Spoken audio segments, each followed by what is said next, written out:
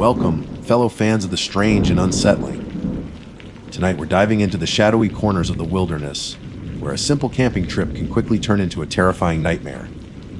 You know the feeling, that mix of excitement and a tiny prickle of unease as you venture into the great unknown. But what happens when that unease turns into full-blown dread? When the sounds of the forest become whispers of something ancient and hungry?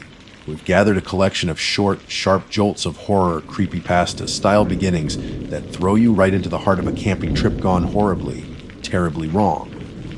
These are first-person accounts, each designed to hook you and send a shiver down your spine. So settle in, maybe turn up the volume just a little, and prepare to have your next camping trip feel just a little bit more precarious. Here are some chilling tales from the dark side of the woods. My name's Jake, and for most of my 30-something years, the woods have been my sanctuary. Not in some cliché, tree-hugging way, mind you.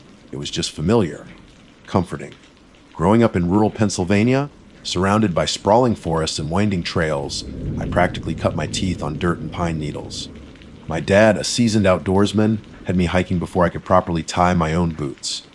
Camping trips were a yearly ritual, rain or shine, summer or the crisp, colorful embrace of fall.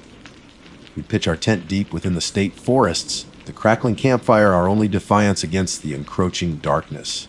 I learned to read the subtle language of the wilderness, the rustle of leaves that meant deer, the sharp snap of a twig that could be anything, the distant hoot of an owl a nightly lullaby.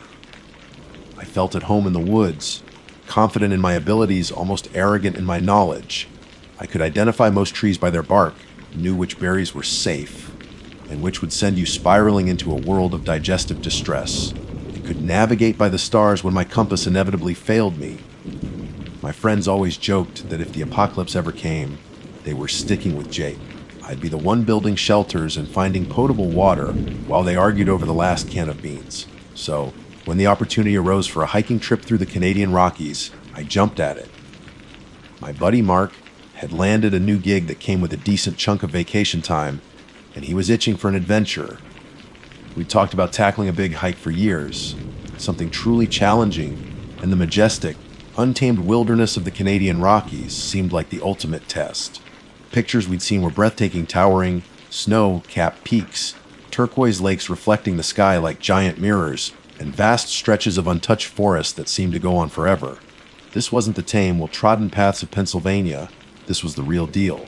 We spent months planning, poring over maps, researching trails, and meticulously assembling our gear. We opted for a multi-day trek through a less popular area, wanting to escape the crowds and truly immerse ourselves in the solitude. We packed enough food for 5 days, high-quality tents and sleeping bags rated for sub-zero temperatures just in case, even though it was late summer, and all the necessary safety equipment, first aid kit, bear spray, the non-negotiable in this territory, emergency beacon, and a detailed map and compass. I even brought my old, reliable hunting knife, a gift from my dad that had seen its fair share of camping trips. The drive up was an adventure in itself. The landscape shifted dramatically as we crossed the border, the familiar rolling hills giving way to increasingly dramatic mountain ranges. The air grew crisper, the forest denser, and the sense of being truly remote began to settle in. We spent a night in a small, rustic town nestled in the foothills, soaking in the local atmosphere and making sure we had all our last-minute supplies. The locals, rugged and weathered, spoke of the mountains with a mixture of awe and respect, a reverence that hinted at the power and unpredictability of nature. Their warnings about respecting the wildlife and being prepared for sudden weather changes echoed in my mind, though I'll admit, a part of me still felt like I had it all figured out. The next morning, we found the trailhead, a small, unassuming marker that disappeared quickly into the dense woods. The initial part of the hike was challenging but exhilarating.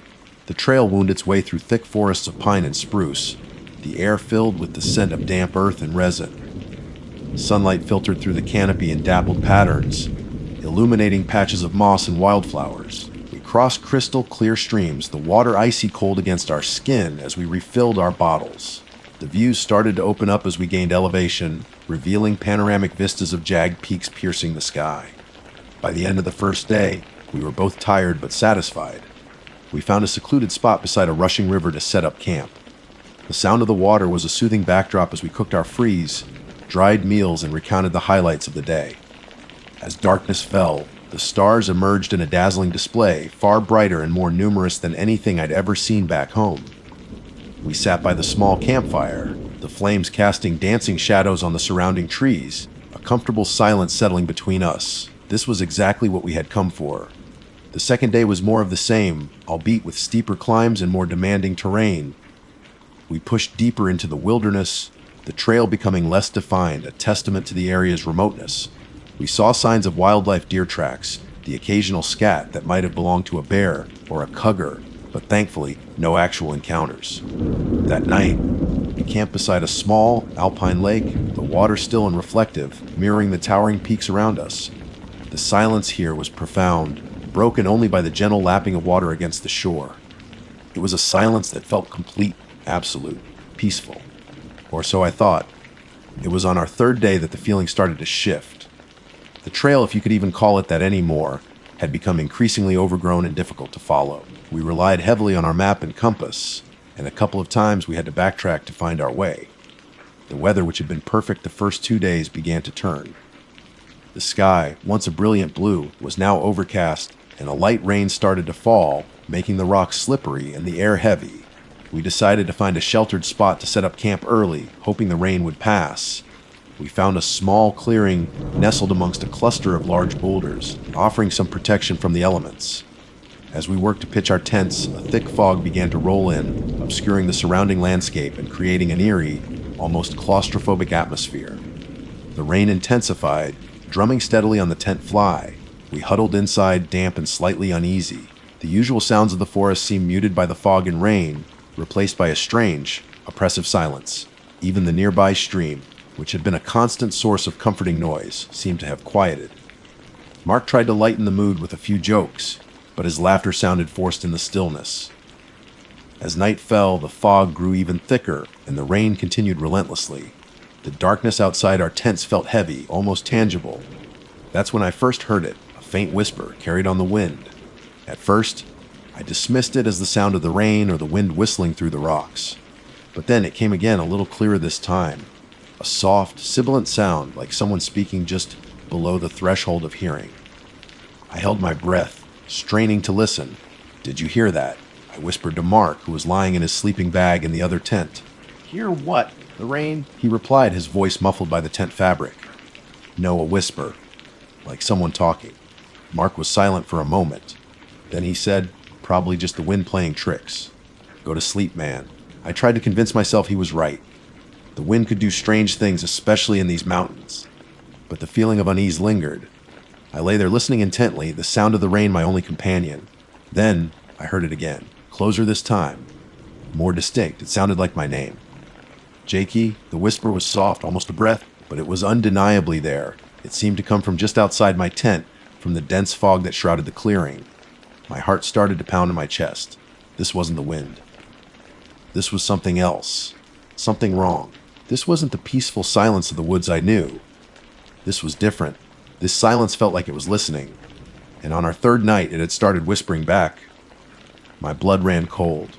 Had I really heard my name? Or was it just the wind and the drumming rain playing tricks on my frayed nerves?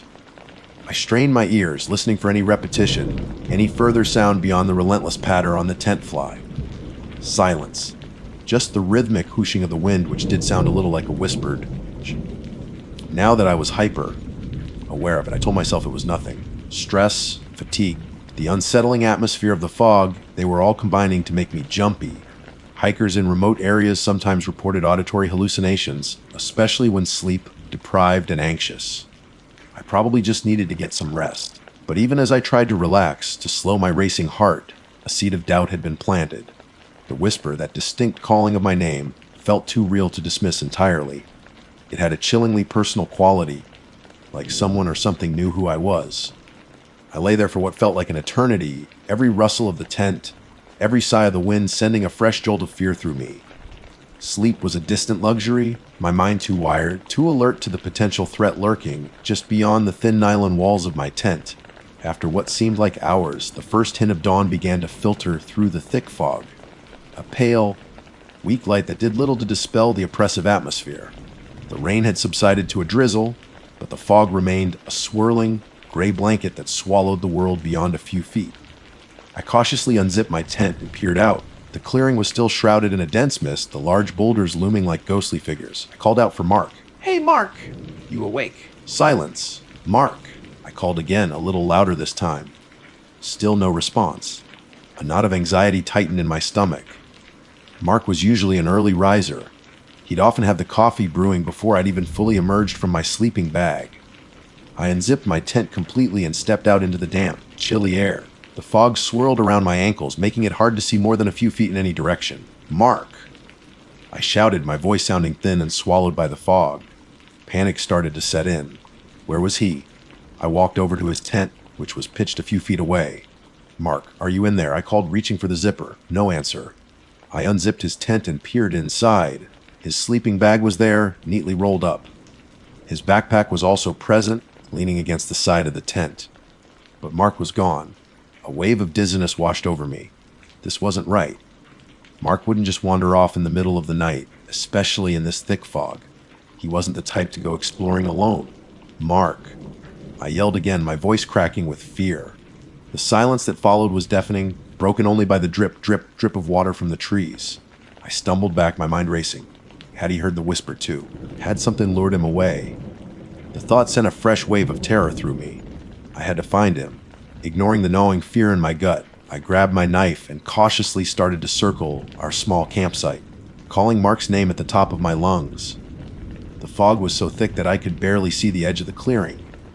Every shadow, every distorted shape in the mist seemed to hold a potential threat. After what felt like an eternity of searching the immediate vicinity, I returned to our campsite, my hope dwindling with each passing moment. There was no sign of Mark, no footprints in the damp ground leading away from his tent. It was as if he had simply vanished. I felt a surge of anger mixed with my fear. How could he be so irresponsible? But deep down, I knew Mark wouldn't do this. Something was wrong, terribly wrong. I decided I had to try and get a better vantage point. Perhaps if I could climb one of the larger boulders, I could see above the fog. I carefully made my way to the largest boulder, the cold, wet stone slippery beneath my boots. It was a difficult climb, my hands scraping against the rough surface. Finally, I reached the top, the wind whipping around me, but the view was no better. The fog stretched out in every direction, an unbroken sea of gray. I couldn't see more than a few feet. Defeated, I climbed back down, the weight of my fear pressing down on me. What should I do? My emergency beacon was in my backpack, but using it felt like admitting defeat. We were only on our third day. We still had enough supplies to last a couple more. Maybe Mark had just gotten disoriented in the fog and would find his way back. I decided to stay put, at least for a while. I built a small fire, hoping the smoke might act as a signal. I sat beside it, wrapped in my thermal jacket, my eyes constantly scanning the swirling fog for any sign of movement. Hours crawled by with agonizing slowness. The fog showed no signs of lifting, and Mark didn't return. The silence, when punctuated by the occasional rustle of leaves or the distant call of a bird, felt even more oppressive now. It wasn't the peaceful silence of nature. It was a silence pregnant with something unseen, something unknown. As the day wore on, the whispers started again. Faint at first, carried on the breeze. I would catch snippets here and there, too indistinct to make out any actual words. But they were there, a constant, unsettling presence in the background. Then, as dusk began to settle, the whispers became clearer. They seemed to be coming from all directions, surrounding me, closing in. They were soft, sibilant, like a chorus of voices just beyond the edge of my hearing, and they were all saying my name. Jakey, Jakey, Jakey. The whispers grew louder, more insistent, their tone shifting from a soft calling to something darker, something more menacing. It was as if the fog itself was speaking to me, its countless tendrils carrying these chilling pronouncements. I clutched my knife, my knuckles white, my heart hammering against my ribs. This was no hallucination. This was real. Something was happening here, something terrifying. Then, through the swirling fog, I saw it.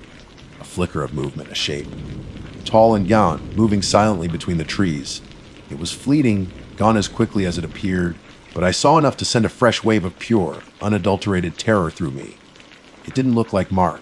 It was too tall, too thin, its movements too unnatural.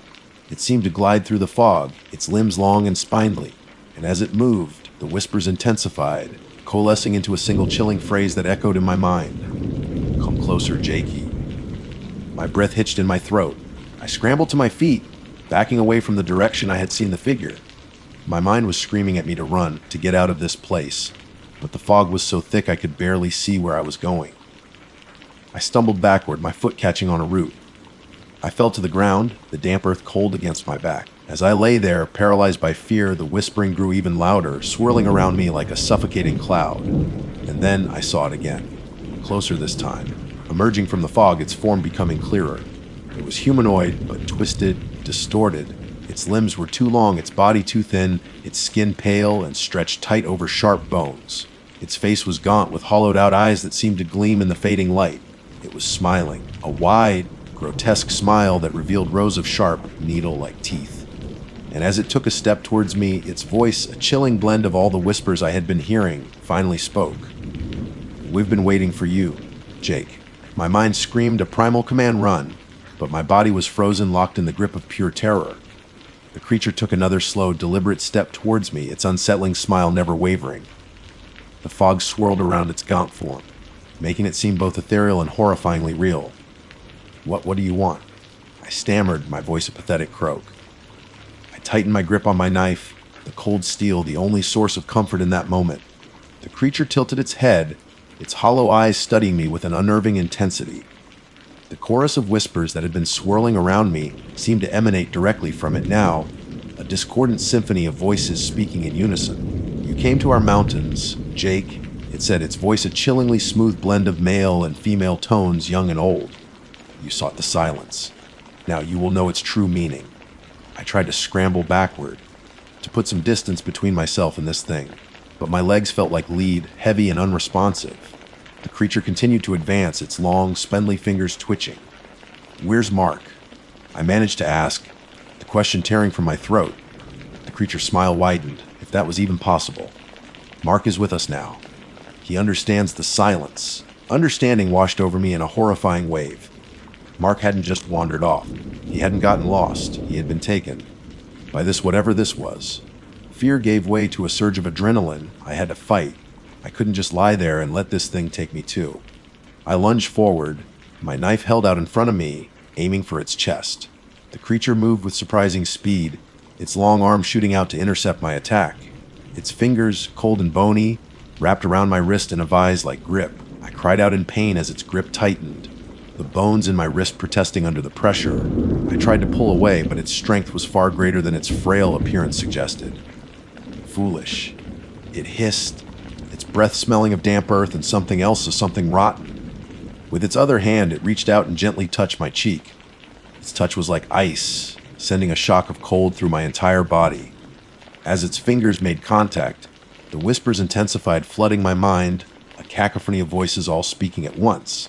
They were saying my name, over and over again, each repetition sending a fresh wave of nausea and dizziness through me. Images flashed behind my eyes, fleeting glimpses of darkness, of twisted shapes in the fog, of unseen eyes watching me.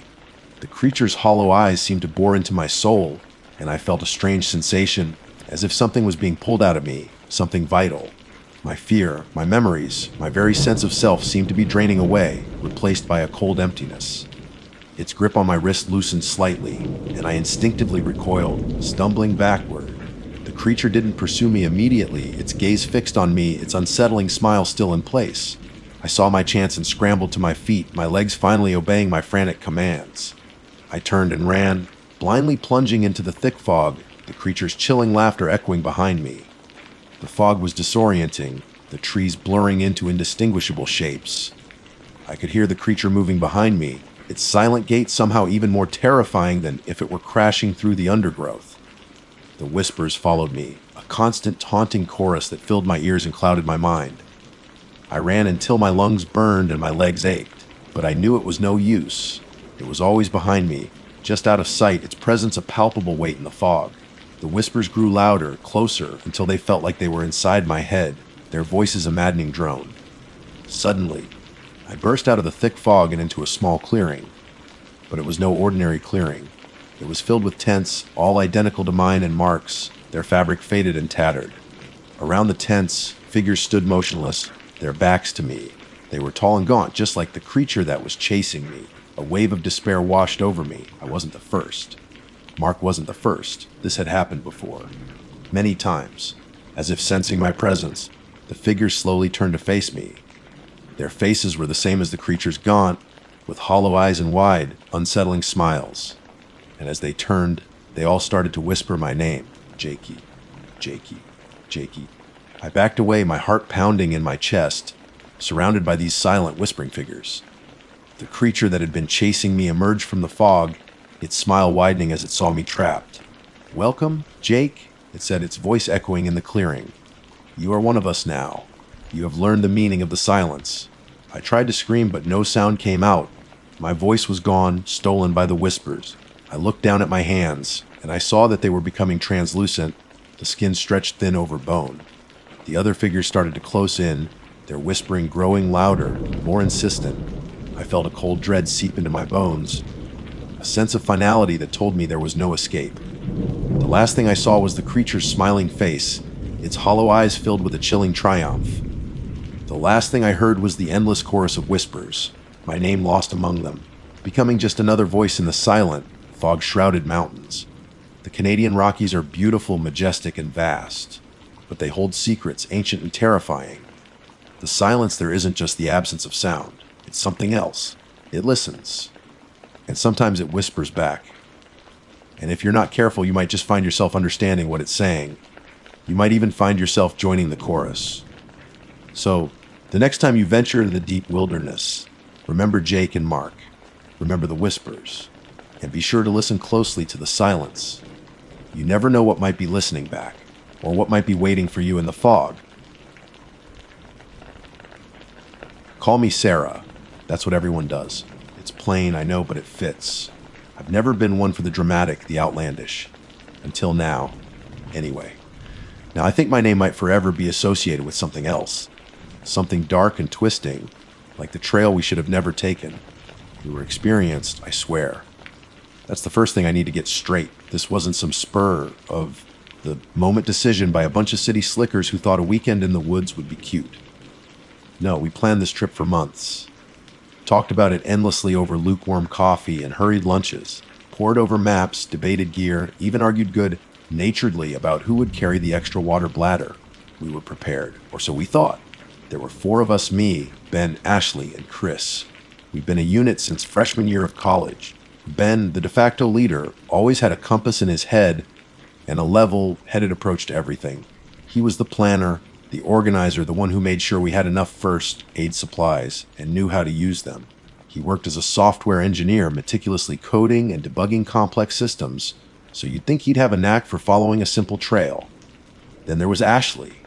Bright, bubbly Ashley with her infectious laugh and an uncanny ability to charm her way out of anything. She was the social butterfly of our group, always knowing the best local spots and striking up conversations with strangers like they were long-lost friends. On hikes, she was the one who kept our spirits up, pointing out interesting flora or telling silly anecdotes to distract us from aching muscles. She worked in marketing and could sell ice to an Eskimo, which sometimes came in surprisingly handy even in the wilderness. Chris was the quiet observer, the one who noticed the subtle details that the rest of us missed. He was a photographer, always with his trusty camera slung over his shoulder, capturing the beauty of the natural world. He wasn't much for small talk, but his photographs told 1,000 stories. He had an eye for the unusual, the hidden, the moments that others would overlook. He was also surprisingly strong and often ended up carrying more than his fair share of the gear without complaint. He worked as a freelance photographer, chasing light and shadows across landscapes. And me, Sarah. I'm the storyteller, I guess.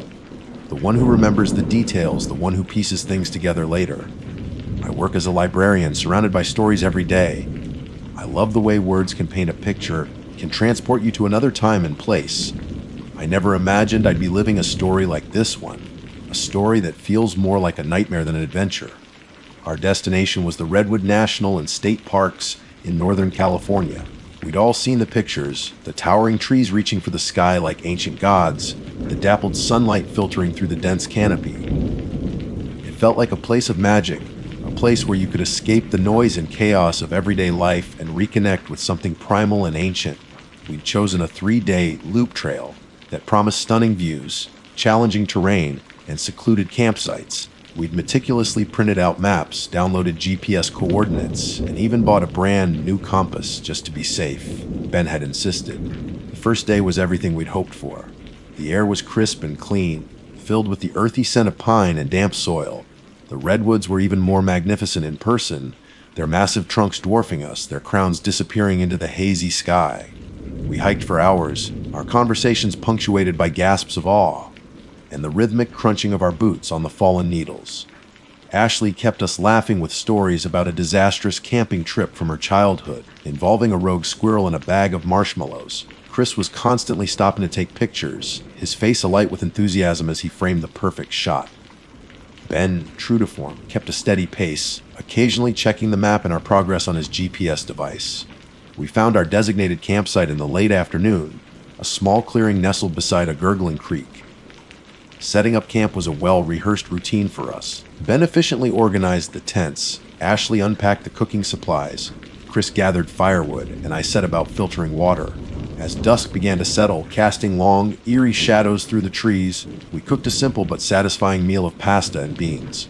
We sat around the crackling campfire, sharing stories and jokes, the flames dancing in our eyes. The stars began to appear overhead, a breathtaking tapestry of light against the inky blackness. It felt like we were the only people in the world, surrounded by the silent majesty of the forest. The second day started much the same. We broke camp, packed our gear, and set off on the next leg of the loop. The trail continued to wind through the redwood forest, the towering trees our constant companions. We crossed several small streams, the water icy cold against our ankles. The air was still, and the silence of the forest was profound, broken only by the occasional rustling of leaves or the distant call of a bird. It was around midday when things started to feel off. Ben, who was leading the way, stopped abruptly, his brow furrowed as he consulted the map and his GPS. "Something's not right," he said, his voice unusually hesitant. "According to this, we should have crossed the logging road about an hour ago." We all gathered around him, peering at the map. The trail we were supposed to be on was clearly marked, a thin red line winding through the green expanse of the park. But the terrain around us didn't match what the map indicated.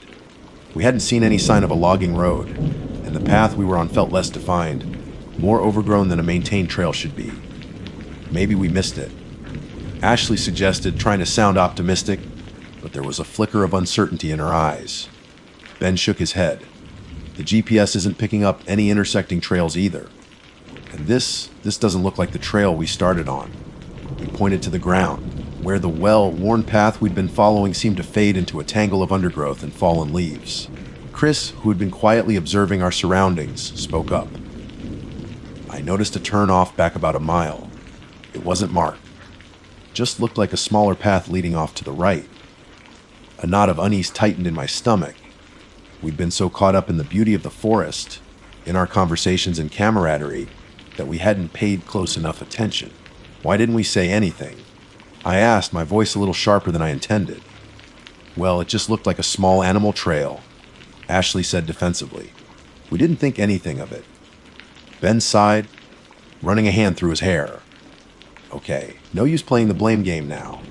We need to figure out where we are and how to get back on track." He consulted the map again, his expression growing increasingly troubled. "This trail, it's not on any map I've ever seen." He looked up at us, his usual calm demeanor starting to crack. "I don't think we're on the designated trail anymore." A chill ran down my spine, despite the warmth of the day. We were experienced hikers, yes, but getting lost was always a possibility, a nagging fear in the back of every hiker's mind. But the way Ben said it, the way his voice trembled slightly, made it sound more serious than just a wrong turn. It felt like we had stumbled off the edge of the world, into a place that wasn't supposed to exist. We decided to backtrack to the unmarked turn off Chris had mentioned. The mile we'd already hiked felt much longer on the way back, a heavy weight of apprehension settling over us. When we reached the spot, the small path was even less distinct than we remembered. It disappeared into a dense thicket of trees and ferns, seemingly leading nowhere. "Are you sure this is it?" Ben asked Chris, his voice laced with doubt. Chris nodded. "Yeah, I remember that oddly shaped rock right there." He pointed to a moss-covered boulder beside the opening of the path. Ben hesitated for a moment, then sighed. Well, we don't have many other options. Let's see where this leads. And that's when we took the wrong trail. The trail that wasn't on any map. The trail that would lead us into a nightmare we could never have imagined. The unmapped trail was narrow and overgrown, as if it hadn't been used in years, perhaps even decades.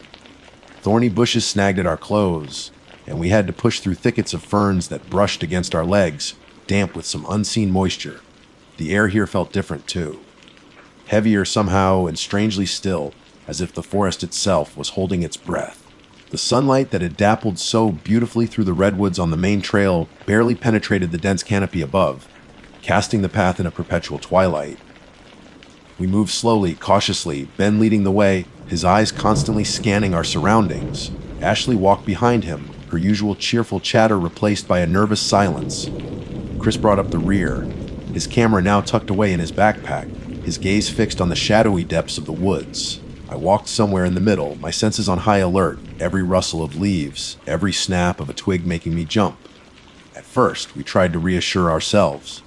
Maybe this was an old logging trail that hadn't been maintained. Maybe it was a shortcut that wasn't officially marked on the park maps. Maybe we'd rejoin the main loop further on. But as we continued deeper into the unknown, these hopeful explanations began to wear thin. The trees here were different too. While the majestic redwoods still loomed above, the undergrowth was denser, more tangled, filled with unfamiliar species of plants with strangely shaped leaves and unsettling textures. There was a damp, earthy smell in the air, overlaid with something else, something faintly metallic, almost like old blood. I tried to shake off the thought, telling myself it was just my imagination running wild. After about an hour of hiking on this strange path, we came to a small clearing. In the center of the clearing was a circle of stones, roughly the size of a campfire ring, but there were no ashes within the circle, no sign that a fire had ever been lit there. The stones themselves were dark and smooth, and they felt strangely cold to the touch when I knelt down to examine them. "What do you think this is?" Ashley asked, her voice barely a whisper. Ben shrugged, his face grim. "I have no idea. It doesn't look like a regular campsite." Chris circled the stone ring, his gaze thoughtful. "It feels old," he murmured, more to himself than to us. "Older than anything we've seen so far." There was something undeniably unsettling about the circle of stones, an aura of forgotten rituals or ancient purposes. We didn't linger there long, a shared sense of unease urging us to move on. The trail, if you could even call it that anymore, continued to deteriorate. In places it was barely discernible, marked only by a faint depression in the forest floor or the occasional broken twig. We had to rely on Ben's instincts and Chris's keen eye to stay on what seemed to be the path. As the afternoon wore on, the forest grew darker and more oppressive.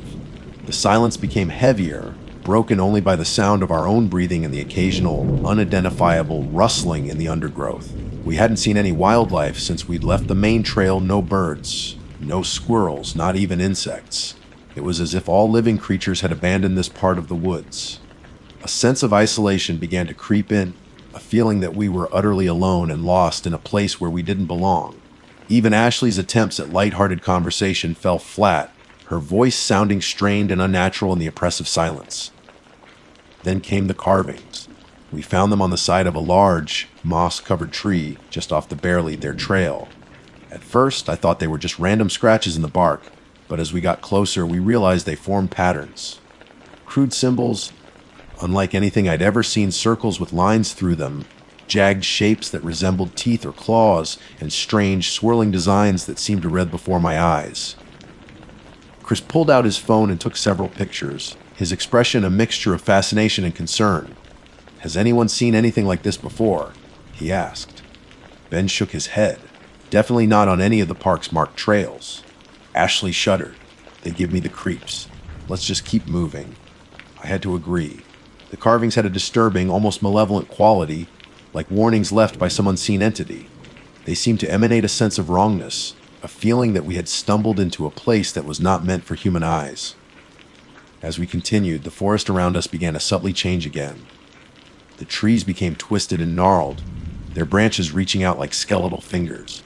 The air grew colder, and a faint mist began to swirl around our feet, even though the sky above was still visible through the thinning canopy. It felt like we were entering a different realm, a place where the rules of nature no longer applied. Then we heard it, a sound that made the blood run cold in my veins. It started as a low, guttural growl somewhere in the distance, but it quickly grew louder, closer. It wasn't the sound of any animal I recognized. It was deeper, more menacing, filled with an intelligence that was both terrifying and alien. We froze, our hearts pounding in our chests. The growling stopped for a moment, and then we heard it again, this time accompanied by the unmistakable sound of heavy footsteps crashing through the undergrowth. Whatever it was big, and it was coming towards us. "What is that?" Ashley whispered, her voice trembling. Ben grabbed a sturdy branch that had fallen on the path, holding it like a makeshift weapon. "I don't know, but we need to be ready." Chris quickly unzipped his backpack and fumbled for the bear spray he'd brought, his hands shaking slightly. The footsteps grew closer, the growling intensifying, and then through the trees we saw it.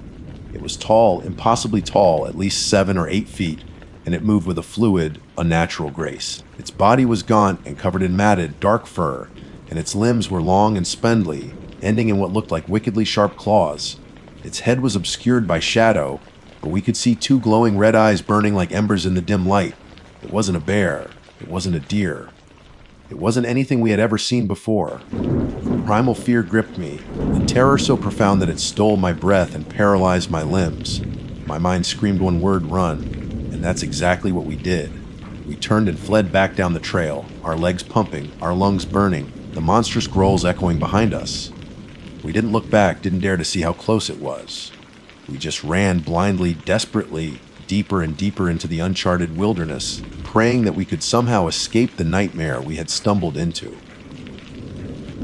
The wrong trail had led us to something ancient, something hungry, and something that definitely wasn't on any map. Our weekend adventure had just become a fight for survival. We didn't stop running until our lungs burned and our legs screamed in protest. Branches whipped at our faces, and the uneven ground threatened to send us sprawling with every step. But the image of those glowing red eyes, the memory of that guttural growl, spurred us onward. We ran blindly, our only goal to put as much distance as possible between ourselves and whatever that thing was. Eventually, we stumbled into a small, rocky clearing, gasping for air, our bodies trembling with exhaustion and fear. We collapsed onto the ground, our eyes darting nervously into the surrounding woods, expecting to see those terrifying red eyes peering back at us. After a few minutes, when nothing emerged from the shadows, we started to catch our breath. The silence of the forest, once unsettling, now felt almost welcoming in comparison to the monstrous sounds we had just heard. Did anyone see what that was? Ashley stammered, her voice hoarse. Ben shook his head, his face pale. "No, I just saw the eyes and the size of it." Chris, still clutching the can of bear spray, his knuckles white, added, "It moved wrong. Like it wasn't quite natural." My own mind was still reeling, trying to process what we had witnessed. It was like something ripped from the pages of a nightmare, a creature that shouldn't exist outside of folklore and bad dreams. "We need to get out of here," I said, my voice shaking. "We need to find our way back to the main trail." Ben nodded in agreement. "But which way? We've been running without any sense of direction." He pulled out his phone, hoping for a GPS signal, but the screen remained stubbornly blank. "No signal," he said, his voice flat. "Looks like we're completely off the grid." Despair began to set in. We were lost deep in an unmapped part of the forest, and we had just encountered something truly terrifying. The sun was beginning to dip below the horizon, casting long, ominous shadows that danced and wreathed around us. The prospect of spending the night in these woods, knowing what might be lurking out there, filled me with dread. We decided to keep moving, sticking close together, trying to retrace our steps. But the path we had taken was so faint, so easily lost among the undergrowth, that we soon realized we were hopelessly disoriented. Every twist and turn of the forest looked the same, the trees looming like silent, accusing sentinels.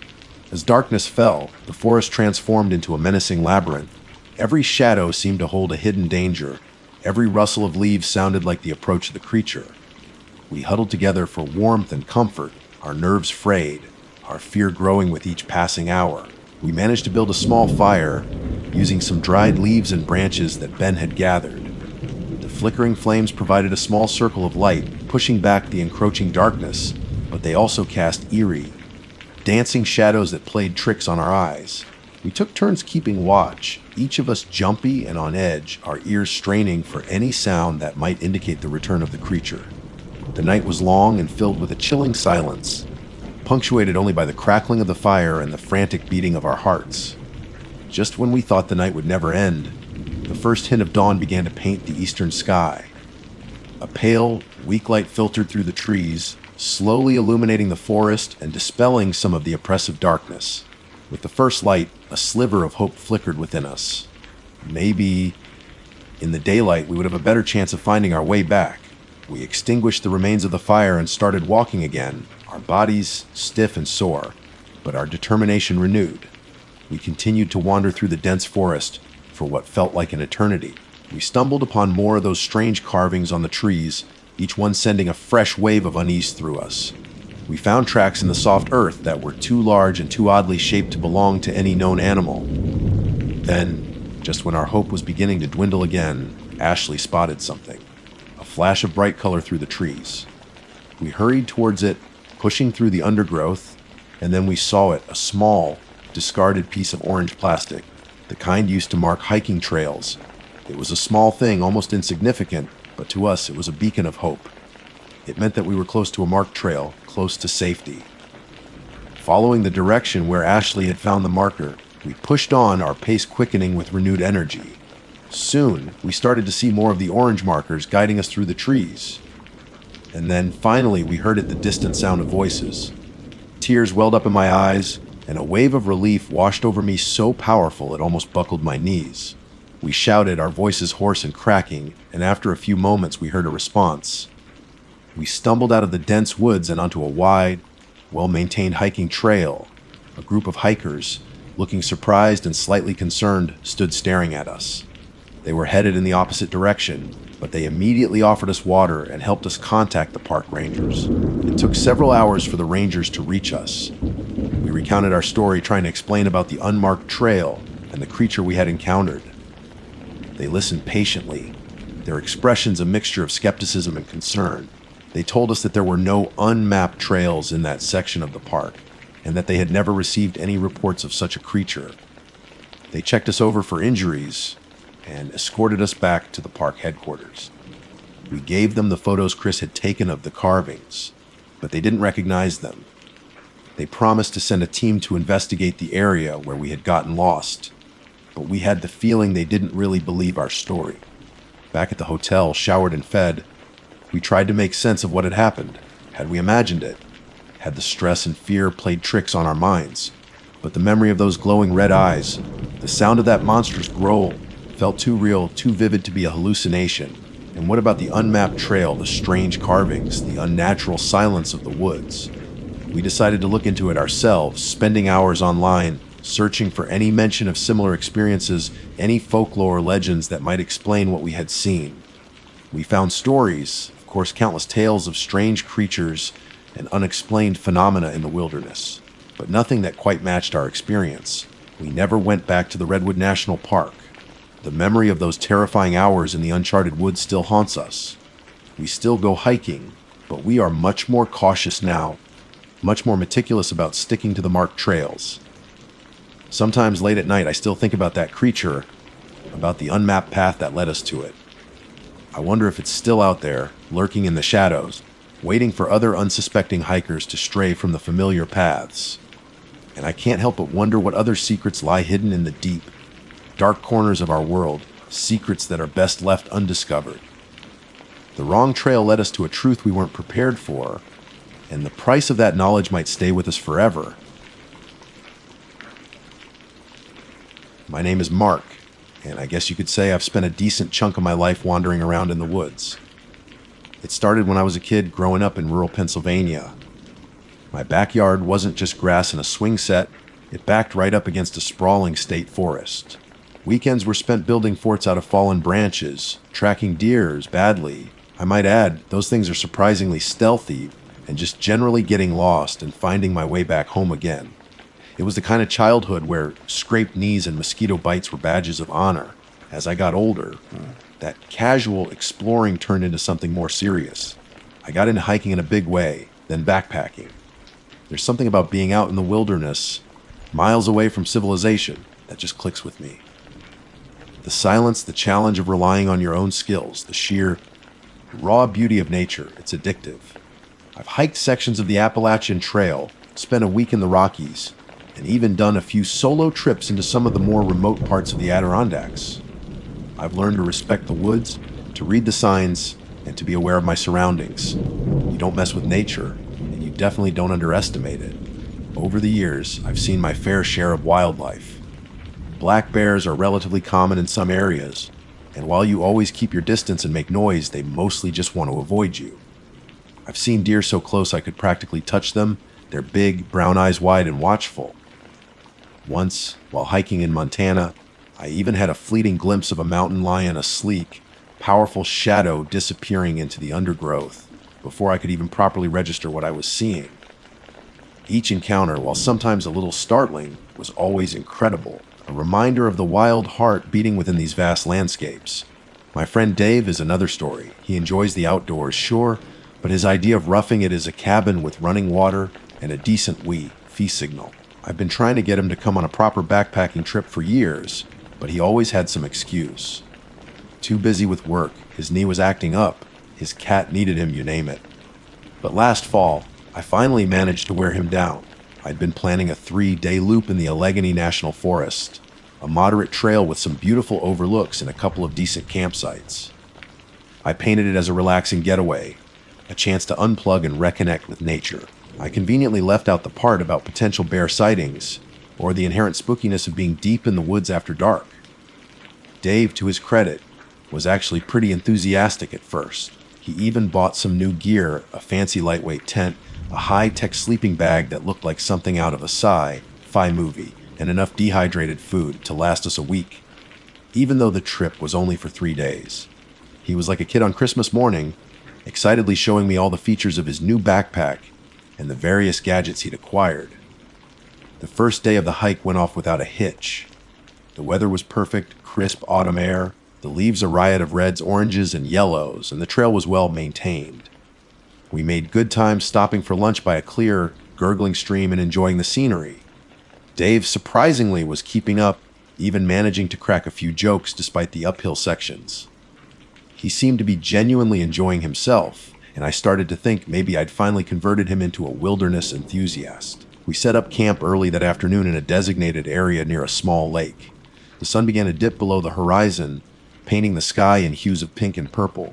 We cooked our dehydrated meals, some mine a surprisingly palatable chili. Dave something that resembled astronaut food, and as darkness fell, we built a small campfire. The crackling flames danced against the surrounding trees, casting flickering shadows that seemed to play tricks on our eyes. That's when things started to feel off. It wasn't anything specific at first, just a subtle shift in the atmosphere. The usual sounds of the forest, the chirping of crickets, the rustling of leaves in the breeze seemed to fade away, replaced by an unsettling silence. Even the fire seemed to burn a little quieter. I've spent countless nights in the woods, and I'm used to the sounds and the darkness. But this felt different. It felt heavy, like we were being watched. I tried to shake it off, telling myself it was just my imagination, the effect of the late hour and being in a new environment. But I could tell Dave was feeling it too. He kept glancing nervously into the surrounding darkness, his usual cheerful demeanor replaced by a quiet apprehension. "Pretty quiet tonight, huh?" he said, his voice barely above a whisper. "Yeah, just a calm night," I replied, trying to sound more confident than I felt. Probably just the wildlife settling in for the night, but even as I said the words, I didn't believe them. There was a stillness in the air that felt unnatural, a sense of anticipation, like something was about to happen. We sat there for a while longer, the silence punctuated only by the occasional snap and pop of the fire. Then I saw them. They were at the edge of the tree line, maybe 50 yards away, where the darkness was deepest. 2 points of light burning with an unnerving intensity. At first I thought they were just reflections of our campfire, but they were too high off the ground, too steady, too focused. I nudged Dave and pointed. "See those?" I whispered. He squinted, then his eyes widened. "What are they?" he asked, his voice laced with fear. We watched in silence as the 2 lights remained fixed on us unblinking. They weren't moving, just observing. My mind raced, trying to identify what kind of animal they belonged to. Deer eyes reflect light, but they usually appear white or yellowish. These were different. They had a strange, almost reddish glow, and they seemed too far apart for a deer. Maybe it's a bear, Dave suggested, his voice trembling slightly. Bears usually have smaller, closer set eyes, I replied, my own unease growing. And they tend to move around, sniffing for food. These eyes didn't move, didn't flicker. They just stared. And there was something about that stare, an intelligence, a hunger. It sent a shiver down my spine. I've seen bears, wolves, even a cougar once. But the eyes that watched us from the tree line that night, they weren't any animal I recognized. They were too intelligent. Too hungry. A cold dread washed over me. It wasn't the familiar fear of encountering a wild animal, a healthy respect for their power and potential danger. This was different, primal. It felt like we were being studied, evaluated, by something that wasn't quite natural. Dave was frozen, his eyes wide with terror, fixed on the glowing orbs in the darkness. The fire crackled beside us, but its light seemed weak and insignificant against the oppressive blackness that surrounded our small campsite. What do we do? Dave finally stammered, his voice barely audible. I hesitated. My instincts screamed at me to make noise, to scare whatever it was away, but something held me back. The intelligence in those eyes, it felt like a challenge, a direct observation that wouldn't be easily deterred by a few shouts or a waving of arms. I don't know. I admitted, my own voice betraying my fear. Maybe if we make the fire bigger. I reached for some more firewood, my hands shaking slightly. As I added the dry branches to the flames, they flared up, casting a brighter circle of light around our camp. But the eyes at the edge of the darkness remained unwavering. If anything, they seemed to intensify in the increased light, burning like embers in the night. We huddled closer to the fire, our backs practically touching, both of us staring intently into the darkness. The silence stretched on thick and heavy, broken only by the crackling of the flames and the frantic pounding of my own heart. It felt like an eternity, though it was probably only a few minutes.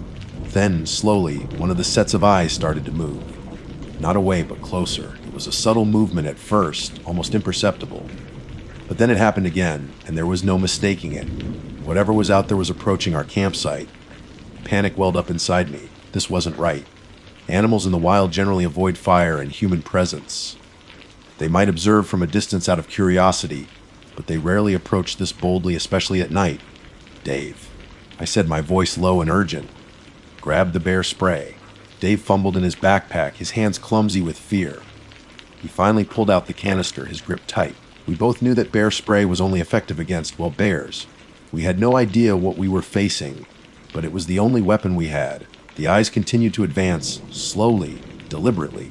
We could now make out the vague shape behind them, a dark, indistinct form that seemed to melt into the shadows. It was tall, taller than any bear I'd ever seen, and it moved with a fluid, silent grace that was both mesmerizing and terrifying. As it got closer, we could see more details. It had a long, lean body, and its limbs seemed disproportionately long. It walked upright, its posture almost human, yet undeniably alien. The eyes, they were still the most striking feature. Large, luminous, and filled with an unnerving intelligence that seemed to pierce right through us. This wasn't an animal. It couldn't be. Dave whimpered beside me, his face pale in the firelight. I felt a surge of adrenaline, a desperate need to protect us both. We need to make noise, I said, trying to sound braver than I felt. Shout, bang on pots, anything. We started yelling, our voices cracking with fear. I grabbed a metal cooking pot and began banging on it with my spoon, the clanging echoing through the silent forest. Dave joined in, his shouts a raw cry of terror. The creature at the edge of the tree line paused, its glowing eyes fixed on us. For a moment, I thought it might retreat. But then it took another step forward. Our noise seemed to have no effect. It was like we were ants buzzing around a giant, indifferent to our feeble attempts to ward it off. The creature was now just a few feet from the edge of our campsite, the darkness around it seeming to wreathe and deepen. We could see its silhouette more clearly now. It was tall and gaunt with long, thin limbs and a head that was strangely elongated. The eyes were still the most prominent feature, burning with that unnatural, intelligent hunger. Then, it did something that made my blood run cold. It tilted its head slightly, as if studying us, and a low, guttural sound rumbled from its chest. It wasn't a growl, not like any animal I'd ever heard. It was deeper, resonant, almost articulate. Fear gave way to a cold, paralyzing dread. This wasn't just a wild animal we'd stumbled upon. This was something else entirely. Something ancient, something malevolent. Suddenly, Dave screamed. He had been staring at the creature's face, and whatever he saw there had pushed him over the edge. He scrambled backwards, tripping over a root and falling heavily to the ground. The creature took another step, its long, spindly fingers reaching out. I reacted without thinking. I grabbed the burning log from our campfire and thrust it towards the creature. The heat seemed to surprise it. It recoiled slightly, hissing that same guttural sound. The glowing eyes flickered for a moment, and then it stepped back into the shadows, disappearing as silently and as suddenly as it had appeared. We stood there, panting, our bodies trembling, staring into the darkness where the creature had been. The only sound was the crackling of the fire and our ragged breathing. What was that? Dave finally whispered, his voice hoarse with terror. I shook my head, unable to speak. I had no idea what we had just encountered. My mind was reeling, trying to process what I had seen. It defied any logical explanation, any understanding of the natural world I thought I knew. We didn't sleep much that night. We kept the fire burning as high as we dared, taking turns to watch the darkness, our bear spray clutched tightly in our hands. Every rustle of leaves, every snap of a twig, sent a jolt of fear through us. The forest, which had seemed so peaceful and inviting just hours before, now felt menacing and alive with unseen threats. As the first rays of dawn finally broke through the trees, casting long shadows across the forest floor, we felt a sliver of relief. The oppressive darkness had lifted, and with it, some of the paralyzing fear. We packed up our campsite quickly, our movements jerky and uncoordinated. Neither of us said much. The experience of the night before had left us shaken and speechless. As we started to hike back towards the trailhead, I couldn't shake the feeling that we were still being watched. I kept glancing over my shoulder, half expecting to see those glowing eyes peering out from the trees. We walked faster than we ever had before, our pace bordering on a panicked run. The beauty of the forest was lost on us now. All we wanted was to get out, to get back to civilization, to leave behind the terrifying encounter in the darkness. We finally reached the trailhead, the sight of our car a welcome beacon of safety. We practically threw our gear into the trunk and jumped inside, locking the doors behind us. As I started the engine and pulled out onto the main road, I glanced back at the trees. They looked ordinary, peaceful, bathed in the morning sunlight. But I knew what lurked within them. I had seen the eyes, and I knew with a chilling certainty that they would be watching again. The drive home was silent and tense. Dave stared out the window, his face pale and drawn, while I gripped the steering wheel, my knuckles white. Neither of us spoke, the events of the previous night hanging heavy in the air. It felt like we'd both seen something that had fundamentally altered our understanding of the world, something that logic and reason couldn't quite explain away. As soon as we got back to my place, Dave practically bolted into his car and sped off without a word, a hasty wave his only goodbye. I couldn't blame him. I felt the same desperate need to be back in the familiar comfort and safety of my own home. I spent the next few days trying to process what had happened. I replayed the encounter in my mind countless times, trying to find a rational explanation for those eyes for that creature. Could it have been a bear with some kind of unusual eye condition? Or maybe a wolf with an odd reflection? But the way it moved, the intelligence in its gaze, that guttural sound, it all pointed to something far stranger. I tried to talk to Dave about it, but he was reluctant. He just kept saying it was probably our imaginations playing tricks on us, that we were just spooked by being out in the dark. I could tell he didn't want to think about it, didn't want to acknowledge the fear that I knew still lingered beneath his forced nonchalance. I even did some research online, searching for descriptions of strange creatures or unexplained phenomena in the Allegheny National Forest. I spent hours scrolling through forums and articles about cryptids and folklore, but nothing quite matched what we had seen.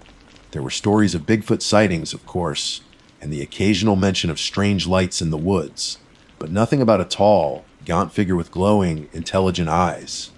The more I searched, the more frustrated I became. Part of me wanted to find an answer, a logical explanation that would ease the unease that had settled in my gut. But another part of me, a darker, more unsettling part, knew that some things are better left unexplained. Weeks turned into months. The memory of that night in the woods began to fade slightly, pushed to the back of my mind by the routines of everyday life. I still went hiking, but I found myself more cautious, more aware of the shadows at the edge of the trail, the sounds in the undergrowth. The woods, once a place of solace and wonder, now held a subtle undercurrent of fear. Then, about 6 months later, I was browsing an online forum dedicated to true scary camping and hiking stories. I'd stumbled across it while searching for something completely unrelated, and I found myself drawn into the tales of strange encounters and unexplained events that people had shared. I read stories of hikers who had heard disembodied voices in the wilderness, of campers who had found bizarre symbols carved into trees, of trails that seemed to shift and change overnight. Some of the stories were clearly fictional, embellished for effect, but others had a ring of truth to them, a sense of genuine fear and bewilderment that resonated with my own experience. And then I saw it, a story posted by a user with the screen name Night Watcher. The title was simply "The Eyes in the Tree Line." My heart pounded in my chest as I clicked on the link. The story began with the user recounting a solo backpacking trip in the Allegheny National Forest the previous fall. He described setting up camp late one evening and feeling an unsettling sense of being watched. As I read on, my blood ran cold. He described seeing 2 points of light at the edge of the darkness, burning with an unnerving intensity. He wrote about how they seemed too high off the ground for a typical animal, too intelligent in their gaze. His description of the creature that emerged from the shadows was chillingly similar to what Dave and I had witnessed. He described a tall, gaunt figure that moved with a silent, fluid grace, its limbs long and thin, its head strangely elongated. And those eyes, he emphasized the unnerving intelligence and the reddish glow. He wrote about how the creature had approached his campsite, emitting a low, guttural sound that didn't sound like any animal he knew. He had been alone and terrified. He had eventually managed to scare it away by shining his flashlight directly into its eyes and making loud noises. The story ended with the user expressing his confusion and fear, unsure of what he had encountered. He had reported the incident to the park rangers, but they had dismissed it as a possible bear or large dog. Reading his account, I felt a wave of relief wash over me. I wasn't crazy. What Dave and I had seen wasn't just a figment of our imaginations. Someone else had encountered the same thing, or at least something very similar, in the same area around the same time. I immediately sent a private message to Night Watcher, sharing my own experience from that night with Dave. To my surprise, he responded quickly. We exchanged several messages, comparing details of our encounters. The similarities were uncanny. We both agreed that whatever we had seen wasn't a normal animal. There was something unnatural about its appearance, its behavior, the intelligence in its eyes. We speculated about what it could be, some kind of unknown cryptid, a creature from folklore, something else entirely that we couldn't even begin to comprehend. Neither of us had a definitive answer, and perhaps we never will, but finding someone else who had witnessed something similar brought a strange kind of comfort. It validated my fear, my unease, and it confirmed that what we experienced that night in the Allegheny National Forest was very real. I still go hiking, but I'll never look at the woods the same way again. The rustling leaves, the snapping twigs, the shadows at the edge of the trees, they all carry a different meaning now. I know that out there, in the vast wilderness, there are things that science and logic can't explain, things that watch from the darkness with intelligent, hungry eyes. And sometimes those things are closer than you think. I never went back to that particular campsite in the Allegheny National Forest. And to be honest, I don't think I ever will. Some doors, once opened, are best left closed. And some eyes, once seen, are never truly forgotten.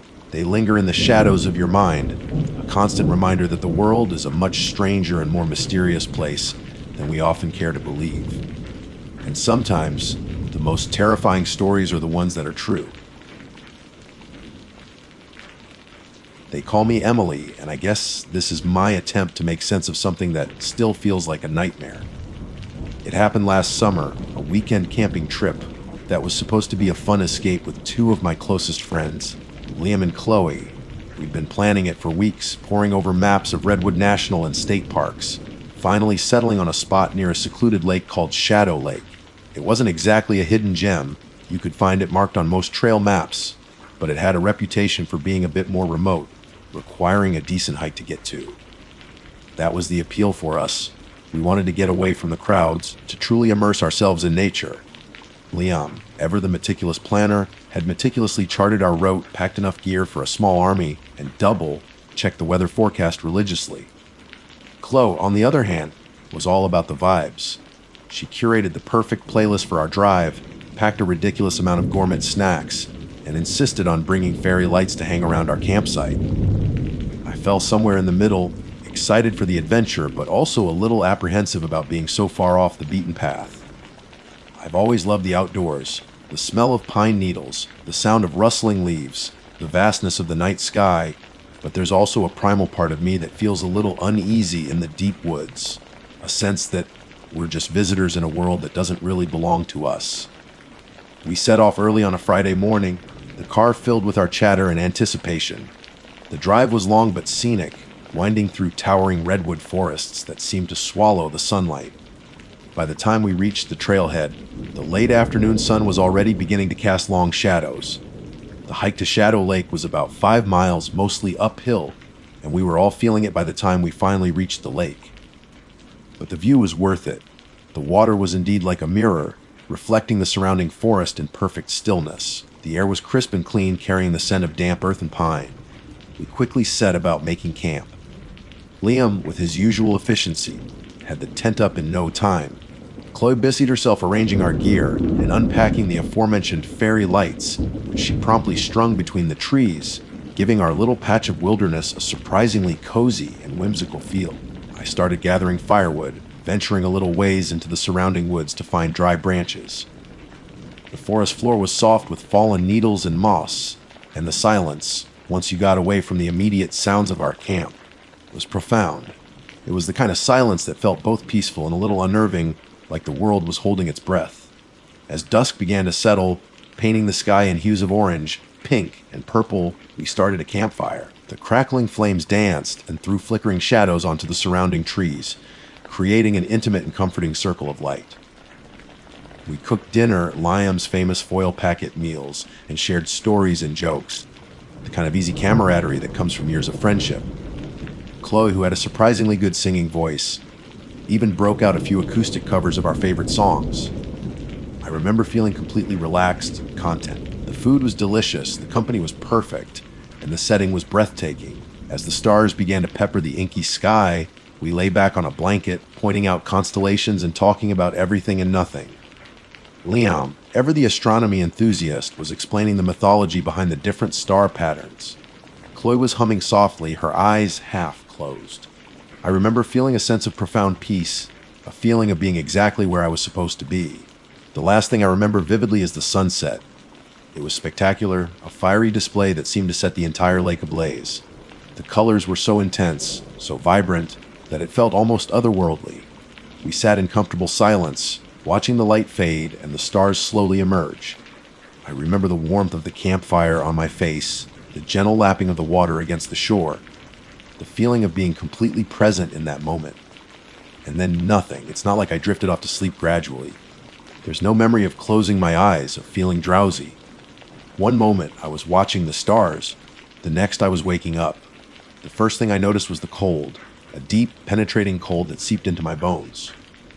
The second thing was the silence, not the peaceful silence of the night before, but a heavy, oppressive silence that felt like it was pressing down on me.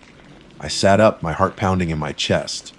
The sky was a pale, washed-out gray, the first hint of dawn just beginning to break on the horizon. The campfire was nothing but a pile of cold, gray ash. The air was still and heavy, carrying a faint, unfamiliar smell that I couldn't quite place. Panic began to bubble up inside me. Where were Liam and Chloe? Liam. I called out, my voice sounding thin and weak in the vast stillness. Chloe. Only silence answered. I scrambled to my feet, my legs shaky and unsteady. The campsite was deserted. Their sleeping bags were gone. Their backpacks were gone. Even the fairy lights Chloe had so carefully strung were gone, leaving behind only a few bare branches. I felt a wave of nausea wash over me. This wasn't right. This wasn't possible. We had all been right here, just hours ago. What had happened? I looked around frantically, searching for any sign of them, any indication of where they might have gone. The ground around the campsite was undisturbed, except for our footprints from the previous day. There were no signs of a struggle, no dropped gear, nothing to suggest they had simply wandered off. The tent was still standing, though the flap was slightly ajar. I cautiously approached it and peered inside. Empty. Their sleeping pads were gone too. It was as if they had vanished into thin air. A cold dread began to grip me. This wasn't just a case of them getting up early to go for a walk. This felt wrong. Terribly wrong. I checked my watch. 6:17 a.m. I had no idea how long I had been out. The last thing I remembered was watching the sunset, which had been hours before. Had I slept through the entire night? That didn't make sense. I'm usually a light sleeper, and I always wake up if Liam or Chloe get up. My mind raced, trying to piece together what could have happened. Had we been attacked? By what? There were no signs of any intruders, no footprints other than ours. Had they decided to go for an early morning hike without me? That seemed unlikely. Liam was always so careful about safety, and he would never leave me alone in the wilderness without telling me. And Chloe, well, Chloe wasn't exactly the outdoorsy type who would willingly embark on a solo pre-dawn trek. The feeling of unease intensified, morphing into a full, blown sense of terror. I was alone in the middle of nowhere, with no idea what had happened to my friends. The familiar beauty of the lake and the surrounding forest now seemed menacing, the silence filled with an unspoken threat. I knew I had to do something. I couldn't just stand there, paralyzed by fear. But what could I do? My phone had no signal, which wasn't surprising considering our location. The nearest ranger station was a good few hours' hike away. Taking a deep breath, I tried to calm my racing thoughts. I needed to focus. I needed to think logically. I decided to start by searching the immediate area around the campsite. Maybe I had missed something in my initial panic. I walked the perimeter, scanning the ground for any tracks, any clues. Nothing. Just the damp earth and the fallen leaves. I ventured down to the lake shore, hoping that maybe they had gone for a swim or had walked along the edge of the water. The surface of the lake was still and undisturbed, reflecting the gray sky. There were no footprints in the muddy bank, no signs that anyone had been near the water. As I stood there, feeling a growing sense of despair, my eyes fell on something lying half, buried in the sand near the water's edge. It was Chloe's favorite bandana, a bright pink one with a floral pattern that she always wore on our hikes. My heart leaped. A sign! But then, a closer look filled me with a fresh wave of fear. The bandana was torn and there was a dark reddish stain on it. It looked like blood. My breath caught in my throat. Suddenly, the silence of the forest felt even more sinister, the unfamiliar smell in the air even more unsettling. Something had happened here, something bad, and I had absolutely no idea what it was. The sight of Chloe's bloodied bandana sent a jolt of pure terror through me. It wasn't just a little smudge, it was a significant stain, dark and unsettling against the bright pink fabric.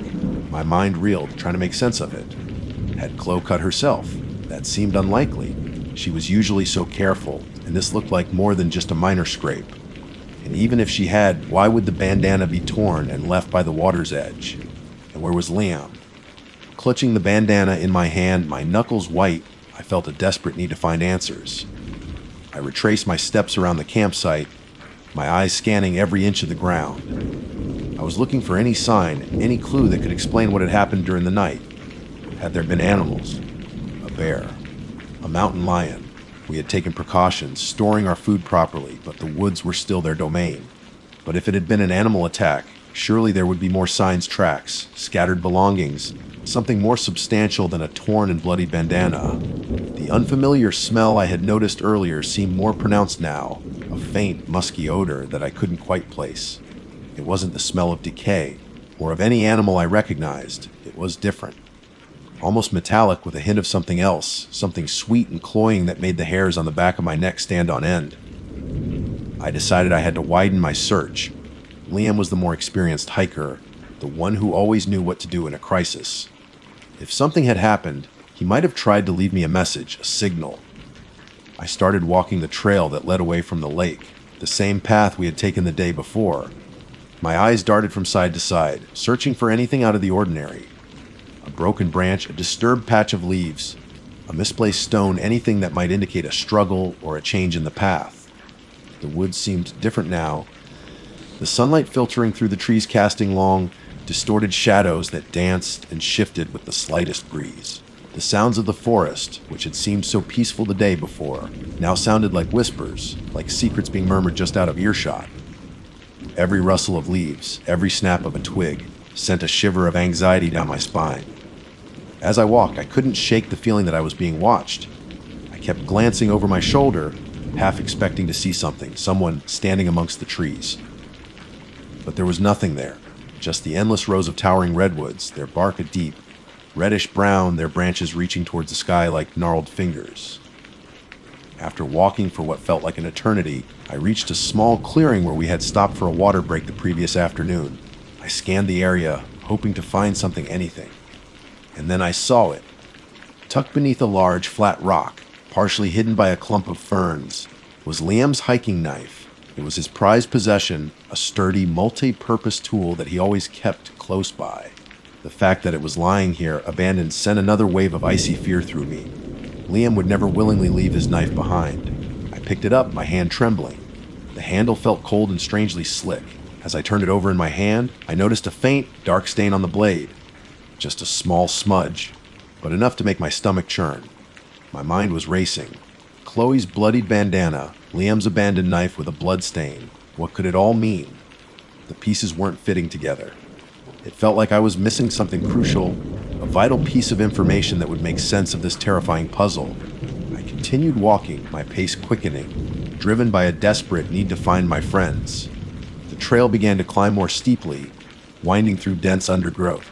The silence of the forest was broken only by my own ragged breathing and the frantic pounding of my heart. Suddenly, I stumbled, my foot catching on something hidden beneath a pile of leaves. I looked down and saw it, one of Chloe's hiking boots. It was lying on its side, the laces untied, as if it had been hastily discarded. I knelt down and picked it up. It felt light, empty. There was no sign of any struggle, no tears or rips in the fabric. It was just there, alone in the middle of the trail. My mind flashed back to the stories I had read online, the true scary camping and hiking stories, the ones about people disappearing without a trace, leaving behind only a single shoe or a piece of clothing. Stories that I had always dismissed as urban legends, as things that could never really happen. But now I wasn't so sure. A wave of dizziness washed over me, and I had to sit down on a nearby log to catch my breath. The reality of the situation was starting to sink in, heavy and suffocating. Something terrible had happened to Liam and Chloe, and I was alone with no way to help them. As I sat there, trying to fight back the rising tide of panic, I noticed something else. A faint scratch mark on the bark of a nearby tree. It was high up, almost out of reach, and it looked like it had been made recently. Curious, I stood up and examined it more closely. The scratch mark was long and deep, and at the bottom of it, almost hidden from view, were two small parallel lines etched into the bark. They looked almost like claw marks. My blood ran cold. Claw marks. What kind of animal could make marks that high up a tree? Bears couldn't climb that high, not in that way. And mountain lions, they had claws, but these marks seemed different, more defined, almost deliberate. The musky smell was stronger here too, clinging to the air like a thick fog. And then I heard it, a sound. It was faint, almost imperceptible at first, a low, guttural growl that seemed to come from deep within the woods. It was unlike anything I had ever heard before, a primal, menacing sound that sent a shiver of pure terror down my spine. I froze, my heart pounding in my ears. The growl came again, closer this time, followed by the sound of something heavy moving through the underbrush. I didn't wait to see what it was. Every instinct in my body screamed at me to run. I turned and fled back down the trail, my legs pumping as fast as they could. I didn't dare look back, didn't dare to think about what might be chasing me. All I knew was that I had to get out of those woods, as fast as I possibly could. I ran until my lungs burned and my legs ached, until the trees began to thin and I could see a flicker of sunlight through the canopy. And then, finally, I burst out of the woods and onto the dirt road that led back to the trailhead. Gasping for breath, I stumbled towards my car, fumbling with the keys in my shaking hand.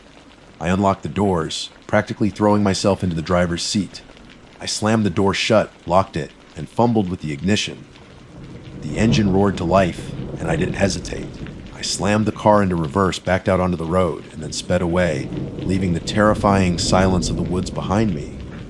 As I drove, my mind was a whirlwind of fear and confusion. What had happened to Liam and Chloe? What was that smell? What had made those claw marks on the tree? And what was that sound that had chased me out of the woods? I kept replaying the last night in my mind, trying to find any clue, any hint of what might have gone wrong. The beautiful sunset, the campfire, the stories, and then nothing. Just a blank space, a void of missing time that stretched between the sunset and the cold, empty dawn. Missing time. The thought sent another shiver of unease down my spine. I had heard stories about that too, whispers on the internet about strange experiences in the wilderness, about people who had lost hours, even days, without explanation. Stories that I had always dismissed as fiction, as the overactive imaginations of people spending too much time alone in the woods. But now I wasn't so sure. The bloody bandana, the abandoned knife, the missing boot, the strange smell, the claw marks, the guttural growl, and the missing time. It all pointed to something inexplicable, something terrifying. I gripped the steering wheel tighter, my knuckles white. I had to get help. I had to tell someone what had happened. But who would believe me? How could I explain the unexplainable? As I drove further away from Shadow Lake, a new, even more chilling thought began to take root in my mind. What if whatever had taken Liam and Chloe wasn't done with me yet? What if it was still out there in the woods waiting? And what if, whatever it was now following me? I glanced in my rearview mirror, my heart pounding in my chest. The road behind me was empty, but the image of the dark, silent woods lingered in my mind, a place that had suddenly become a source of unimaginable terror. And I knew, with a chilling certainty, that I would never look at the wilderness the same way again. The drive back felt like it took an eternity. Every shadow seemed to hide something sinister. Every passing car felt like a potential threat. I kept glancing in my rearview mirror, my heart leaping every time I saw headlights approaching. The image of Chloe's torn bandana and Liam's abandoned knife flashed repeatedly in my mind, mixed with the unsettling feeling of the missing time and the terrifying growl I had heard in the woods. As soon as I had cell service, I called the authorities. My voice trembled as I recounted the events of the past night, the missing time, the disappearance of my friends, the bloodied bandana, the knife, the strange smell, the claw marks, and the terrifying sound that had chased me from the woods. The dispatcher on the other end of the line sounded calm and professional, but I could hear the underlying tone of skepticism in her voice. It all sounded so unbelievable, even to my own ears. I met with a sheriff's deputy at the trailhead. He was a burly man with a weary expression, and he listened patiently to my story, taking notes in a small pad. When I finished, he asked a series of questions, his gaze steady and assessing. Had we been drinking? Had we taken any drugs? Were there any known conflicts between us? I answered truthfully, my frustration growing with each question. Didn't he understand the terror I had felt? Didn't he believe me? A search party was organized, but the woods were vast, and Shadow Lake was in a relatively remote area. Days turned into weeks, and there was still no sign of Liam or Chloe. The authorities conducted interviews with their families and friends, but no one could offer any explanation for their disappearance. The initial search focused on conventional explanations. Had they gotten lost? Had they encountered a wild animal? Had there been a tragic accident? But the lack of any real evidence, no bodies, no torn clothing except for Chloe's bandana, no signs of a struggle at the campsite made it difficult to draw any definitive conclusions. As the days went by, the initial urgency of the search began to fade. The media covered the story for a while, dubbing it the Shadow Lake Mystery, but eventually the headlines disappeared, replaced by other news. Liam and Chloe were officially listed as missing persons, another tragic statistic in the vast wilderness. But for me, it wasn't over. I couldn't shake the feeling that something truly bizarre had happened that night, something that defied any logical explanation. The missing time haunted me. What had occurred during those lost hours? What had we encountered in the darkness by the lake?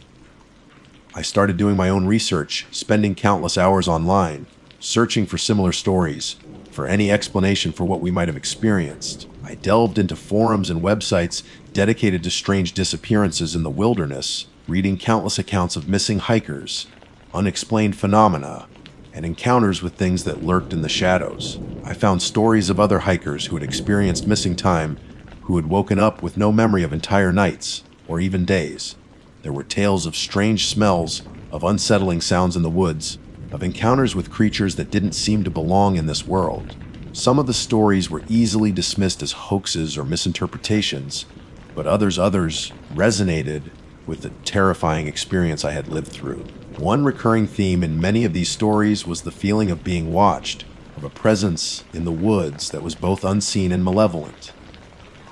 And then there were the stories of strange markings found on trees, markings that some claimed were not made by any known animal. The more I researched, the more convinced I became that what had happened at Shadow Lake was not a simple case of getting lost or a random animal attack. Something else had been at play, something ancient and unknown that had somehow intersected with our peaceful camping trip. The musky smell I had noticed that night kept coming back to me, a phantom scent that would sometimes waft through the air, even in the middle of the city. It was a constant, unsettling reminder of the terror I had felt in the woods. I tried to move on with my life, to return to some semblance of normalcy, but it was impossible.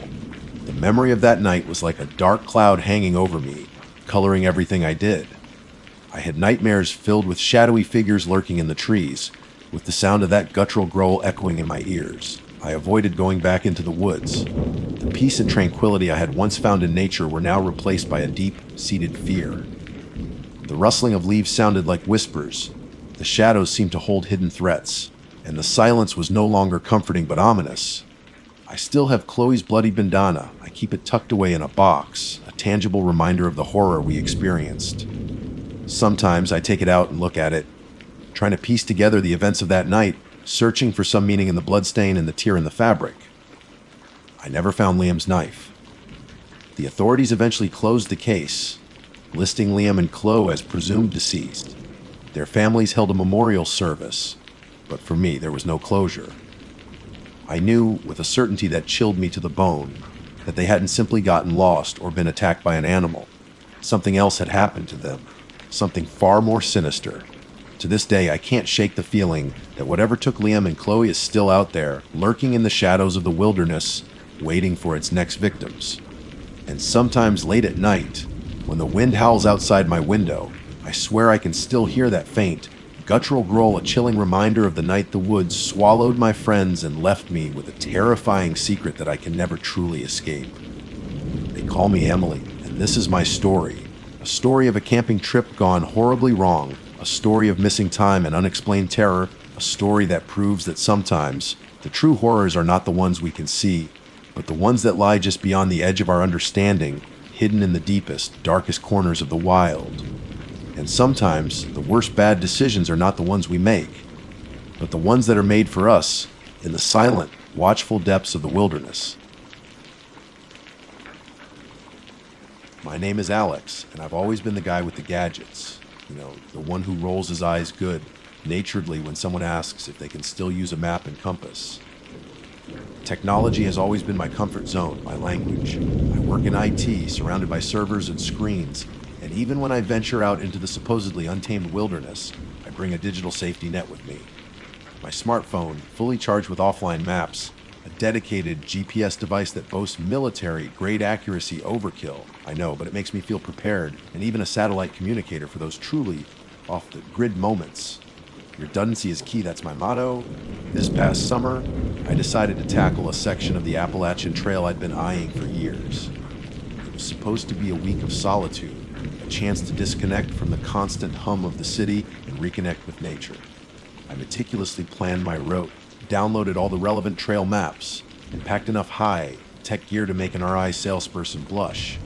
My friends joked that I was bringing Silicon Valley to the Smokies, but I just shrugged it off. Better safe than sorry, right? The first few days were exactly what I'd hoped for. The trail was challenging but beautiful, winding through lush forests and offering breathtaking vistas. My gadgets worked flawlessly. My phone held a decent signal for the first couple of days, allowing me to check in with my girlfriend back home and even post a few envy-inducing photos on Instagram. The GPS kept me reliably on track, and the satellite communicator remained dormant, a reassuring presence in my backpack. It was on the fourth day that things started to feel off. I had ventured deeper into the backcountry than I ever had before. The crowds of day hikers and weekend warriors had thinned out, replaced by a profound sense of isolation. It was the kind of quiet that actually had a weight to it, a silence so complete it almost felt like a sound in itself. The first sign of trouble was the phone signal.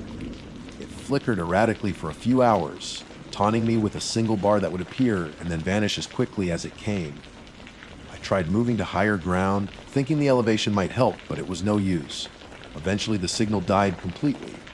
No bars, just that dreaded "no service" notification staring back at me. No big deal, I muttered to myself, trying to sound more confident than I felt. That's what the GPS is for. I pulled out the handheld device, switched it on, and waited for it to lock onto the satellites. It usually took a minute or two, especially under heavy tree cover, but this time it seemed to be struggling. The screen blinked, the little satellite icons flashing on and off, but no connection. I tried turning it off and on again, my heart starting to beat a little faster. Still nothing. I moved out into a small clearing, hoping for a better view of the sky. The canopy above was thick, but there were gaps here and there. The GPS still refused to cooperate. Panic started to prickle at the edges of my calm. This was unusual. This thing was supposed to be bulletproof. Okay, don't freak out, I told myself, taking a deep breath. You have offline maps on your phone. I pulled out my phone again, swiped to unlock it, and opened my downloaded Maps app. The map loaded, showing my current location as a little blue dot. So far, so good. I zoomed in to get a better look at the trail ahead. That's when I saw it. Or rather, that's when I didn't see it. The blue dot indicating my location was there, but the detailed trail lines, the elevation contours, the landmarks I was expecting to see, they were all gone. The map was just a blank green canvas with my little blue dot sitting in the middle of nowhere. I tried zooming in and out, panning around, but nothing changed. It was like the map data had simply vanished. A cold knot of fear tightened in my stomach. Two sophisticated pieces of technology, both failing me at the same time in the middle of nowhere. That couldn't be a coincidence. Maybe it was some kind of software glitch. I tried restarting my phone, hoping that would do the trick. The phone powered down and then back up, the familiar logo appearing on the screen. But when I opened the Maps app again, it was the same empty green void. That's when the static started. It wasn't coming from my phone. My phone was silent, stubbornly refusing to find a signal or display a map. The static was everywhere. It was a low, crackling, buzzing sound that seemed to vibrate in the air itself. It wasn't loud, but it was persistent, a constant undercurrent to the heavy silence of the woods. At first, I thought it was my ears playing tricks on me. Maybe the stress of the situation was causing some kind of auditory hallucination. I pressed my hands to my ears, trying to block it out, but the buzzing was still there, seemingly inside my head now. It was a high-pitched whine layered over the crackling, and it made my teeth ache. It felt like my eardrums were being scraped with sandpaper. I looked around, trying to pinpoint the source of the sound. The trees stood silent, their leaves barely rustling in the gentle breeze. There were no power lines in sight, no electrical equipment that could be causing such a noise. It was just the forest, and this static. The air itself felt thick, almost heavy, like it was charged with some unseen energy. The hair on my arms stood on end, and a primal sense of unease washed over me. This wasn't normal. This wasn't a simple technological malfunction. Something was wrong. Terribly wrong. I decided I couldn't stay there. I needed to move, to put some distance between myself and whatever was causing this bizarre phenomenon. I still had my compass, an old-fashioned backup I'd almost scoffed at packing. Now, it felt like my only lifeline. I pulled it out, oriented myself, and started walking in the direction I thought the trail should be. The static followed me. It didn't get louder or quieter, just a constant, irritating presence. The deeper I walked, the more oppressive the silence of the woods became, punctuated only by that incessant buzzing. The shadows seemed to lengthen and deepen, even though it was still mid-afternoon. The familiar sounds of the forest, the chirping of birds, the rustling of leaves seemed to have vanished, replaced by an unnerving stillness. Every now and then, the static would change in pitch and intensity, sometimes rising to a sharp, piercing whine that made me flinch, other times dropping to a low, guttural hum that vibrated in my chest. Each change sent a fresh wave of anxiety through me. What was this? What was happening? As the day wore on, a sense of disorientation began to set in. Without the trail to guide me, and with the unsettling static clouding my thoughts, I started to lose my sense of direction. The trees all looked the same, the undergrowth thick and unforgiving. I checked my compass repeatedly, trying to stay on a consistent heading, but the feeling of being lost was growing stronger with every step. Just as I was starting to succumb to despair, I saw it, a flicker of unnatural light through the trees. It was a pale, almost phosphorescent glow, pulsating gently. Hope surged through me. Maybe it was another hiker, someone with a working radio or a satellite phone. Or maybe it was a ranger station, a beacon of civilization in this increasingly surreal landscape. Ignoring the nagging feeling of dread that had been building in my gut, I pushed through the dense undergrowth towards the light. The static seemed to intensify as I got closer, the buzzing growing louder and more insistent. It felt like my skull was filled with angry bees. Finally, I broke through the trees into a small clearing, and what I saw there, it wasn't what I expected. It wasn't a friendly camper or a helpful ranger. It was something far stranger, something far more disturbing. And that's when I made my first truly bad decision. Instead of turning around and running, I stopped. I had to know what I was looking at. And that curiosity, that's what sealed my fate. The light wasn't coming from a lantern or a flashlight. It emanated from the ground itself, a sickly, pale green luminescence that pulsed with a slow, rhythmic beat, like a giant, diseased heart. In the center of the clearing, bathed in this eerie glow, was a structure unlike anything I had ever seen. It looked like a crude antenna, fashioned from twisted branches, and what appeared to be bones, not animal bones, I realized with a growing sense of dread, but human ones. They were bleached white and interwoven with the wood, forming grotesque supports and crossbars. At the very top, swaying gently in the breeze, was a skull, its empty eye sockets seeming to stare directly at me. The air in the clearing was thick with the buzzing static, now so loud it felt like my head was going to explode. The smell was even worse, a cloying, sweet odor that reminded me vaguely of decaying fruit, mixed with something metallic and sharp, like blood. My instincts screamed at me to turn and run, to put as much distance as possible between myself and this terrifying sight.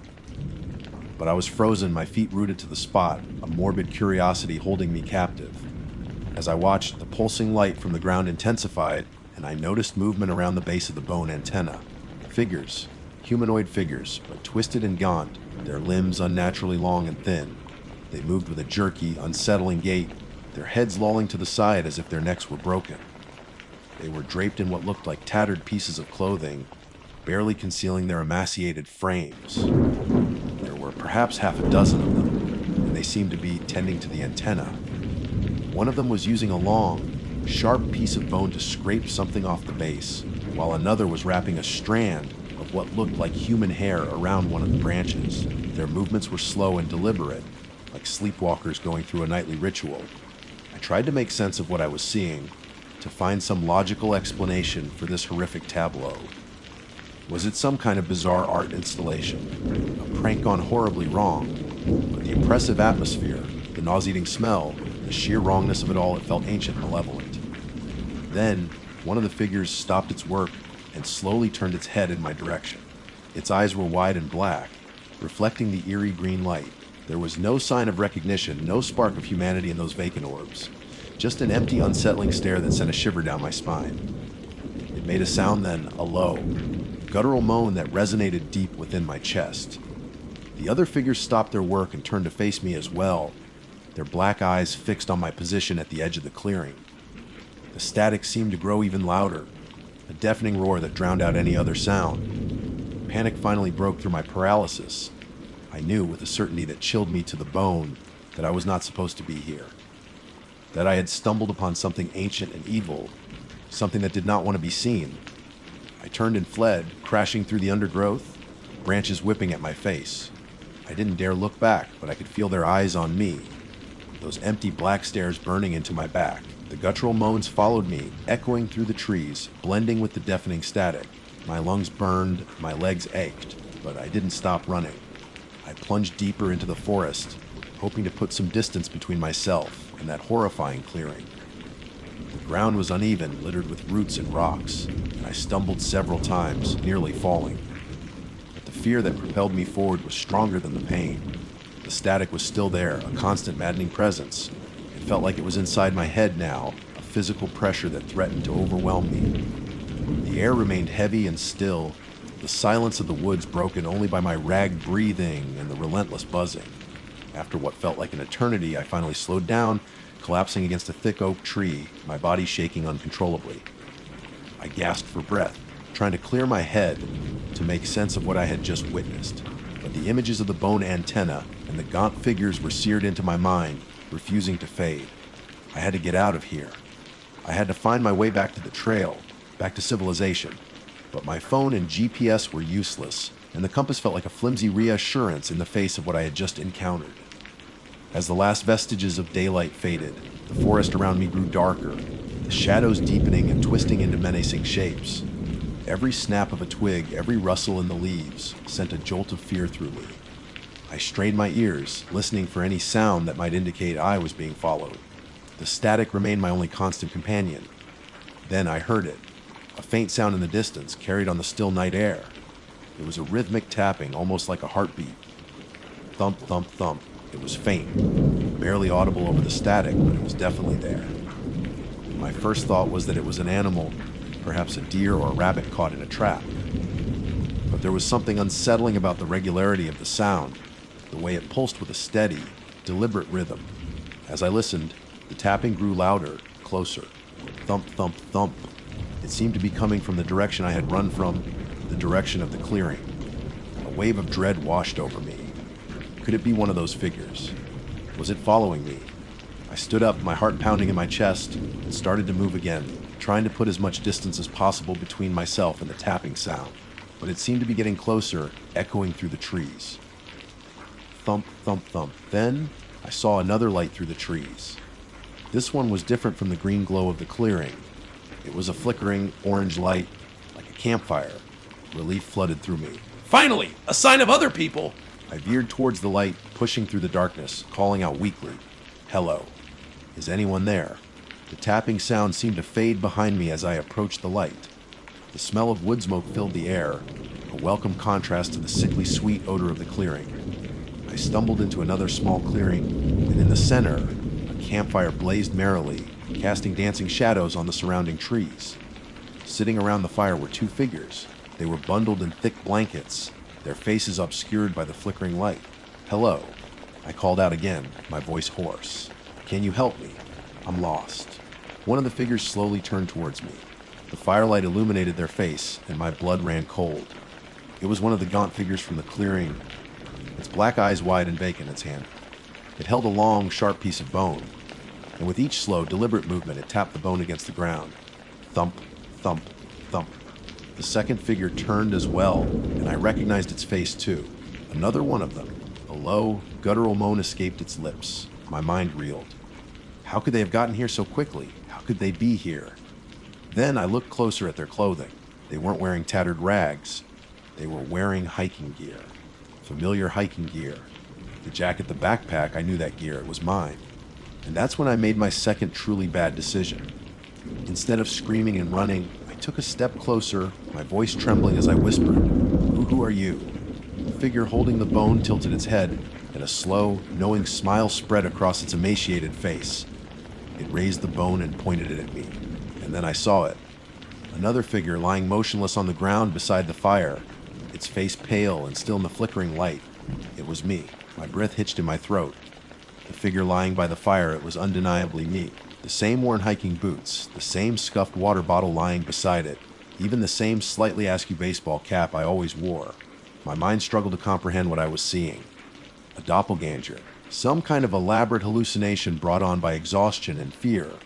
The figure holding the bone my jacket, now hanging loosely on its emaciated frame, took another step towards me, the pale green light from the ground reflecting in its black eyes.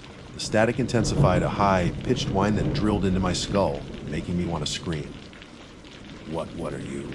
I stammered, backing away slowly. The figure tilted its head again, that unsettling smile widening, revealing rows of sharp, needle-like teeth. It raised the bone, and I flinched, expecting a blow. But instead, it pointed the bone towards the sky, towards the unseen canopy above. And then I understood. The static wasn't just a sound. It was a signal, a beacon. And those figures, they weren't human. They were echoes, twisted reflections, drawn to this place by some unseen force. The bone antenna, the pulsing green light, it was all part of the same terrifying mechanism. They had taken my appearance, my belongings. Had they taken me? Was the figure lying by the fire what was left of the original me? The other figure, wearing my backpack, let out another guttural moan and took a step closer. Its black eyes seemed to bore into my soul. I could feel a cold, creeping dread seeping into my very being. This wasn't just a nightmare. This was real. I had to get away. I had to break free from this horrifying place. I turned and ran again, stumbling back into the darkness. The images of my own lifeless body burned into my retinas. The static followed, a relentless tormentor, and now I could hear the rhythmic thump, thump, thump of the bone behind me, closer than before. I ran blindly through the trees, not knowing where I was going, driven only by the primal instinct to survive. Branches clawed at my clothes, thorns tore at my skin, but I didn't care. I had to escape. The forest seemed to twist and turn around me, the darkness growing thicker, more oppressive. The static was so loud now it felt like my eardrums were about to burst. And behind it, I could hear the moans and the relentless thump, thump, thump, drawing nearer. I burst into another small clearing, and my heart sank. It was a dead end, a thick wall of impenetrable undergrowth blocking my path. I spun around, panting, my eyes darting through the darkness. The two figures emerged from the trees, their gaunt forms illuminated by the pale green glow that seemed to emanate from them now. The one holding the bone my face, but twisted into a grotesque parody, smiled again, its black eyes filled with a chilling emptiness, and raised the bone above its head. I closed my eyes, bracing for the impact, but it never came. Instead, the static reached a fever pitch, a deafening roar that filled the air, and then silence.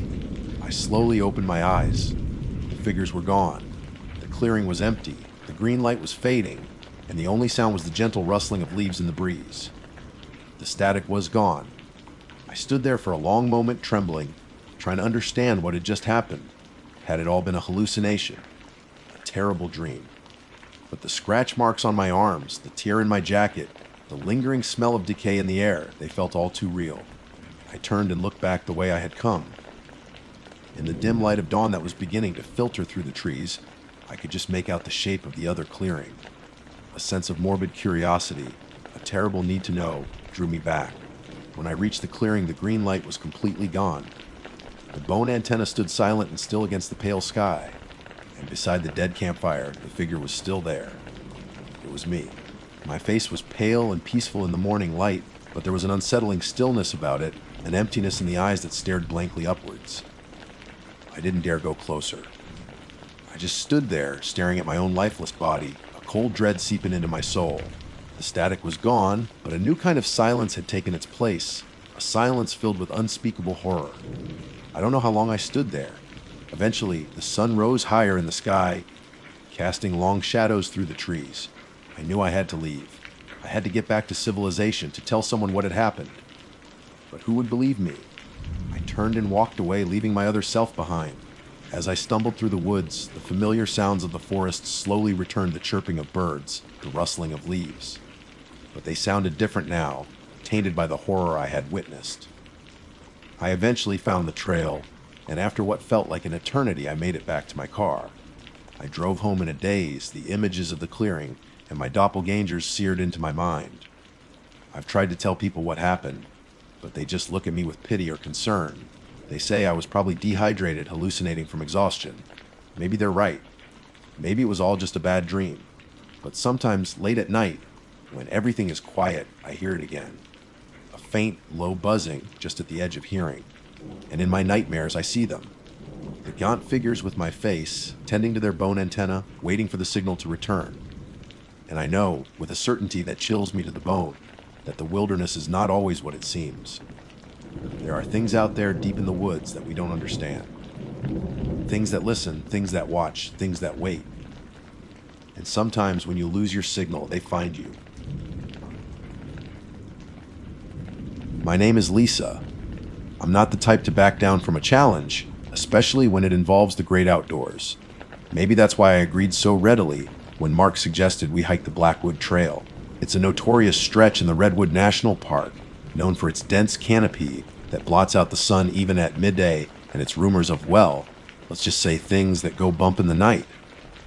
I usually scoff at those kinds of stories, chalking them up to overactive imaginations fueled by too much campfire coffee.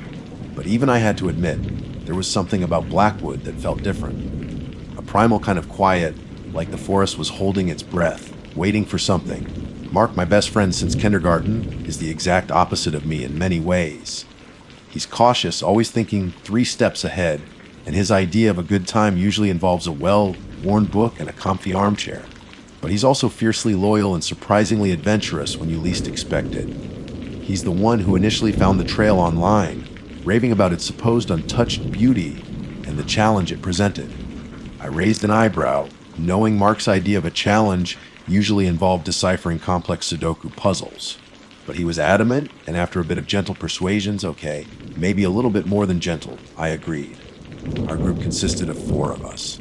Besides Mark and me, there was also Sarah and Ben. Sarah is the pragmatic one, a registered nurse with a knack for keeping everyone grounded.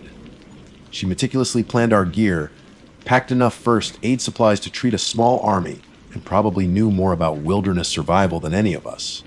Ben, on the other hand, was the comic relief.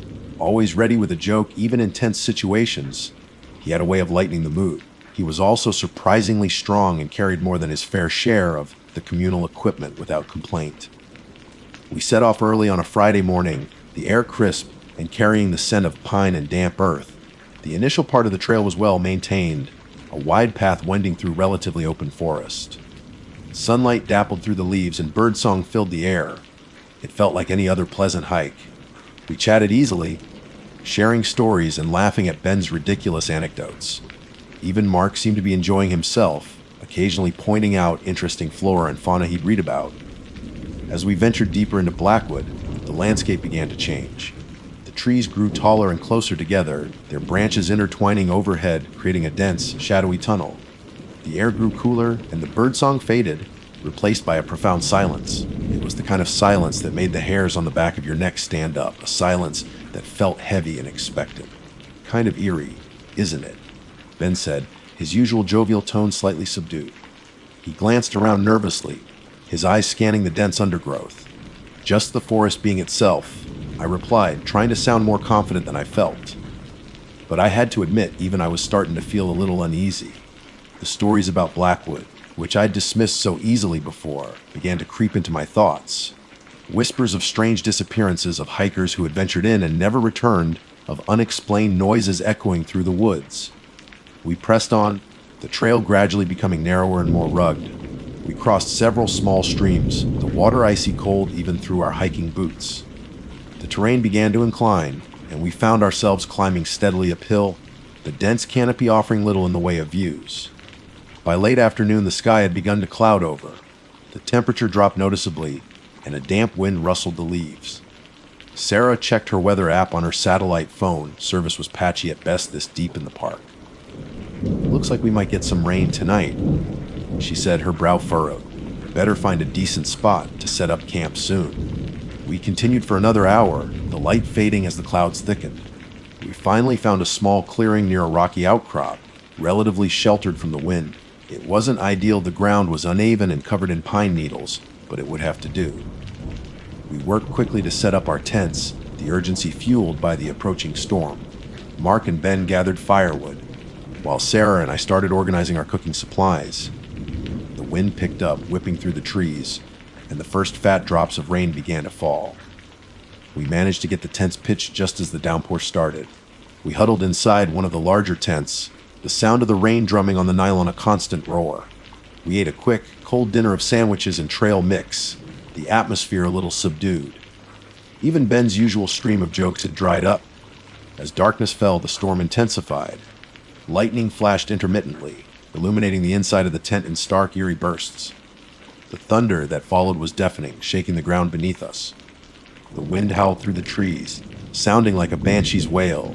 Sleep was hard to come by. The storm raged on, and every crack of thunder or gust of wind sent a jolt of adrenaline through me. I kept thinking about the stories, the whispers of something ancient and malevolent lurking in these woods. I tried to tell myself it was just the storm, just my imagination running wild. But a nagging feeling of unease persisted. Sometime in the middle of the night, I was jolted awake by a particularly loud clap of thunder. As the rumble faded, I heard another sound, something that cut through the roar of the storm.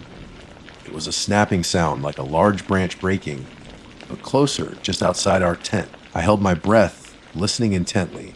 The rain continued to fall in sheets, making it difficult to hear anything else. But then I heard it again, a soft crunching sound, like something heavy was walking on the forest floor. It moved slowly, deliberately circling our tents. My heart pounded in my chest. I nudged Mark, who was sleeping soundly beside me. He grumbled and rolled over. "Mark," I whispered, shaking him more forcefully. "Wake up. I hear something." He finally stirred, his eyes bleary with sleep. "What is it?" he mumbled. "I don't know."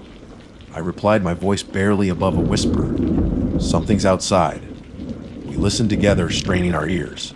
The crunching sound came again, closer this time. It sounded like footsteps, but they were heavy, uneven, and accompanied by a faint dragging sound. Suddenly, a powerful gust of wind shook the tent violently. As it subsided, we heard it, a low, guttural growl, unlike anything I had ever heard before. It was close, terrifyingly close, just on the other side of the thin nylon wall. Mark's eyes widened with fear. He grabbed my arm tightly. "What was that?" he whispered, his voice trembling. I shook my head, my mind racing. It didn't sound like a bear. It didn't sound like any animal I knew. The growling came again, closer this time, followed by the distinct sound of something large brushing against the side of our tent. We froze, our breath catching in our throats. We could feel the presence outside, something massive and unseen, moving around us in the storm-lashed darkness. Then, just as suddenly as it had started, the sounds faded. The growling stopped. The heavy footsteps moved away, disappearing into the relentless drumming of the rain. We lay there, huddled together in the darkness, listening to the storm rage around us. Neither of us spoke, our hearts pounding in unison. We didn't know what we had heard, what had been outside our tent. But one thing was for sure. Something was out there in the blackwood, something big, something terrifying. And we had a feeling we hadn't seen the last of it. Sleep didn't come easy after that. Every rustle of leaves, every creak of a branch against the tent sent shivers down my spine. Mark and I stayed awake for the rest of the night, listening, our senses on high alert.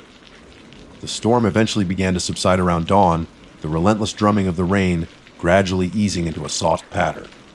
By the time the first hint of light filtered through the trees, an uneasy silence had settled over the woods. We cautiously unzipped the tent and peered outside. The forest looked like it had been through a war zone. Branches lay scattered across the ground, and leaves were plastered everywhere. A thick mist hung in the air, giving everything an eerie, ethereal quality. The first thing we noticed was the damage to the campsite. Our small cooking area had been overturned, pots and pans strewn across the ground. Our food bag, which we had hung high on a tree branch, had been ripped open, its contents scattered. Something had definitely been rummaging through our supplies. "Looks like a bear got curious," Mark said, trying to sound reassuring, but his voice lacked conviction. I wasn't so sure. Bears were certainly strong, but the way the food bag had been torn, the almost surgical precision of the rips, it didn't feel right. We woke Sarah and Ben, recounting our experience from the night. They listened intently, their faces growing increasingly concerned. Sarah, ever the pragmatist, immediately went into assessment mode, checking our gear and making sure nothing essential had been damaged. Ben, despite his usual humor, looked genuinely shaken. "A growl, you say?" he asked, his eyes wide. "Like a really deep growl." "Yeah," I confirmed, shivering slightly despite myself. And something big was moving around our tents. After a quick, uneasy breakfast of what little food hadn't been ruined, we decided to assess the perimeter of our campsite. We wanted to see if we could find any tracks, anything that might explain what we had heard. The ground was muddy from the rain, making it easy to spot prints. We found plenty of deer tracks, the delicate hoofprints scattered around the clearing. There were also some smaller tracks that looked like they belonged to raccoons or squirrels, likely drawn by the smell of our food.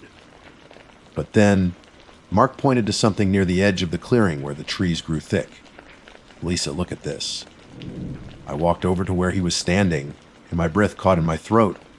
There, imprinted in the mud, were tracks unlike anything I'd ever seen before. They were huge, easily twice the size of my hiking boot, and they were clawed. Deep, distinct claw marks dug into the soft earth. But the most unsettling thing was the shape of the tracks. They were clearly bipedal. Whatever had made these prints had walked on two legs. A wave of cold dread washed over me. Bears in this region walked on all fours. Mountain lions, wolves, none of them left tracks like this. What is that?" Ben stammered, his face pale. He crouched down, examining the prints closely. "It's massive." Sarah joined us, her eyes widening as she took in the size and shape of the tracks. She knelt down, pulling out a small notebook and a pen from her backpack. She carefully sketched the print, noting its length and the depth of the claw marks. "I've never seen anything like this," she said, her voice low and thoughtful. The size, the bipedal stance, it doesn't match any known animal in this area. My mind raced, trying to make sense of what we were seeing. Could have been a bear standing on its hind legs. Maybe, but the prints were too elongated, the claws too defined, and the sheer size of them was unnerving. We followed the tracks for a short distance, leading away from our campsite and into the dense undergrowth. They were surprisingly clear in the mud, a distinct path leading deeper into the woods. Should we follow them? Ben asked hesitantly. Mark shook his head. Absolutely not. Whatever made these tracks is clearly huge and potentially dangerous. We don't know what we're dealing with. I agreed. Curiosity warred with a strong sense of self-preservation. Part of me wanted to know what kind of creature could leave such tracks, but the other part of me screamed to get as far away as possible. We need to get out of here, I said firmly. Now, we pack up our camp and head back the way we came. The others readily agreed. We worked quickly, our movements efficient and silent.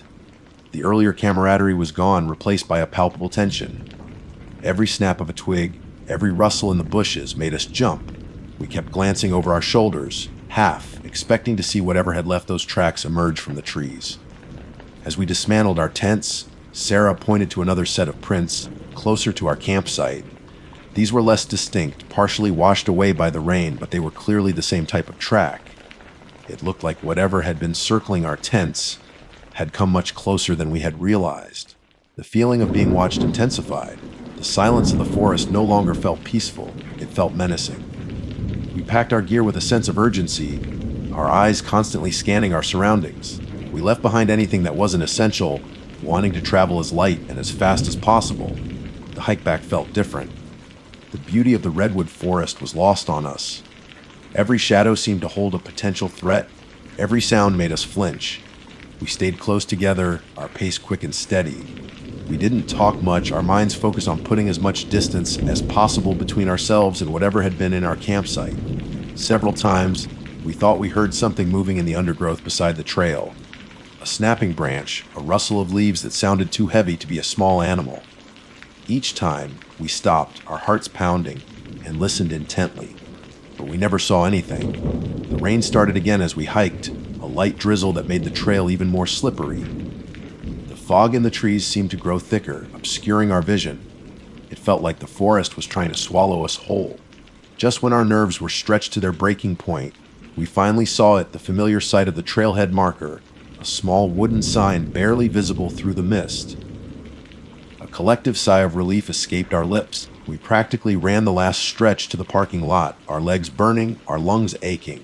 We threw our gear into the back of Mark's SUV, our hands shaking. Once we were all inside, the doors locked, a sense of safety, however fragile, washed over us. Mark started the engine, and we pulled out of the parking lot, leaving the dark, silent woods behind us. None of us spoke for a long time, each lost in our own thoughts, replaying the events of the past night and the disturbing discovery we had made. It wasn't until we were halfway home, the redwood forest a distant memory, that Sarah finally broke the silence. "We need to report this," she said, her voice serious. "Those tracks, they weren't normal. Something is out there." We all agreed. We would go to the park rangers, show them Sarah's sketch of the footprint, and tell them everything that had happened.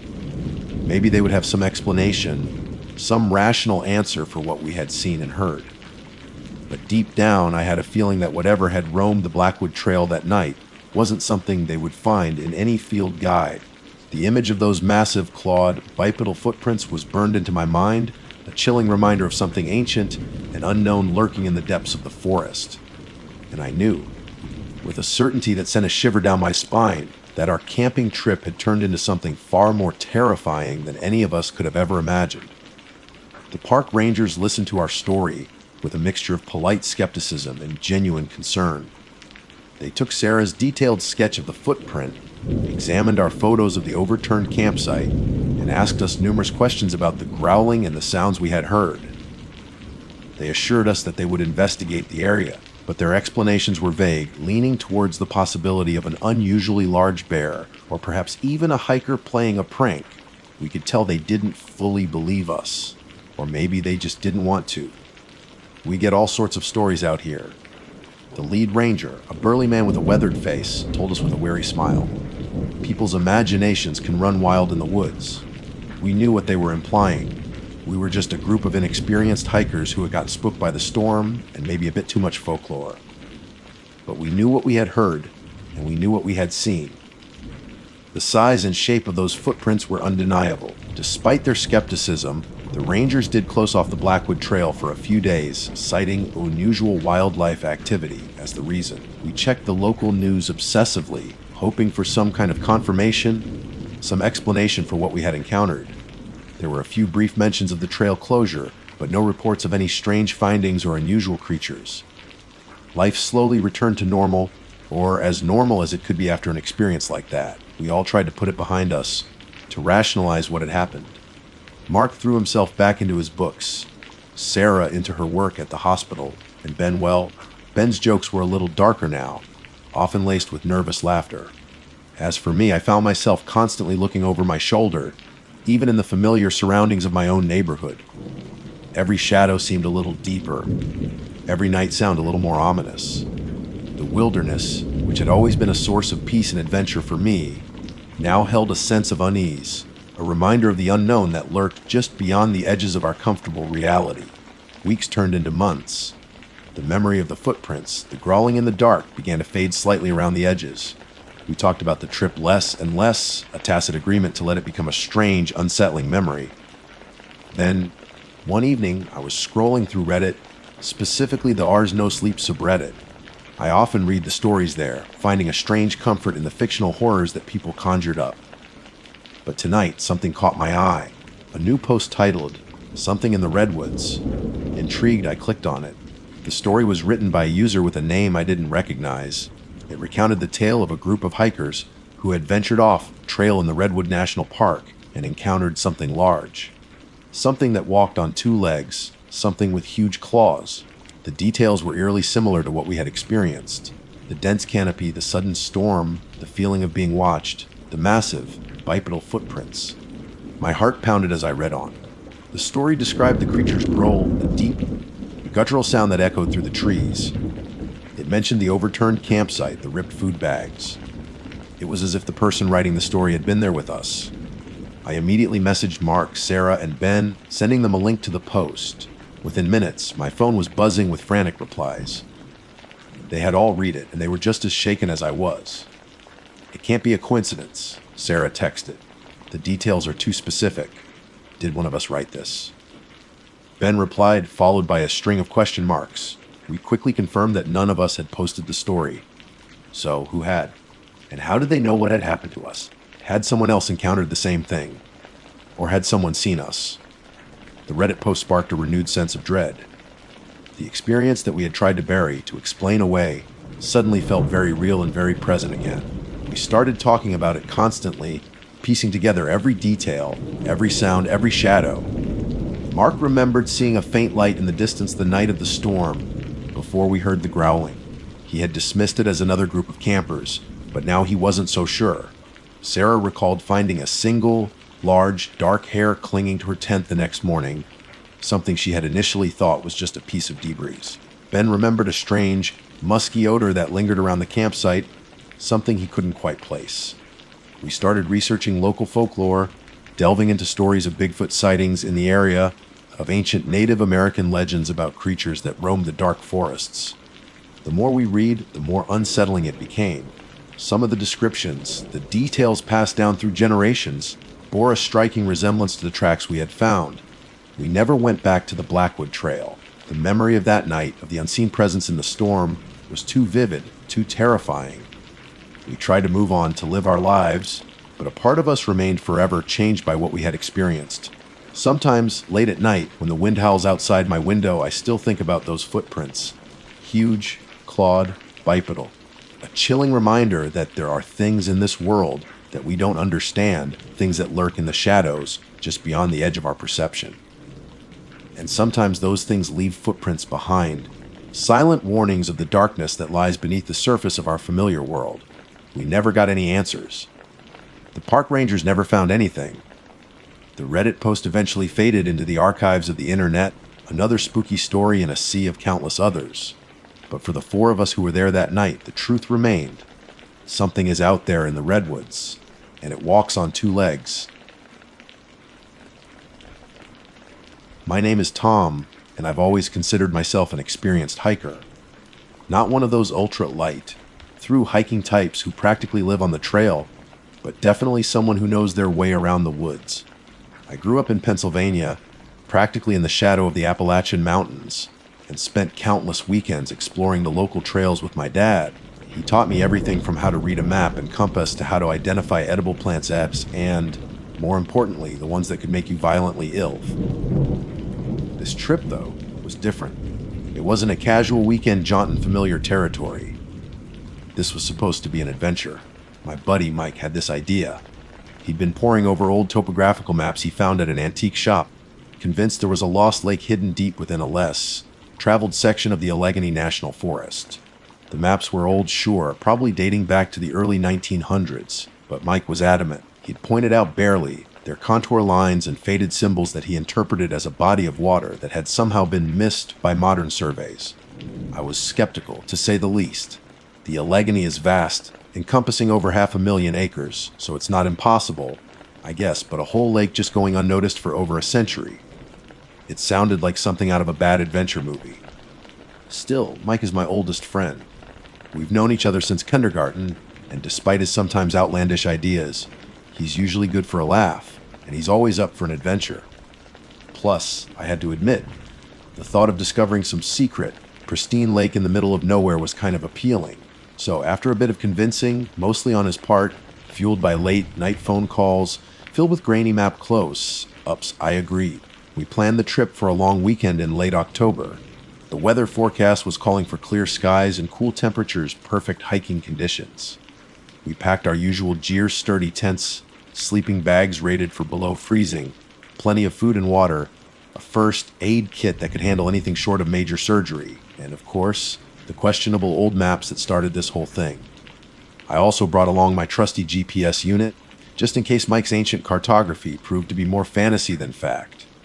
We drove up Friday evening, the car packed to the brim with our gear, and a palpable sense of anticipation, at least on Mike's part. We found a decent parking spot at a trailhead that seemed to align with the general area Mike had pinpointed on his maps. It was already getting dark by the time we started hiking, so we set a brisk pace, aiming to cover a few miles before setting up camp for the night. The initial part of the hike was uneventful. The trail was well maintained, marked with familiar blazes, and the forest looked like any other hardwood forest in western Pennsylvania, in the fall colorful leaves scattered on the ground, the air crisp and carrying the scent of damp earth and decaying leaves. We made good time, chatting and joking as we walked, the beams of our headlamps cutting through the growing darkness. After about an hour, Mike announced we needed to leave the established trail. According to his maps, the lake was supposed to be in a valley just west of our current location. I consulted my GPS, but the area was a blank spot on the digital map, which didn't exactly inspire confidence. "You sure about this, Mike?" I asked, shining my headlamp on his eager face. "Positive," he exclaimed, pulling out a crumpled section of the old map. "See this little creek here? It should lead us right to it." The creek. He was pointing to look more like a dry stream in the weak light of our headlamps, but I shrugged. We had plenty of daylight ahead of us tomorrow, and if the lake wasn't there, we could always just hike back out. What was the worst that could happen? Famous last words, I know. We bushwhacked for what felt like a long time. The terrain became increasingly uneven, and the undergrowth was thick and tangled. We stumbled over fallen logs and had to push our way through dense thickets of thorny bushes. Mike, despite being less experienced with off-trail hiking than me, seemed to be navigating with an almost unsettling certainty, constantly referencing his tattered map. Eventually, we decided to set up camp. We found a relatively flat spot beside the dry creek bed and quickly got to work. The silence of the deep forest settled around us as we pitched our tents and started a small fire. We ate a quick dinner of dehydrated meals and instant coffee, the only sounds the crackling of the fire and the hooting of a distant owl. "Think it's really there, Tom?" Mike asked, staring into the flames, his face illuminated by the flickering light. "Honestly, Mike, I'm not so sure," I replied, taking a sip of my coffee. "But hey, that's part of the adventure, right?" We stayed up for another hour, sharing stories and making plans for the next day. Mike was convinced that we were just a short hike away from his lost lake. I was less optimistic, but I played along. As the fire died down to glowing embers, we retreated to our tents, the cool night air seeping into the forest. I slept fitfully, my mind filled with doubts about Mike's map and the wisdom of our decision to venture off the marked trails. Sometime in the middle of the night, I woke up to a strange sound, a soft, rhythmic tapping, almost like someone gently knocking on a hollow tree. I held my breath, listening intently, but the sound didn't repeat. I figured it was just an animal and eventually drifted back to sleep. The next morning, we packed up our gear and followed the dry creek bed further into the woods. The landscape began to change subtly. The trees seemed taller, their branches reaching upwards like skeletal fingers. The air felt heavier, almost humid, despite the cool temperatures. There was a strange stillness to the forest, an absence of the usual sounds of birdsong and rustling leaves. It was unnerving. After a couple of hours of hiking, Mike suddenly stopped, his eyes wide with excitement. "I told you," he exclaimed, pointing ahead. Through the trees, I could see a break in the dense foliage. My heart quickened slightly. Could it be? Had Mike actually found his lost lake? We pushed through the last of the trees and stepped into a small clearing. And there it was. The lake wasn't particularly large, maybe a couple of acres in size, and the water was still and dark, reflecting the overcast sky like a sheet of polished obsidian. The trees around the lake grew right to the water's edge, their reflections creating an almost mirror-like symmetry. It was undeniably beautiful in a silent, slightly unsettling way. "See, I told you," Mike said again, his face beaming. He looked like a kid who had just found a buried treasure. I had to admit I was impressed. Despite my skepticism, Mike had actually found it. We spent some time walking around the perimeter of the lake, taking pictures and just soaking in the solitude. There were no signs of any other human presence, no trails leading to the lake, no discarded trash. It truly felt like we were the first people to have stumbled upon this place in a very long time. After a while, we decided to head back. We wanted to make it back to the main trail before nightfall. We retraced our steps, following the dry creek bed back the way we had come. The sun was starting to dip below the horizon, casting long shadows through the trees. "We should be hitting the trail soon," I said to Mike, glancing at my GPS. According to the coordinates I had marked the previous day, we were almost there. But as we continued walking, something felt off. The forest started to look different. The trees seemed twisted in unnatural ways, their branches gnarled and contorted. The undergrowth, which had been thick and tangled on our way in, now seemed sparser in some places, denser in others. It was subtle at first, a feeling more than anything concrete. Then we reached a spot where the dry creek bed had taken a sharp turn to the left on our way in. Now it seemed to continue straight ahead. I stopped, pulling out my GPS again. The reading was strange. It showed our coordinates as being roughly where we should be, but the terrain around us didn't match what I remembered. "Something's wrong," I said, my voice barely above a whisper. Mike looked at me, his earlier excitement replaced with a flicker of concern. "What is it?" "The creek, it's not right. And the trees, they look different." I gestured around us, trying to articulate the unease that was growing in my gut. We continued walking, trying to find a familiar landmark, a recognizable tree, anything that would confirm we were on the right path. But the forest seemed to have transformed around us. The very layout felt alien, as if the landscape itself had been subtly rearranged. Then we reached the river, or at least what should have been the river. The creek bed we had been following was supposed to intersect with a small river that ran parallel to the main trail. But instead of a gently flowing stream, we found a wide expanse of muddy ground, the river having apparently changed course. "This isn't right," Mike said, his voice trembling slightly. He pulled out his old map, but his hands were shaking so badly he could barely hold it steady. I looked up at the sky. The sun was beginning to set, and the sky had taken on a sickly green tint, an unnatural hue that made the surrounding forest seem even more bizarre and threatening. We had hiked back the way we came, I was sure of it. But the forest, it was different. Trees were twisted into unnatural shapes, the river had changed course, and the sky had a sickly green tint. We were lost. And somehow I had a sinking feeling that we weren't just lost in the woods. Something else was going on here, something very wrong. Panic started to bubble in Mike's eyes. He kept flipping through the pages of his ancient map, his brow furrowed in confusion. "This can't be right." He muttered over and over again, his voice laced with disbelief. The river should be over there. He pointed vaguely towards a patch of particularly dense, twisted trees. I tried to stay calm, focusing on my GPS. Even though the digital map showed nothing remarkable in our immediate vicinity, the coordinates still indicated we were roughly where we should be in relation to the trailhead. But that was the problem. The landscape around us didn't match either the GPS coordinates or our memory of the hike in. It was as if the forest itself had shifted, rearranged its features in a way that defied logic. Okay, Mike, take it easy, I said, trying to sound more reassuring than I felt. Maybe we just got turned around. Let's backtrack a bit, see if we can find where the creek bed used to turn. We started walking back the way we had come, but the further we went, the more disoriented we became. Familiar landmarks were missing, replaced by trees with bizarre, almost grotesque shapes, trunks that spiraled upwards like corkscrews, branches that grew downwards towards the earth.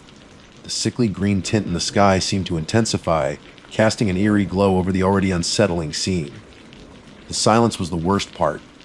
The usual sounds of the forest, the chirping of birds, the rustling of leaves in the wind, the scampering of small animals were completely absent. It was a heavy, oppressive silence that felt like it was pressing in on us, amplifying the frantic beating of my heart. "Do you hear that?" Mike whispered suddenly, grabbing my arm. His grip was tight, his knuckles white. I stopped and listened. At first, there was nothing but the continued unnerving silence. Then I heard it, a faint, rhythmic tapping, the same sound that had woken me up in the middle of the night. It seemed to be coming from deeper within the woods, an insistent, almost deliberate sound. "Yeah, I hear it," I replied, trying to keep my voice steady. "Probably just a woodpecker." "A woodpecker," Mike scoffed. "That doesn't sound like any woodpecker I've ever heard. It's too regular, almost like a drum." We stood there for a few moments, listening to the tapping. It was indeed rhythmic, like a slow, steady beat. And as Mike pointed out, it didn't sound like a natural sound you'd expect to hear in the forest. It had an almost manufactured quality to it. "Let's just keep moving," I said, trying to shake off the growing feeling of unease.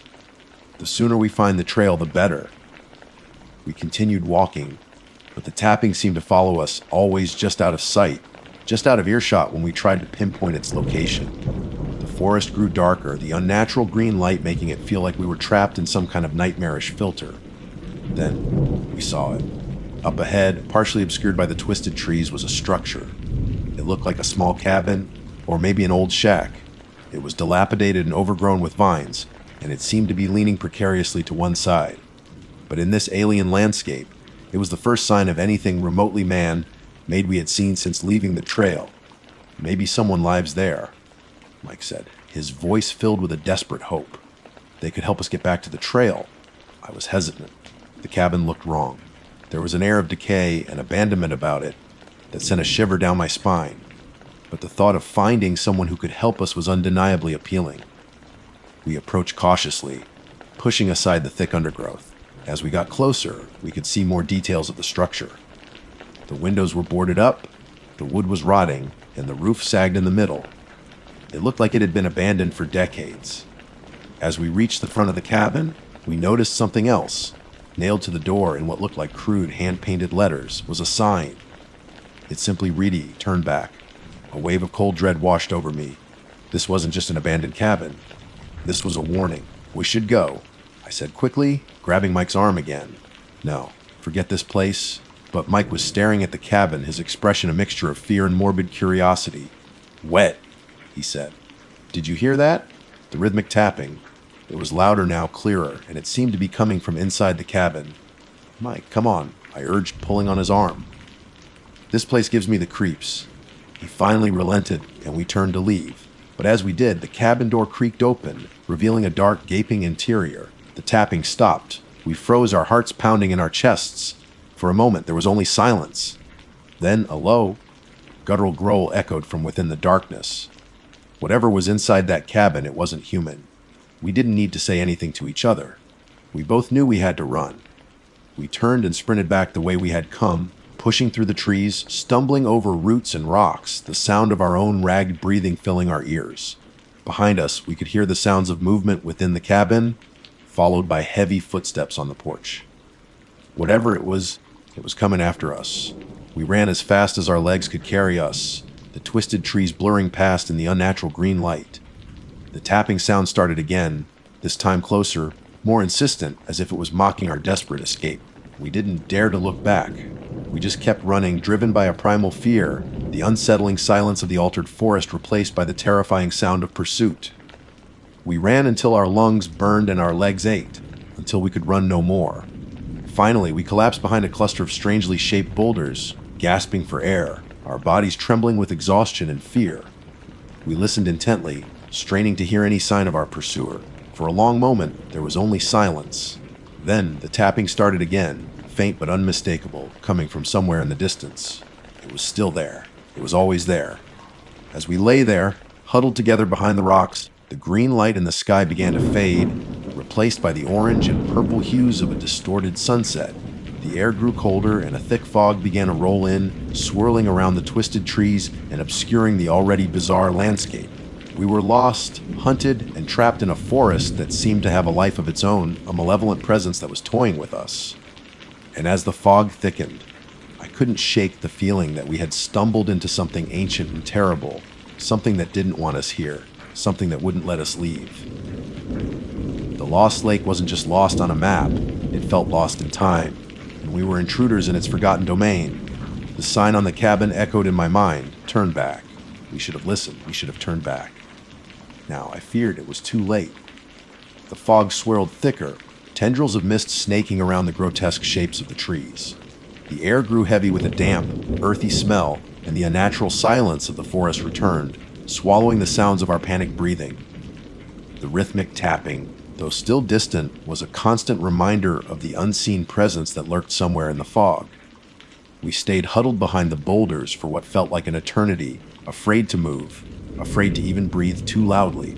The distorted colors of the sunset faded into a murky twilight, and the forest became a landscape of shadows and indistinct shapes. Our initial fear had begun to morph into a cold, gnawing dread. We were utterly alone, lost in a place that felt fundamentally wrong. "What do we do?" Mike finally whispered, his voice hoarse. His face was pale and streaked with dirt, his eyes wide with terror. I shook my head, feeling utterly helpless. "I don't know. We can't stay here. Whatever that thing was, it knows we're here." Slowly, cautiously, we got to our feet. The fog was so thick now that we could barely see a few feet in front of us. The twisted trees loomed like menacing figures in the gloom. We had no sense of direction, no idea which way to go. The dry creek bed, our only guide, had long since disappeared into the altered landscape. We decided to just pick a direction and start walking, hoping to stumble upon something familiar, anything that would lead us back to the trail. We moved slowly, our senses on high alert, listening for any sound that might indicate the presence of our pursuer. The silence was broken only by the soft crunch of our boots on the damp ground and the occasional snap of a twig. The rhythmic tapping had stopped, which, if anything, was even more unsettling. It was as if whatever was making the sound was now moving silently through the fog, hunting us.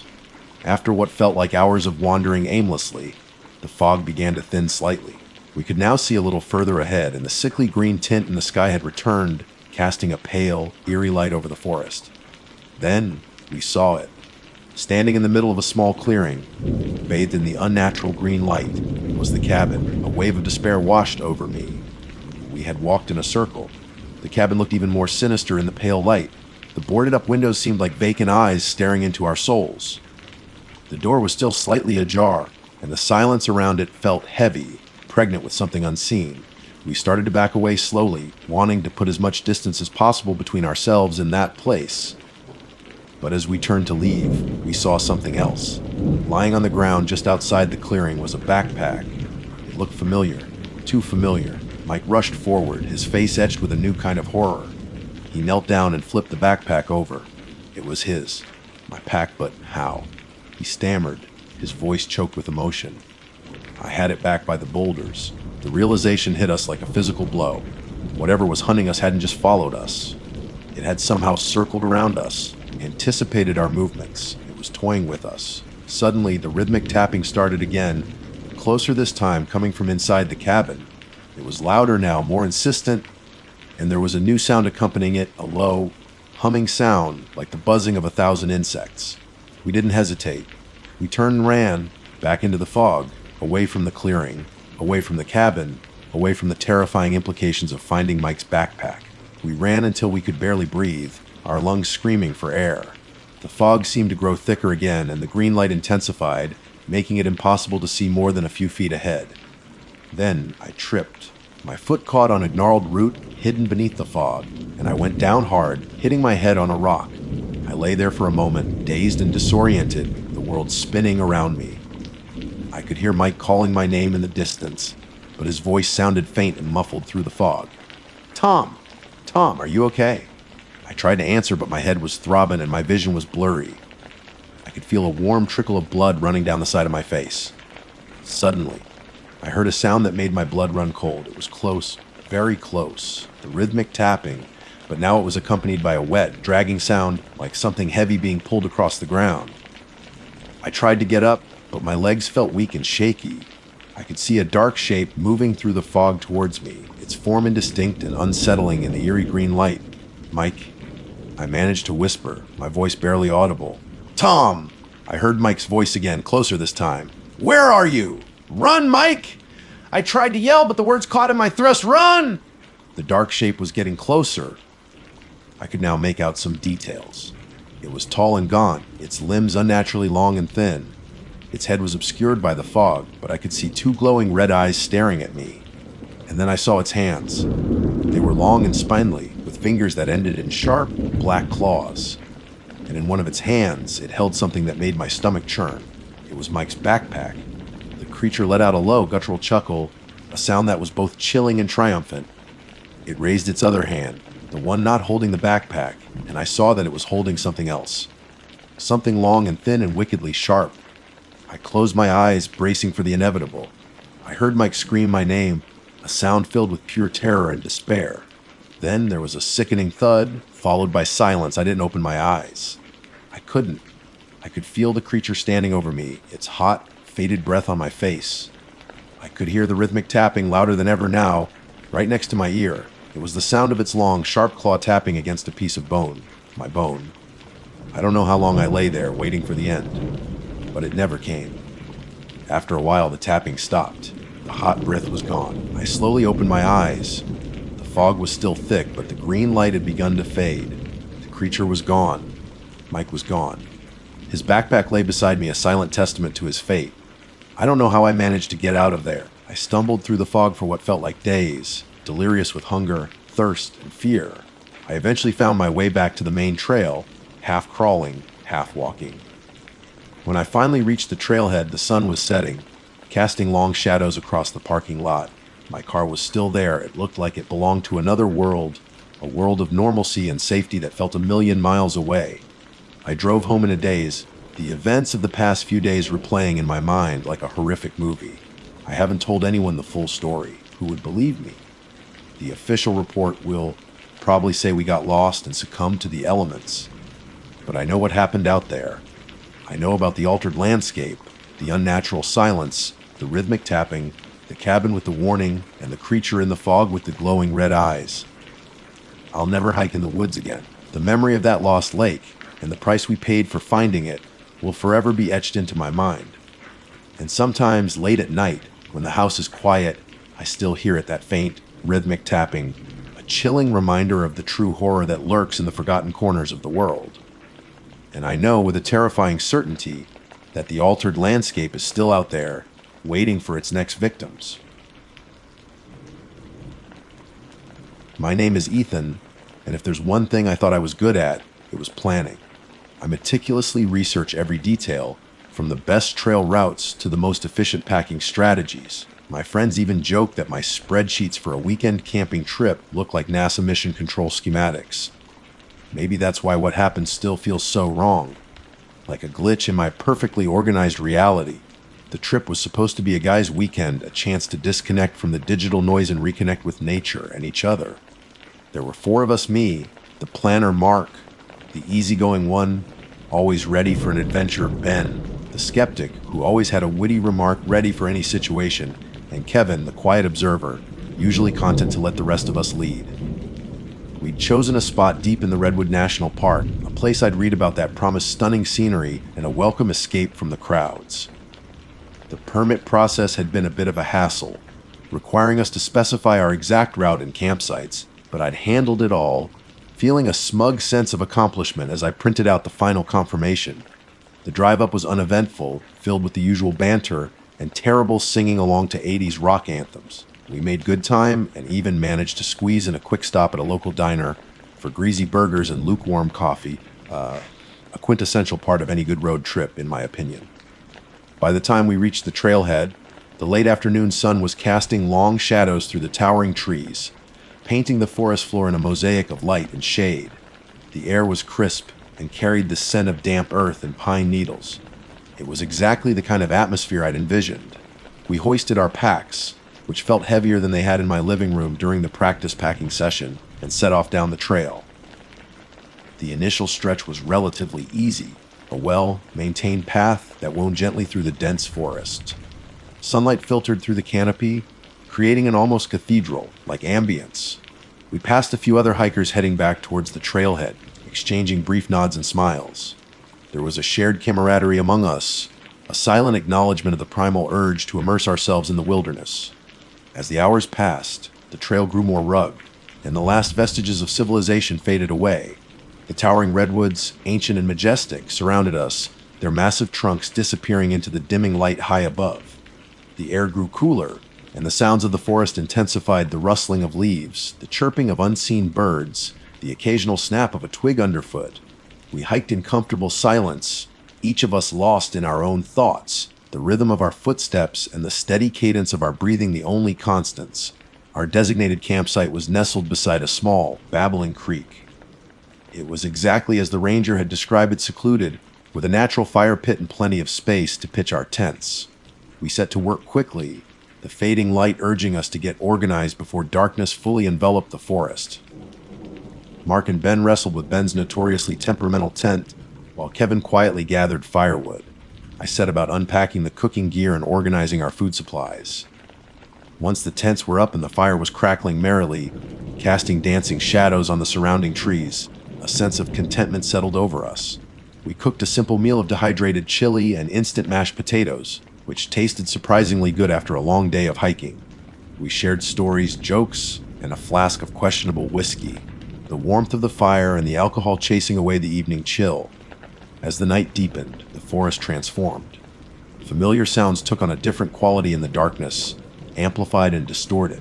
The hoot of an owl seemed to echo through the trees, and the rustling in the undergrowth sounded less like small animals and more like something else. Ben, ever the pragmatist, pointed out that it was probably just raccoons or deer, but even his voice held a hint of uncertainty. We kept the fire going strong, its flickering light our only defense against the encroaching darkness. Eventually, one by one, we started to succumb to the exhaustion of the day.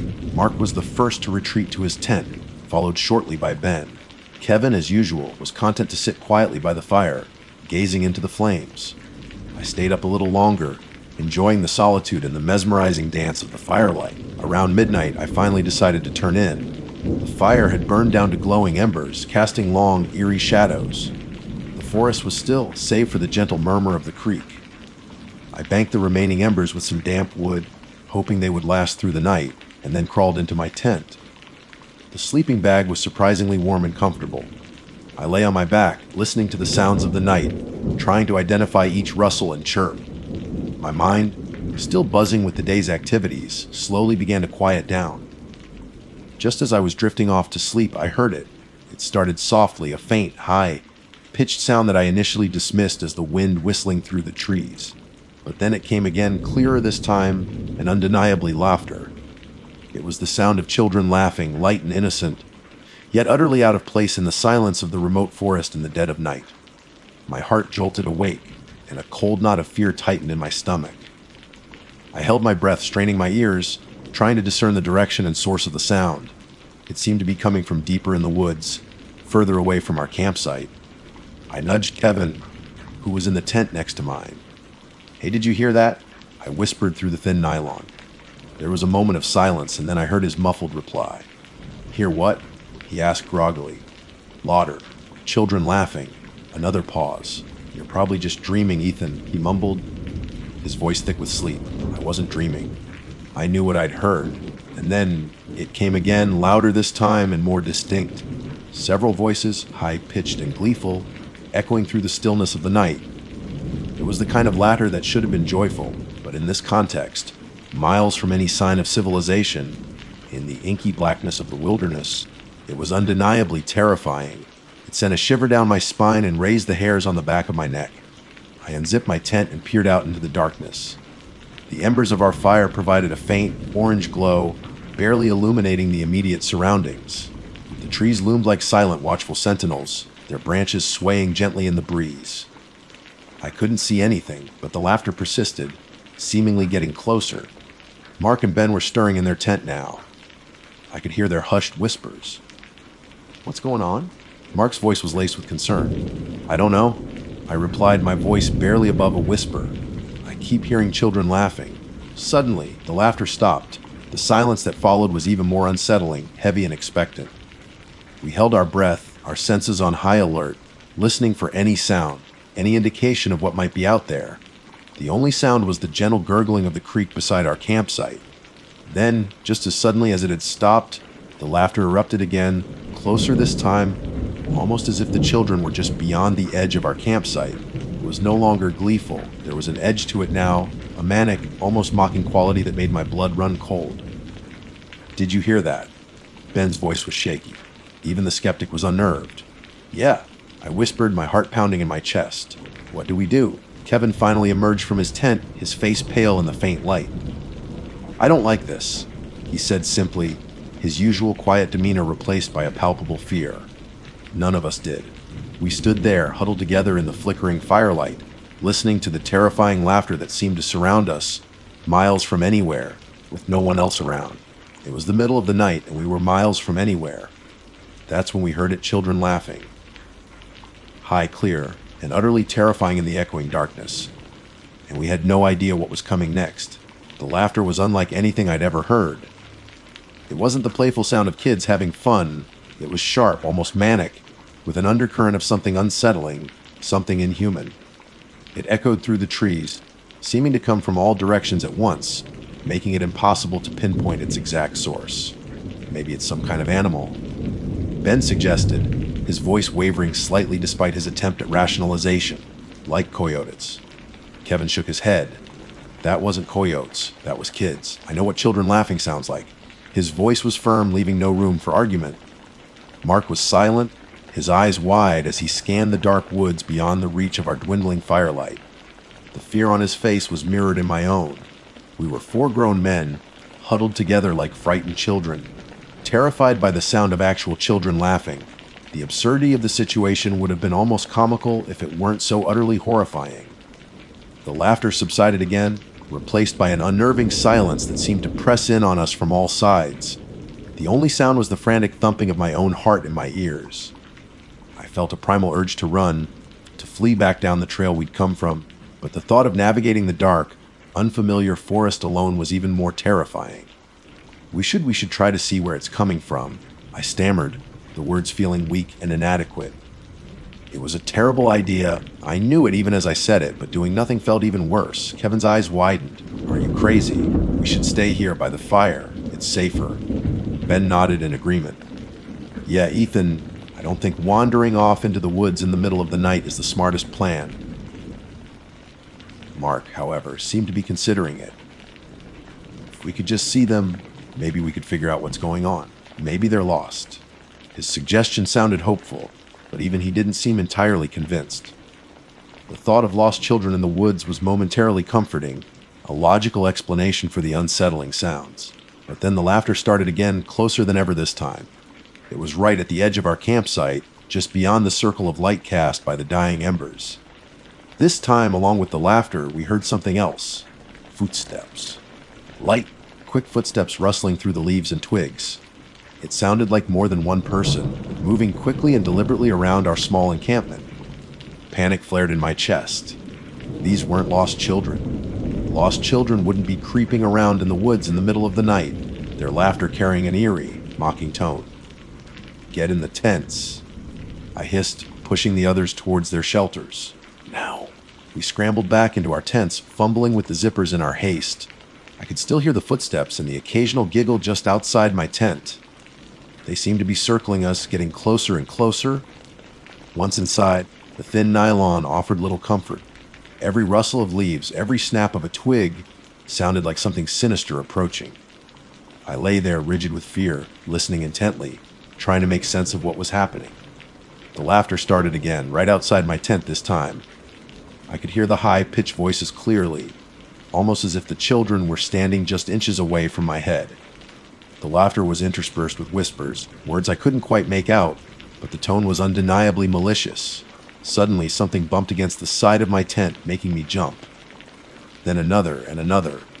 It felt like small hands pushing and prodding, testing the flimsy barrier between me and whatever was outside. What are they doing? Mark's voice trembled from the next tent. I don't know. I whispered back, my throat tight with fear. Just stay quiet. The bumping and prodding continued, accompanied by the relentless laughter and whispers. I squeezed my eyes shut, wishing I could disappear, wishing I had never suggested this trip. My perfectly planned weekend had turned into a terrifying nightmare. Then the sounds outside my tent changed. The light rustling and giggling were replaced by a scratching sound, like fingernails dragging across the nylon. It sent a fresh wave of terror through me. What were they trying to do? Were they trying to get in? I fumbled for my flashlight, my hands shaking so badly I could barely grip it. I switched it on and pointed it at the tent wall, but the light did nothing to dispel the feeling of dread that was creeping over me. Whatever was outside was still there, still scratching, still whispering. Suddenly, the scratching stopped. There was a moment of silence, and then I heard a zipper. My zipper. The one on the front of my tent. My eyes widened in horror. How could they be doing that? I scrambled backwards, pressing myself against the back of the tent, my heart pounding in my chest. The zipper continued to slide down slowly, deliberately. I held my breath, paralyzed by fear, waiting for whatever was outside to come inside. The zipper reached the bottom, and the flap of the tent was pushed open. I squeezed my eyes shut, bracing myself for the worst. But nothing happened. There was just silence. After a moment, I cautiously opened my eyes. The flap of the tent was slightly open, just enough for someone to peer inside. I couldn't see anything in the darkness, but I could feel a presence, a cold, malevolent energy just beyond the opening. Then I heard a whisper, so close it felt like it was inside my head. "We know you're here." My blood ran cold. I wanted to scream, but no sound would come out. I just lay there, frozen with terror, as the unseen presence continued to watch me from the darkness. After what felt like an eternity, the whispering stopped, and the presence seemed to recede. The flap of the tent remained slightly open, a dark invitation into the unknown. I didn't move. I just lay there listening to the frantic beating of my heart, wondering if they were still out there waiting. Suddenly, a blood-curdling scream pierced the night. It was Mark. "What was that?" Ben yelled from his tent. "I don't know." I shouted back, my voice trembling. Mark screamed! I fumbled for my flashlight again and shone it towards Mark's tent. There was no sound coming from inside. "Mark, are you okay?" I called out, my voice filled with dread. Silence. "Mark!" I yelled again, louder this time. Still nothing. Panic surged through me. Something was happening to Mark. I had to do something. I couldn't just stay here, hiding in my tent while my friend was in danger. Without thinking, I unzipped my tent and scrambled out into the darkness. Ben and Kevin emerged from their tents at the same time, their faces etched with fear and confusion. "What happened?" Ben asked, his voice barely a whisper. "I don't know," I said, my eyes fixed on Mark's tent. Mark screamed, and now he's not answering. We stood there for a moment, frozen by indecision, the silence of the forest broken only by our ragged breathing. The laughter had stopped again, replaced by an even more terrifying stillness. Then we heard it. A soft, dragging sound coming from the direction of Mark's tent. It sounded like something heavy being pulled across the ground. We exchanged terrified glances. Whatever was happening, we knew we had to find out. Ignoring the fear that screamed at us to stay put, we slowly and cautiously approached Mark's tent. The flap was wide open. We shone our flashlights inside. The tent was empty. Mark was gone. A wave of nausea washed over me. Where could he have gone, and what had made him scream? Just then, the ladder started again. It was coming from the woods, further away this time, but still chillingly clear. And this time we heard something else mixed in with the laughter. A new sound that made the blood run cold in our veins. It was Mark screaming. His terrified cries were faint and distant, carried on the night air. Slowly fading into the darkness, they were taking him. We stood there, paralyzed by fear and disbelief, listening to our friends' screams as they grew fainter and fainter, until they were finally swallowed by the silence of the forest. We had made a terrible mistake coming here. We had underestimated whatever was out there, and now one of us was gone. The laughter echoed through the trees one last time, a triumphant, chilling sound that seemed to mock our helplessness. We were alone, terrified, and trapped in the middle of nowhere, with something sinister lurking in the darkness, and we knew our perfectly planned camping trip had become a horrifying fight for survival. The silence that followed Mark's screams was deafening, broken only by our ragged breaths and the distant gurgling of the creek. We stood there in the faint glow of the dying fire, our flashlights illuminating the empty space where Mark's tent had been moments before. The reality of what had just happened crashed down on us with the force of a physical blow. Mark was gone. Taken. And we had done nothing to stop it. What was that? Ben stammered, his voice barely a whisper, his eyes darting nervously into the surrounding darkness. Kevin's face was ashen. They took him, he said, his voice flat, devoid of emotion. Those things. My mind was racing, trying to process the impossible. Children. Could children really have done that? The laughter, the whispers, the dragging sound, it didn't make sense. But what other explanation was there? We have to do something, I said, my voice trembling. We can't just stay here. What can we do? Ben asked, his tone laced with despair. Go after them? Into the dark? We don't even know where they went? He was right. We were lost, terrified, and completely out of our depth. But the thought of abandoning Mark, of just waiting for whatever had taken him to come back for us, was unbearable. We have to try, I insisted. We can't just leave him. Kevin finally spoke, his voice low and determined. We have to try. So, against every instinct for self-preservation, we made a decision. We would try to follow them. We had no idea where they had gone, no idea what we would find, but we couldn't just stay there and wait. We quickly gathered our remaining gear, our movements clumsy and hurried. The fear was a tangible thing, a cold knot in our stomachs that tightened with every rustle of leaves and snap of twigs. We doused the remaining embers of the fire, plunging our campsite into near total darkness. The only light came from our flashlights, weak beams that barely penetrated the dense foliage. Leaving the relative safety of our campsite felt like stepping into a nightmare. Every shadow seemed to writhe and twist. Every sound made us jump. We moved slowly and cautiously, sticking close together, our flashlights scanning the ground for any sign of where Mark might have been taken. We didn't have to search for long. Just a few yards into the woods, we found it, a trail of disturbed leaves and broken branches leading deeper into the darkness. It was faint, but unmistakable. They hadn't tried to cover their tracks. Perhaps they didn't need to. We followed the trail, our hearts pounding in our chests, the silence of the forest broken only by our heavy breathing and the crunching of leaves under our boots. The air grew colder and a sense of foreboding settled over us.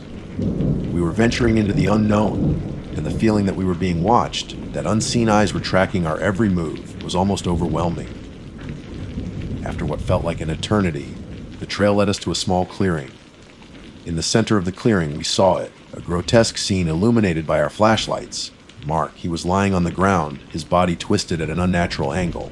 His eyes were wide and vacant, staring up at the unseen canopy above. His mouth was open in a silent scream. He was dead. A collective gasp escaped our lips.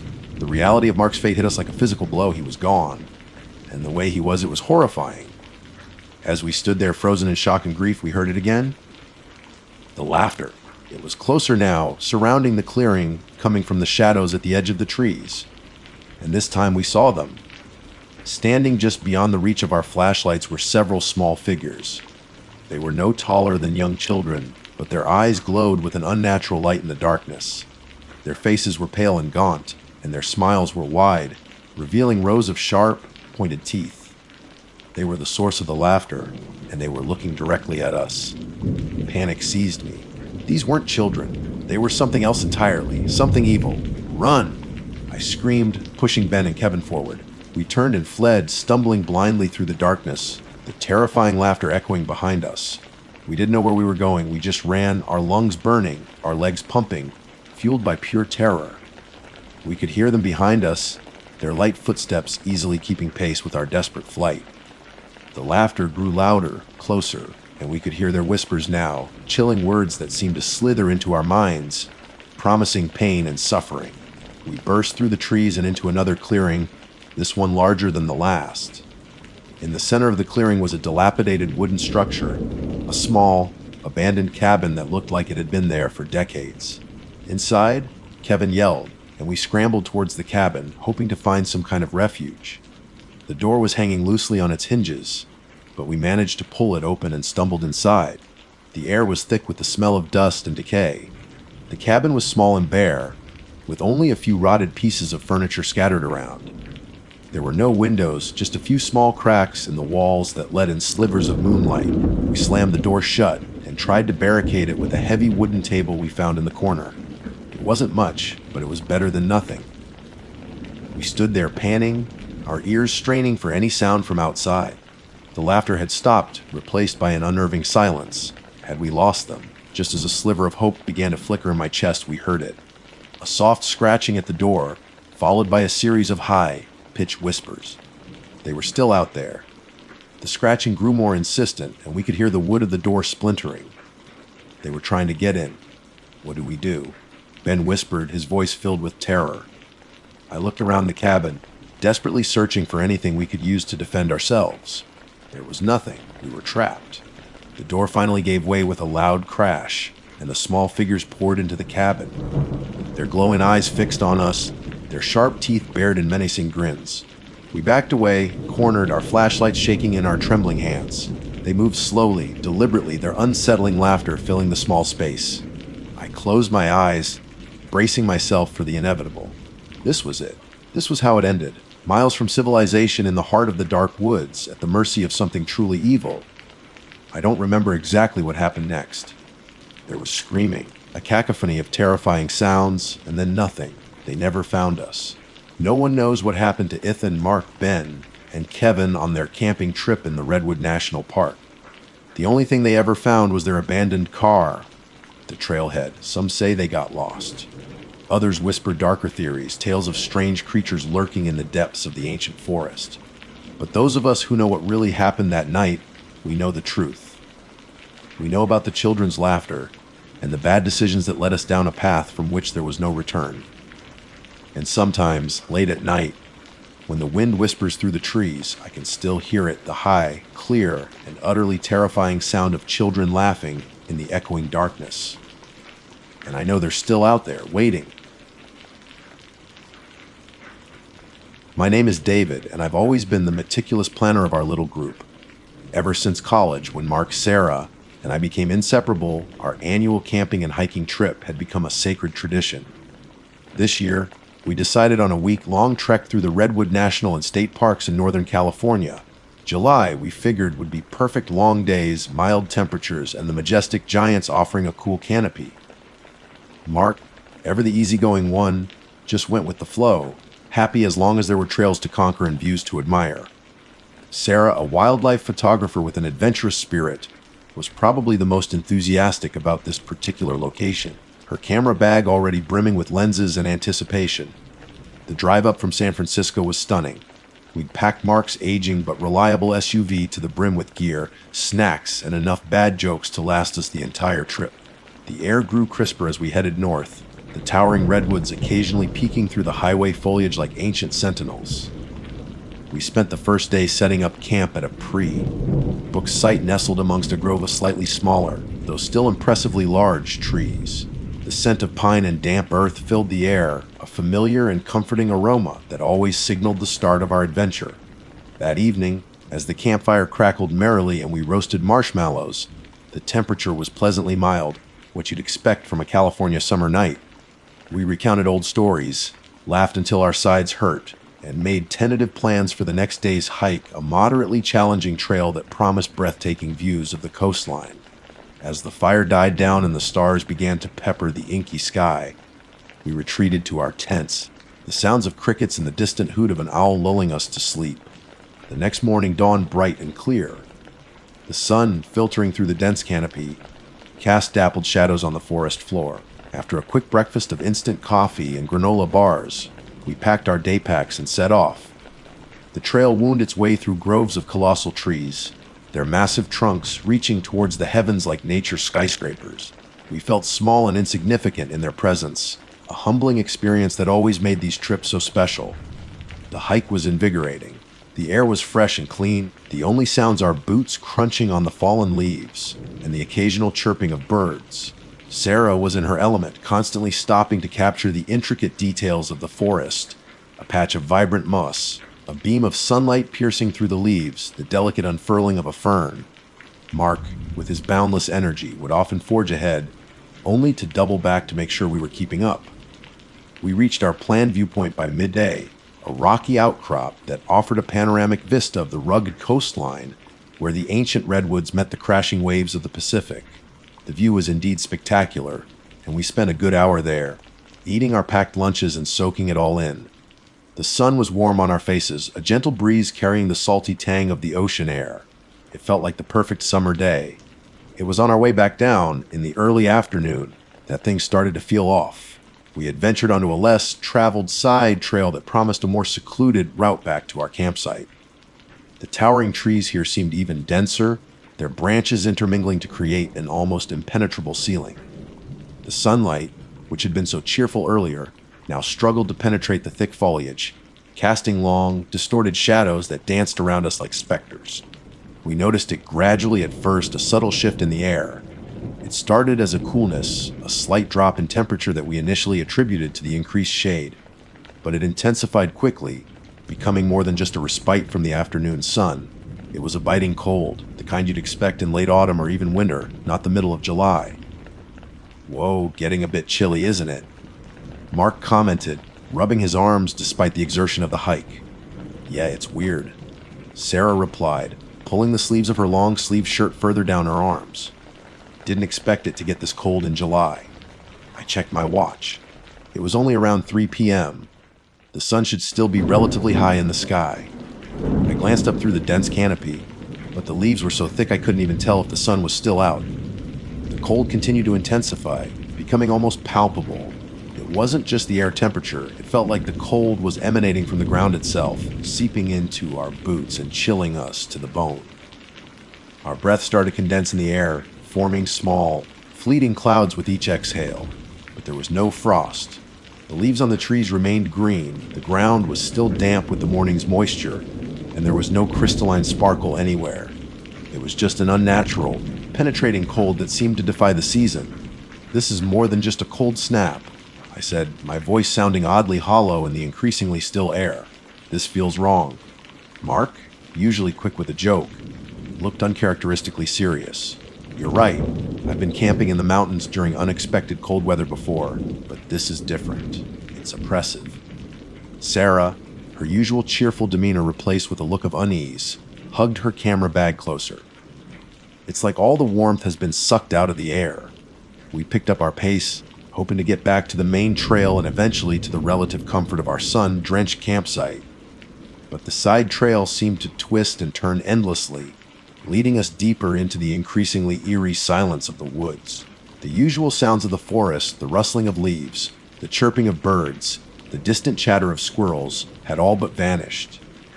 An unsettling stillness had settled over the woods, amplifying the unnatural cold and the growing sense of dread that was beginning to creep into our hearts.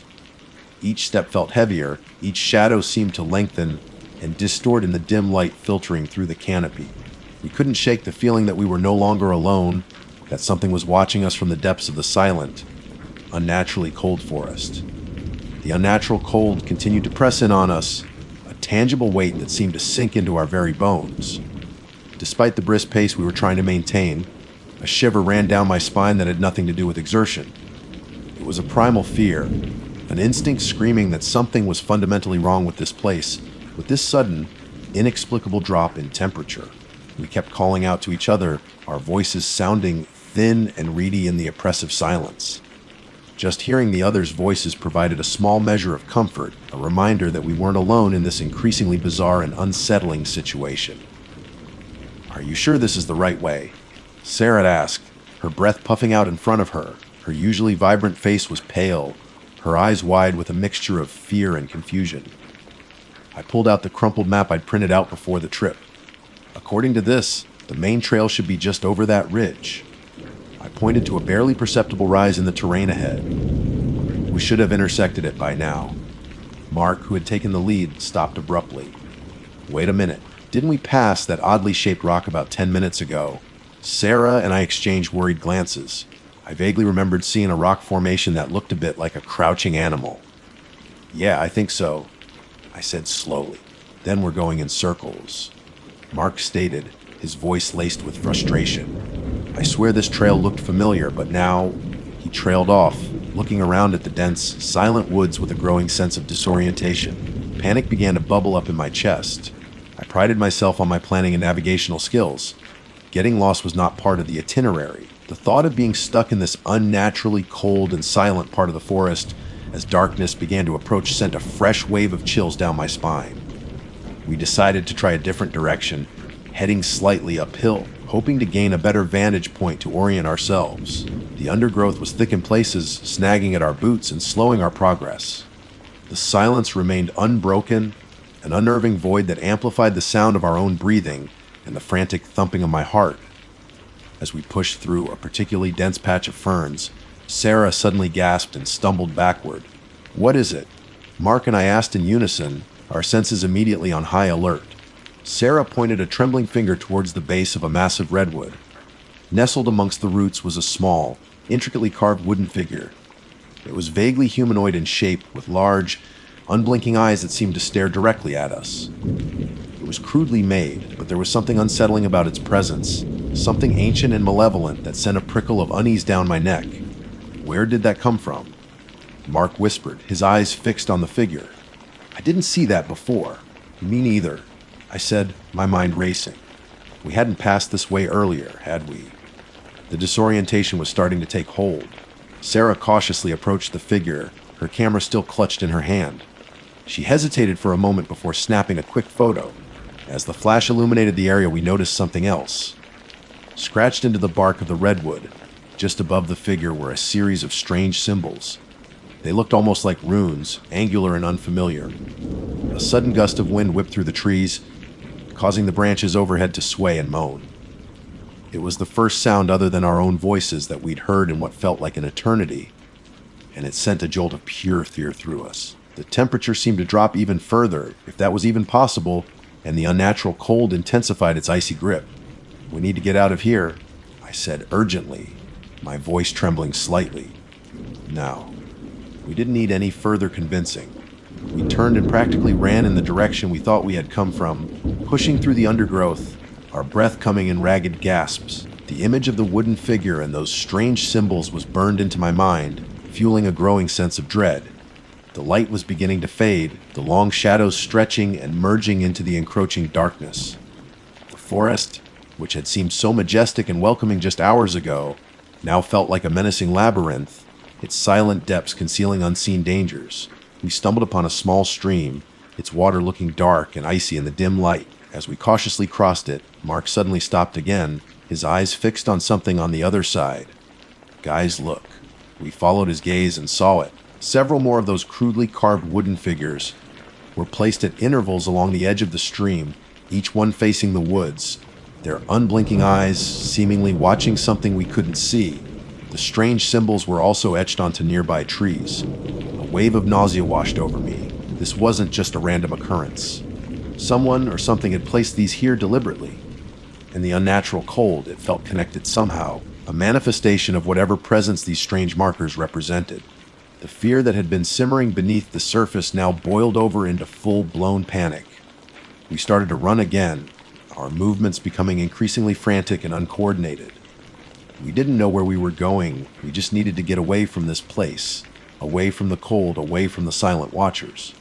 As darkness finally enveloped the forest, the temperature plummeted further. Our breath now billowed out in thick white clouds, and I could feel the tips of my fingers and toes starting to go numb. Yet, there was still no frost on the ground, no hint of ice anywhere. It was a dry, penetrating cold that seemed to suck the very life out of us. We finally stumbled back onto what looked like a more established trail. Relief washed over us momentarily, but it was quickly replaced by a fresh wave of terror. Standing in the middle of the path, illuminated by the faint beam of Mark's flashlight, was another one of those wooden figures.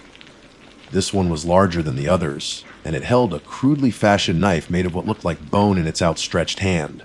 Its unblinking eyes seemed to gleam in the darkness, and for the first time, I felt like they were truly seeing us. A low, guttural sound echoed through the silent woods, a sound that seemed to vibrate in the very air around us. It wasn't the sound of an animal I recognized, and it sent shivers of pure, unadulterated terror down our spines. We froze, caught in the beam of the flashlight like deer in headlights, the unnatural cold pressing in, the silent watchers unseen in the darkness, and the guttural sound growing closer. We knew, with a certainty that chilled us to the core, that we were no longer alone, and whatever else was out here in the cold, dark woods was definitely not friendly. That guttural sound seemed to paralyze us for a split second, a primal fear seizing our muscles. The larger wooden figure, with its crude bone knife, stood as a silent sentinel in the beam of Mark's flashlight, and the oppressive cold continued its relentless assault. Then instinct took over. We reacted without thinking, scrambling off the trail and back into the dense undergrowth, the beam of the flashlight bouncing wildly as we fled. The guttural sound echoed again, closer this time, followed by the snapping of twigs and the rustling of leaves. Whatever was making that sound was moving fast, and it was definitely following us. Panic lent us a burst of adrenaline, and we plunged deeper into the darkness, the unseen branches whipping at our faces, and the uneven ground threatening to trip us at every step. We didn't dare to use our flashlights for long, fearing they would give away our position. We relied on the faint moonlight filtering through the dense canopy, and the occasional glimpse of Mark's light ahead of me.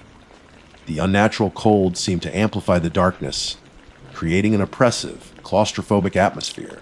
After what felt like an eternity of blindly stumbling through the woods, we finally collapsed behind a cluster of massive redwood roots, gasping for breath. The sounds of pursuit seemed to have faded, but the silence that followed was just as terrifying. It was a heavy, expectant silence, as if something was patiently waiting for us to make a move. What was that? Sarah whispered, her voice barely audible above her ragged breathing. Mark shook his head, his face pale and streaked with dirt. I don't know. I didn't see anything. Just that sound. I wrapped my arms around myself, trying to ward off the relentless cold that seemed to be seeping into my very soul. My teeth were chattering uncontrollably, and I could feel the early stages of numbness setting in. We need to keep moving, I said, my voice hoarse. We can't stay here. We cautiously got back to our feet, our bodies aching and our minds racing with fear and exhaustion. We had no idea where we were or which way to go. The trail was long gone, and the forest seemed to have become a disorienting maze. As we moved slowly through the darkness, the cold intensified even further. It was beyond anything I had ever experienced, a bone-chilling, soul-sucking cold that felt like it was draining the warmth and the very life out of us. Our breath froze almost instantly in the air, forming thick clouds that quickly dissipated, leaving no trace of frost. Then we saw them, in more of the wooden figures. They were everywhere now, nestled amongst the roots of trees, perched on fallen logs, their unblinking eyes seeming to watch us from every direction. Some were small and crudely made, like the first one we had found. Others were larger, like the one we had encountered on the trail, some even adorned with what looked like animal bones and feathers. The guttural sound echoed again, this time closer than ever. It seemed to be coming from all around us, a chorus of low, menacing growls that vibrated through the trees. We knew we were surrounded. We huddled together, our backs against a massive redwood, our flashlights clutched tightly in our trembling hands. The darkness seemed to press in on us, and the unnatural cold felt like it was squeezing the very air from our lungs. Suddenly, a pair of glowing eyes appeared in the darkness just beyond the beam of Mark's flashlight. They were large and luminous, and they seemed to pierce right through us. More eyes followed, appearing like malevolent stars in the blackness, surrounding us in a silent, menacing circle. We shone our flashlights frantically, trying to make out the shapes behind the eyes, but the darkness was too thick. We could hear movement in the undergrowth, the rustling of leaves and the snapping of twigs growing louder as the unseen figures closed in on us. The guttural sounds intensified, becoming a cacophony of menacing growls and snarls. We held each other tightly, fear gripping us in its icy embrace. We knew, with a chilling certainty, that this was the end. We had made a terrible mistake venturing onto that side trail, ignoring the subtle warnings, and now we were paying the price. The last thing I remember is the overwhelming sensation of the unnatural cold, the piercing gaze of those glowing eyes in the darkness, and the chilling, guttural sounds closing in all around us. Then, there was only darkness and an all-encompassing bone, deep cold that extinguished everything. They found our campsite untouched a week later. The food was still packed, the tents were neatly pitched, and the campfire pit was cold and empty. There was no sign of us anywhere. No tracks, no discarded gear, nothing. It was as if we had simply vanished into thin air. The rangers searched for days, but they never found us. Some say we got lost and succumbed to the elements, despite the mild July weather. Others whisper about strange occurrences in those woods, about an unnatural cold that descends without warning, and about eerie wooden figures found deep in the forest. Sometimes, late at night, when the wind howls through the trees, I can almost hear that guttural sound again, carried on the chilling breeze. And I remember the cold, that terrible, unnatural cold that seemed to come from the very heart of the earth, a cold that promised not just death, but something far more terrifying. And I can't help but wonder if our souls are still out there, lost in the silent, cold embrace of the redwood forest, forever watched by those unblinking wooden eyes. My name is Rachel, and what happened still chills me to the bone, even months later. It was supposed to be a fun, adventurous weekend getaway, a backpacking trip through a less traveled section of the Appalachian Trail in western North Carolina. Ben, my boyfriend, is the outdoorsy type, always dragging me along on these kinds of excursions. I usually enjoy them, honestly. The fresh air, the stunning views, it's a good way to disconnect and recharge. But this time felt different from the start. We'd made a couple of questionable decisions right off the bat. Firstly, we went in late October.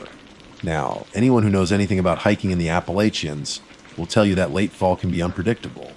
One day it's crisp and sunny, the next you're battling freezing rain and gale, force winds. We checked the forecast, and it looked relatively clear for the weekend, but there was a definite nip in the air, a hint of the cold that was coming. Secondly, we decided to try a more the beaten path trail. Ben had found it on some obscure hiking forum, a supposedly scenic route with fewer crowds, leading to a secluded waterfall that wasn't marked on any official maps. That should have been our first red flag, but Ben was insistent.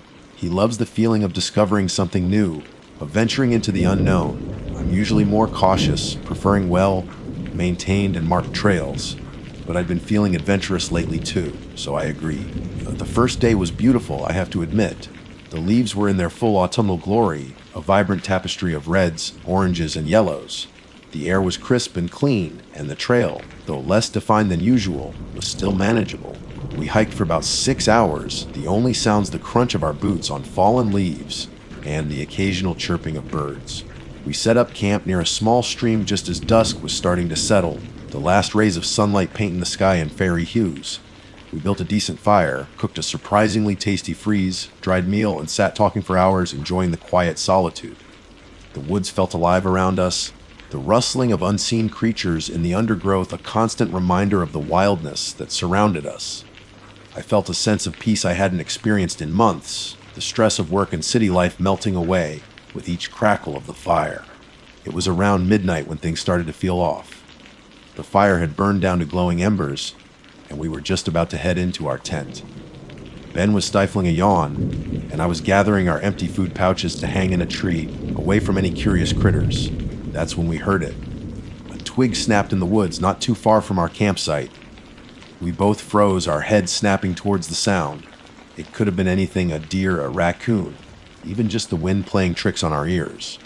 But there was something about the way it sounded, a deliberate sharpness that made the hairs on the back of my neck stand up. Probably just an animal, Ben whispered, but his voice held a note of uncertainty. We waited, listening intently.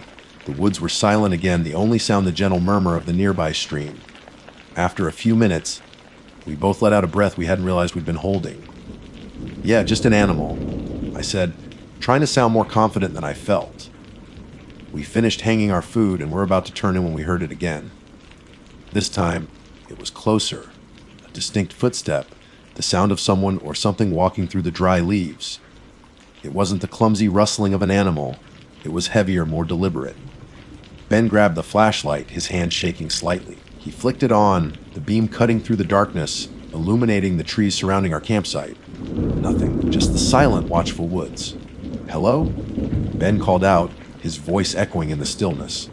"Is anyone there?" Silence. Only the sound of our own breathing filled the air. We stood there for what felt like an eternity, our hearts pounding in our chests, waiting for a response that never came. Finally, Ben lowered the flashlight. "Maybe it was just another hiker who lost their way," he said, though he didn't sound convinced. I wasn't convinced either. This didn't feel like another hiker. There was something unsettling about the silence that followed the sounds, the feeling of being watched even though we couldn't see anything. We decided to get into the tent. Maybe we were just being paranoid, letting the isolation and the darkness get to us. Once inside, zipped up, and with the flimsy nylon between us and whatever was out there, I felt a little safer. We lay in our sleeping bags listening, but all was quiet again. Just as I was starting to drift off to sleep, it happened. We heard a voice calling my name clear as day. "Rachel," it said, the tone questioning, almost hesitant. My blood ran cold. It sounded exactly like Ben. The same timbre, the same inflections, the same slightly teasing quality he always had when he said my name. I looked over at Ben, who was lying next to me, his eyes wide in the dim light filtering through the tent. His face was white as a sheet. "That wasn't me," he whispered, his voice barely audible. We lay there frozen, listening. The voice called out again, this time a little louder, a little more insistent. "Rachel, are you there?" It was undeniably Ben's voice, but Ben was right next to me. Then came the third call, and this is the one that truly terrified us. It wasn't just Ben's voice anymore. It was Ben's voice, but twisted, distorted, like something was trying to imitate him but didn't quite get it right. There was a strange, unsettling echo to it, a mocking quality that sent shivers down my spine. "Rachel." The voice crooned, drawing out the syllables in a way Ben never would. It sounded both familiar and utterly alien at the same time.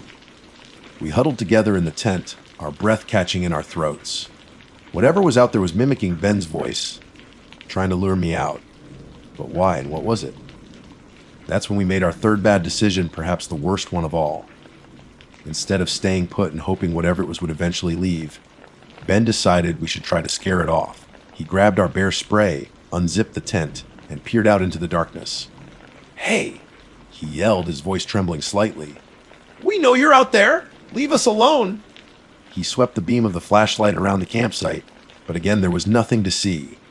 Only the silent, looming trees and the impenetrable darkness beyond. Ben, get back in here. I hissed, pulling at his arm. What if it's dangerous? He ignored me, stepping out of the tent. "We're armed," he shouted, brandishing the bear spray. Just go. That's when we heard the response. It wasn't a voice this time. It was a sound. A soft, wet chuckle coming from just beyond the edge of the trees. It sounded like something was amused. Then the mimicking started again, but this time it wasn't my name it was calling. "Ben," the voice said, still with that unsettling echo, that wrongness to it. "Ben, is that you?" Ben froze, the flashlight beam wavering in his hand. The voice sounded so much like his own, yet so off. It was like hearing a recording of himself played back with a slight, but deeply disturbing alteration. He didn't answer. He just stood there, his eyes wide with a fear I'd never seen in him before. "Ben, come on," the voice said again, a little more urgently this time. "Don't you want to come play?" The chuckle followed again, closer this time. We could hear leaves rustling, the sound moving around the perimeter of our campsite. Whatever was out there was circling us, its voice a perfect imitation of my boyfriend's, laced with something sinister and deeply wrong. Then the voice shifted. It wasn't Ben's anymore. It was mine. "Ben," it said, the tone soft, pleading. "I'm scared. Can you come here?" The blood in my veins turned to ice. It was my voice, my exact tone when I was frightened. But I hadn't said anything. I was inside the tent, paralyzed with terror. Ben turned slowly, his eyes locking with mine. In his gaze, I saw pure, unadulterated fear, the kind that grips you and doesn't let go. "That's not you," he whispered, his voice hoarse. The voice outside the tent chuckled again, a wet, gurgling sound that made my stomach churn. "Oh, but it is me, Ben," it said, my voice now laced with a mocking sweetness. "Don't you recognize me?" That's when Ben made a run for it. He didn't say a word. He just turned and bolted into the darkness, leaving me alone in the tent with whatever this thing was. The sound of Ben's frantic footsteps faded quickly into the darkness, leaving me in a state of utter terror. My mind raced. Why did he run? Was he trying to distract it? Or had the sheer terror overwhelmed him? All I knew was that I was alone, trapped inside a thin nylon tent with something that could perfectly imitate our voices. Panic threatened to consume me. I wanted to scream, to run after Ben, but I was frozen, every muscle in my body tense and unresponsive. The voice outside chuckled again, a chillingly gleeful sound that sent shivers down my spine. "Leaving so soon, Rachel." It cooed, my voice dripping with a sickeningly sweet mockery. We were just getting to know each other. I squeezed my eyes shut, my hands clamped over my ears, trying to block out the sound. But the voice seemed to penetrate my very being, echoing in my mind like a nightmare come to life. "Don't be scared," it said, now in Ben's voice, softer, more reassuring than the distorted version from before. "It's just me, Rachel. Come out. I want to show you something." My heart pounded in my chest. I knew it wasn't Ben. I knew it deep down in the core of my being. But the imitation was so perfect, so eerily convincing, that a sliver of doubt wormed its way into my mind. What if it was him? What if he was hurt and needed my help? No, I couldn't risk it. This thing, whatever it was playing a game. And I wasn't going to be a pawn. I stayed huddled in my sleeping bag, silent, trying to control my ragged breathing. The voice continued, cycling between my own and Ben's, sometimes sweet and innocent, sometimes laced with a chillingly sinister undertone. "Rachel, I found the waterfall." Ben's voice called out, filled with excitement. "It's even more beautiful than the pictures. You have to see it." Then a shift. "Rachel, please come out. I'm hurt." I fell, my voice laced with pain and desperation. The back and forth continued for what felt like an eternity, each imitation more unsettling than the last. It felt like a psychological torture, this thing using the voices of the person I loved most to try and lure me into its clutches. Finally, after what seemed like hours, the voices stopped. The woods fell silent again, the only sound the gentle rustling of leaves in the breeze. Had it gone? Was it waiting for me to make a move? I lay there, listening intently, every nerve on high alert. The silence was almost as terrifying as the voices. It felt heavy, pregnant with an unseen presence. Slowly, cautiously, I reached for the small knife I kept in my backpack. It wasn't much, just a Swiss Army knife, but it was better than nothing. I held it tightly in my trembling hand, the cold metal a small comfort in the overwhelming fear that gripped me. I decided I couldn't stay in the tent. Whether the thing was still out there or not, I felt too exposed, too vulnerable. I needed to get out, to try and find Ben, or at least find a way to get to safety. Taking a deep breath, I unzipped the tent as slowly and quietly as I could. I peered out into the darkness, my eyes straining to see through the inky blackness. The moon was hidden behind a thick layer of clouds, casting long, distorted shadows that seemed to dance and writhe in the periphery of my vision. I could see our campfire, now just a pile of glowing embers casting a faint, orange light on the immediate surroundings. Everything else was shrouded in darkness. I hesitated for a moment, my heart pounding in my chest. Should I stay put and wait for dawn? Or should I try to make a move now? The thought of being alone in the dark with that thing, lurking somewhere nearby, was unbearable. I had to try and find Ben. Clutching the knife tightly, I crawled out of the tent and stood up slowly, my senses on high alert. I scanned the woods, listening for any sound, any sign of movement. The only thing I could hear was the gentle whisper of the wind through the trees. "Ben," I whispered, my voice barely audible. "Ben, are you there?" Silence. I took a tentative step forward, then another. I had no idea which way Ben had run. I just picked a direction away from where I thought the voice had originated and started to walk, my eyes constantly scanning the darkness. Every rustle of leaves, every snap of a twig sent a jolt of fear through me. My imagination ran wild, conjuring up terrifying images of what might be lurking just beyond the reach of the faint light from the embers. I called out Ben's name again, this time a little louder, but my voice just seemed to get swallowed by the vastness of the woods. After what felt like an eternity, I stumbled upon something on the ground. I knelt down and ran my hand over it. It was Ben's flashlight. It was still on, the beam pointing haphazardly into the undergrowth. A wave of relief washed over me. He couldn't be too far if he had dropped his flashlight. "Ben!" I called out again, my voice filled with a renewed sense of hope, then I heard it. A response. "Rachel." The voice was weak, strained, barely a whisper. It sounded like Ben, but there was something wrong, something off. "Ben, where are you?" I called back, my heart pounding with a mixture of relief and dread. "Over here," the voice replied, seemingly coming from the dense thicket of trees to my left. I hesitated. The voice sounded weak, but there was still that unsettling quality to it, that echo of wrongness that had terrified us earlier. Was it really Ben? Or was it the mimic playing another cruel trick? "Ben, if it's really you, say something only I would know," I said, my voice trembling slightly. There was a moment of silence, and then I heard it. Ben's voice, clear as day, but laced with pain. "Remember that time we went camping in the rain, and the tent flooded, and you were convinced there was a frog in your sleeping bag?" A wave of relief washed over me. That was definitely Ben. Only he would remember that embarrassing incident. Ben, I'm coming. I called out, pushing my way through the dense undergrowth towards the sound of his voice. "Be careful, Rachel," he whispered. "There's something wrong." I pushed through the last of the bushes and into a small clearing. And then I saw him. He was lying on the ground, his back against a large tree, his legs stretched out in front of him. In the faint light of his dropped flashlight, I could see his face was pale and covered in scratches. "Ben, what happened?"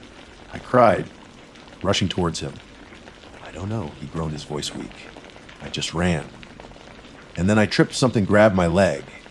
I knelt down beside him, my heart pounding in my chest. "Grabbed your leg." "What was it?" He shook his head, his eyes wide with fear.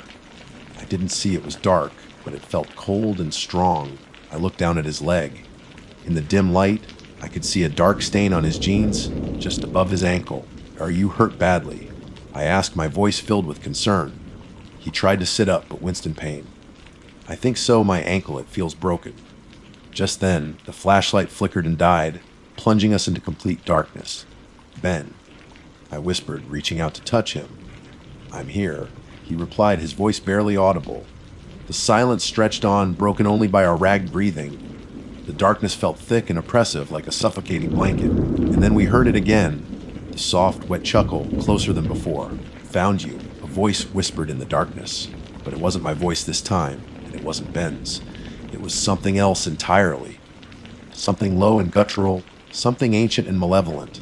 And then we heard the footsteps, not the heavy, deliberate footsteps from before. These were lighter, quicker, and they sounded like they were coming from all around us. We were surrounded. The low, guttural voice sent a primal wave of fear crashing over me. It was the sound of something ancient and hungry, something that had been lurking in the shadows of these woods long before we ever arrived. The rapid, light footsteps circled us, unseen in the oppressive darkness, like predators closing in on their prey. My hand instinctively tightened around the small knife. It felt woefully inadequate against whatever we were facing, but it was all I had. Ben groaned beside me, his breathing shallow and ragged. I could feel his fear radiating off him in waves. "What do we do?" he whispered, his voice trembling. "I don't know," I replied, trying to sound braver than I felt. "Just stay quiet." The footsteps continued their silent dance around us, closer now. I could almost feel the presence of whatever was out there, its unseen eyes watching us, studying us. Then, one of the sets of footsteps stopped right behind Ben. I held my breath, every muscle in my body tensed, waiting for the inevitable. A cold, clammy hand touched Ben's hair. He flinched violently, letting out a choked cry. "Nice hair," a voice whispered, so close to his ear that I could feel the vibrations through the ground. It was a new voice, high-pitched and childlike, completely different from the guttural growl of moments before. My mind reeled. This thing wasn't just mimicking voices, it was changing them. Another set of footsteps stopped beside me. I could feel something lean down, its unseen breath tickling my ear. "Are you scared?" a voice whispered, this time my own, but distorted, twisted into a grotesque parody of my normal tone. It was like hearing myself speak through a broken microphone, the words stretched and warped into something alien and horrifying. I bit my lip, refusing to give it the satisfaction of a reaction.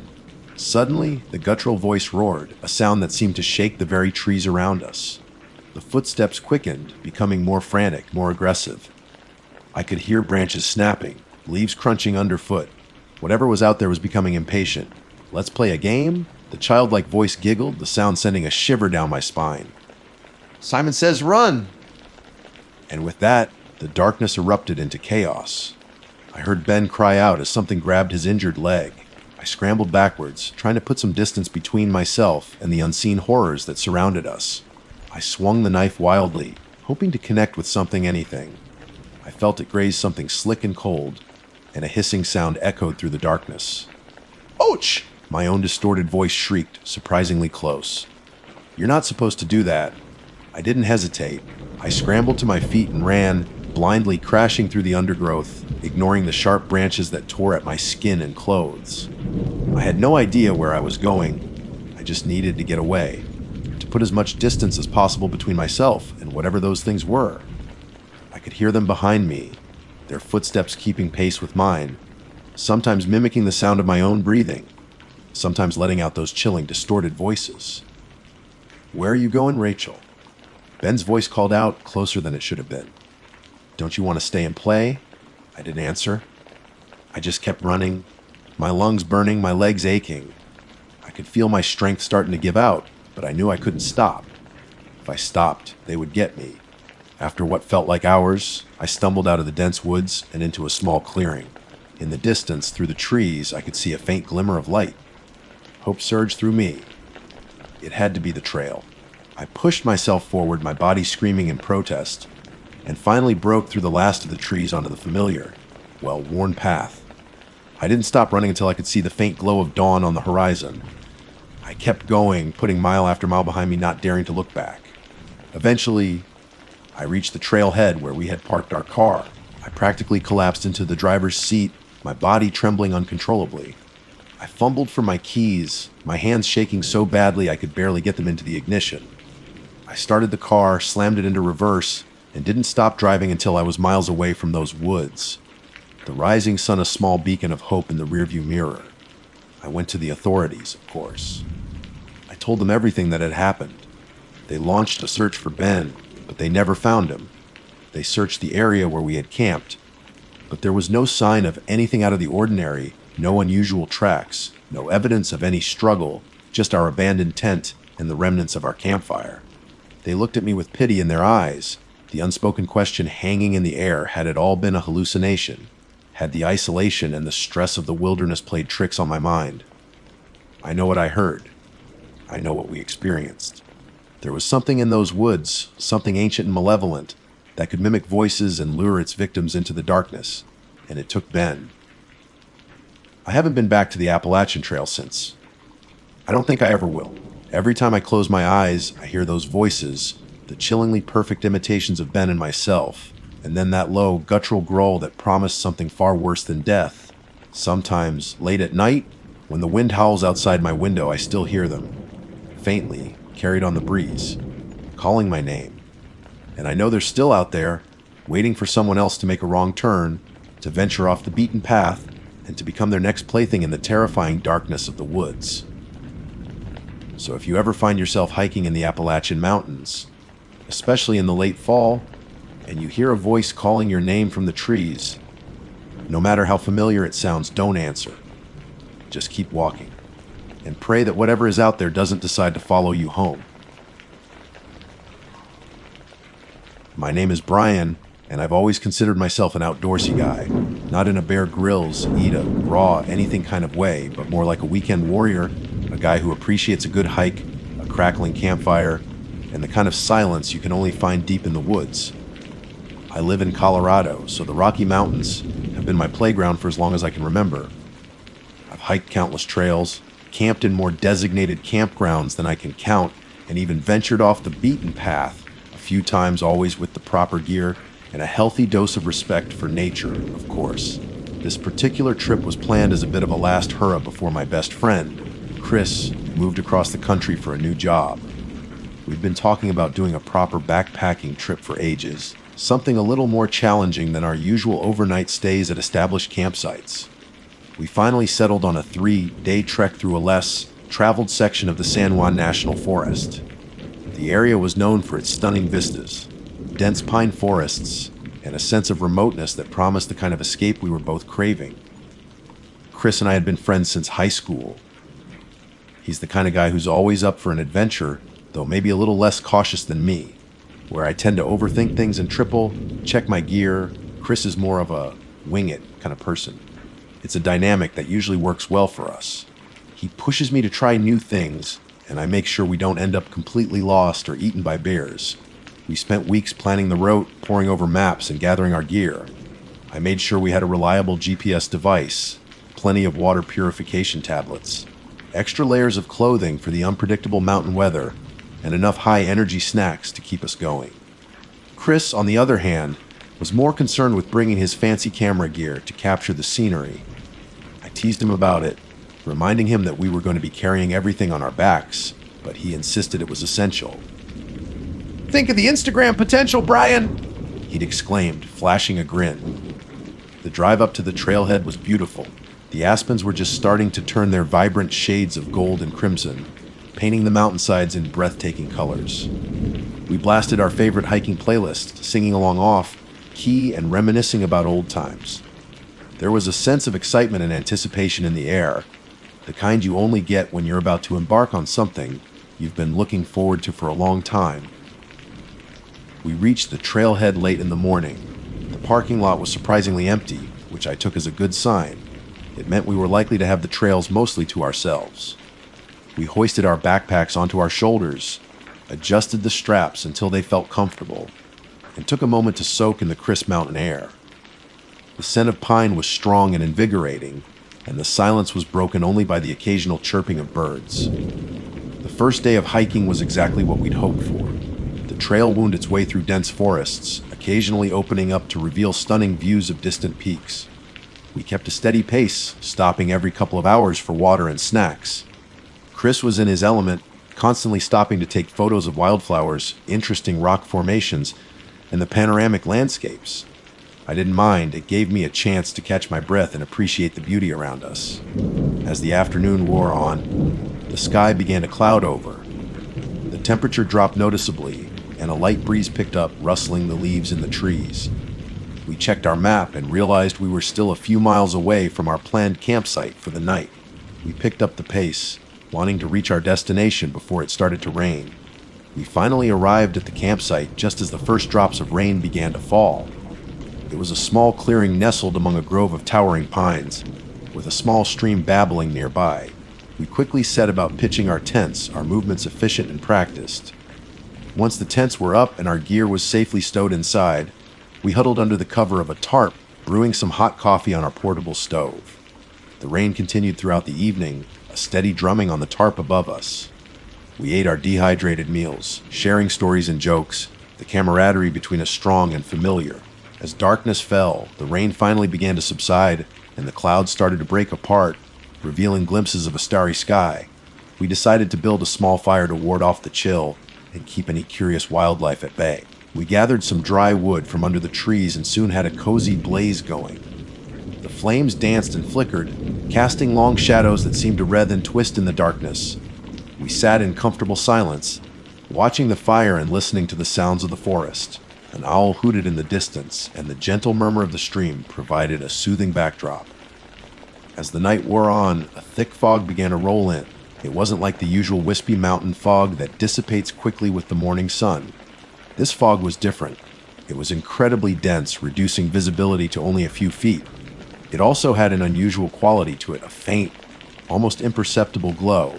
It wasn't bright enough to illuminate our surroundings, but it was definitely there, a subtle luminescence that seemed to emanate from within the fog itself. We watched in silence as the glowing fog enveloped our campsite, swallowing the trees in the surrounding landscape. It felt unnatural, almost otherworldly. I had never seen anything like it before. Even Chris, who usually had a logical explanation for everything, seemed a little unnerved. "What do you think it is?" he asked, his voice hushed. I shook my head. "I have no idea. I've never seen fog like this." The air grew colder, and an eerie silence descended upon the forest. The usual nighttime sounds, the chirping of crickets, the rustling of leaves had all but disappeared. It was as if the fog had absorbed all the sound, creating a strange, unsettling stillness. We added more wood to the fire, hoping the flames would provide some comfort and a sense of security. But the fog was so thick that the firelight seemed to be swallowed by it, barely penetrating the swirling white mass that surrounded us. A strange feeling of unease washed over me. It wasn't just the unusual fog, there was something else, an almost palpable sense of something watching us from within the swirling mist. I couldn't shake the feeling that we were no longer alone in the woods. The silence was the worst part. The complete absence of the usual forest sounds, replaced by this thick, muffling blanket of fog, was deeply unsettling. Chris and I huddled closer to the fire, our backs almost touching, instinctively seeking some form of reassurance from each other's presence. The faint glow of the fog pulsed gently, like a heartbeat in the oppressive stillness. "Maybe we should just wait it out," Chris said, his voice barely above a whisper. "It'll probably burn off with the sun in the morning." I wanted to believe him, but something felt fundamentally wrong about this fog. It wasn't natural. The way it moved, swirling and shifting with no apparent breeze, felt deliberate, almost predatory. "I don't know, Chris," I replied, my gaze fixed on the swirling mist just beyond the reach of the firelight. "It doesn't feel right. It's like it's alive." He scoffed softly. "Come on, Brian. It's just fog. Maybe there's some weird phosphorescence in the moisture or something." His attempt at a rational explanation didn't sound convincing even to him. We both knew this was more than just ordinary fog. The feeling of being watched intensified. It was a prickling sensation on the back of my neck, a sense of unseen eyes boring into us from the fog.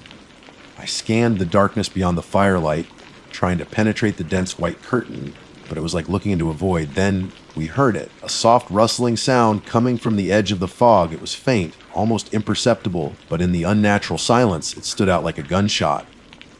We both froze, our heads snapping towards the sound. "Did you hear that?"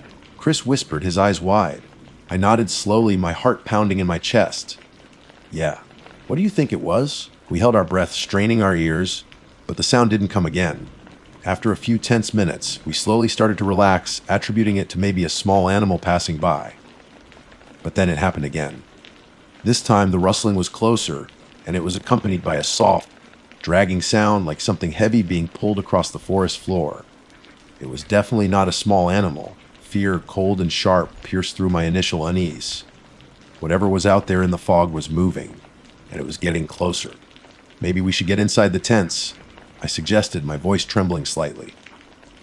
"At least it'll offer some protection." Chris hesitated. "Yeah, maybe you're right." We quickly extinguished the fire, the sudden darkness amplifying the oppressive nature of the fog. The faint glow now seemed more menacing than comforting. We fumbled our way to our respective tents, the silence broken only by the frantic zipping of the tent flaps. Inside my tent, the nylon walls offered a thin barrier against the unknown. I lay huddled in my sleeping bag, listening intently. The dragging sound had stopped, but the soft rustling continued, circling our small campsite.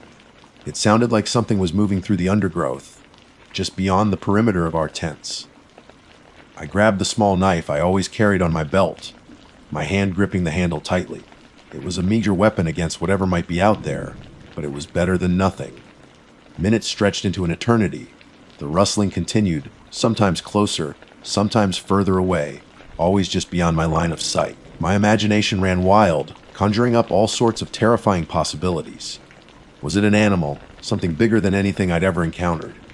Or something else entirely, something unnatural? Then the rustling stopped again. The silence returned, heavier and more suffocating than before. I held my breath, waiting, listening. Suddenly, a new sound pierced the silence. A soft, wet thud right outside my tent. It sounded like something had been dropped, or maybe something had fallen. My blood ran cold. I pressed myself against the back wall of the tent, my heart hammering against my ribs. I didn't dare to move, didn't dare to breathe too loudly. Another thud, closer this time. And then another, right against the side of my tent. The nylon fabric bulged inward slightly with the impact. Panic threatened to overwhelm me. Whatever was out there was now right next to my tent, and it was touching it. I squeezed my eyes shut, trying to block out the sounds, trying to convince myself that it was just my imagination playing tricks on me. But the soft thuds continued, rhythmic and deliberate, like something was testing the integrity of the flimsy barrier between me and the unknown. "Chris," I whispered, my voice barely audible. "Chris, are you there?" Silence. Only the soft, sickening thuds against my tent. "Chris," I called out again, louder this time, desperation creeping into my voice. Still no response. A wave of dread washed over me. Where was Chris? Why wasn't he answering? Was he experiencing the same thing in his tent, or had something already gotten to him? The thudding stopped. The silence returned, but this time it felt different. It was a waiting silence, a silence that promised something even worse was about to happen. Then I saw it, a faint glow, seeping through the fabric of my tent wall. It was the same eerie light as the fog, but this time it was right outside, inches away from me. My eyes widened in terror. Whatever was causing that glow was right next to my tent, and I was trapped inside. Slowly, hesitantly, I reached out and touched the tent wall where the glow was strongest. It felt strangely cold, almost damp. Suddenly, the fabric began to shift. Not tear, but melt. It was as if the glowing fog itself was dissolving the nylon, creating a small, circular opening in the side of my tent. Through the hole, I could see a sliver of the outside world, bathed in the unnatural light of the fog. And then, I saw something else, something that made my blood run colder than ice. A pale, almost translucent hand reaching out of the fog. The fingers were long and spindly, with what looked like faint veins glowing beneath the surface. The hand reached towards the opening in my tent, its movements slow and deliberate. I recoiled in horror, scrambling back as far as I could inside my sleeping bag. The hand continued to reach, its glowing fingers now probing the edges of the hole, widening it slowly but surely. I had to get out of here. I had to do something. My mind raced, trying to think of a plan. My backpack was near the entrance of the tent, just out of reach. Inside it was my bear spray, my only real means of defense. The glowing hand was now halfway inside my tent, its pale fingers wriggling as if searching for me. I could feel its cold presence, a bone-chilling aura that seemed to seep through the air. With a surge of adrenaline-fueled panic, I lunged forward, grabbing my knife. It was a desperate move, but I had no other options. I slashed wildly at the glowing hand, the blade meeting with a strange, yielding resistance. There was no blood, no pain that I could discern, but the hand recoiled slightly, its glow flickering. It was enough. I scrambled out of my sleeping bag and towards the entrance of the tent. I fumbled with the zipper, my hands shaking uncontrollably. The glowing hand was back, reaching through the widening hole closer than before. Finally, the zipper gave way. I burst out of the tent and into the glowing fog. The sight that greeted me sent a fresh wave of terror through me. My campsite was completely enveloped in the eerie white light. Chris's tent was standing empty, its flap wide open and swaying gently in the non-existent breeze. There was no sign of him. And then I saw them. Shapes moving within the fog, their forms vaguely humanoid but distorted and elongated.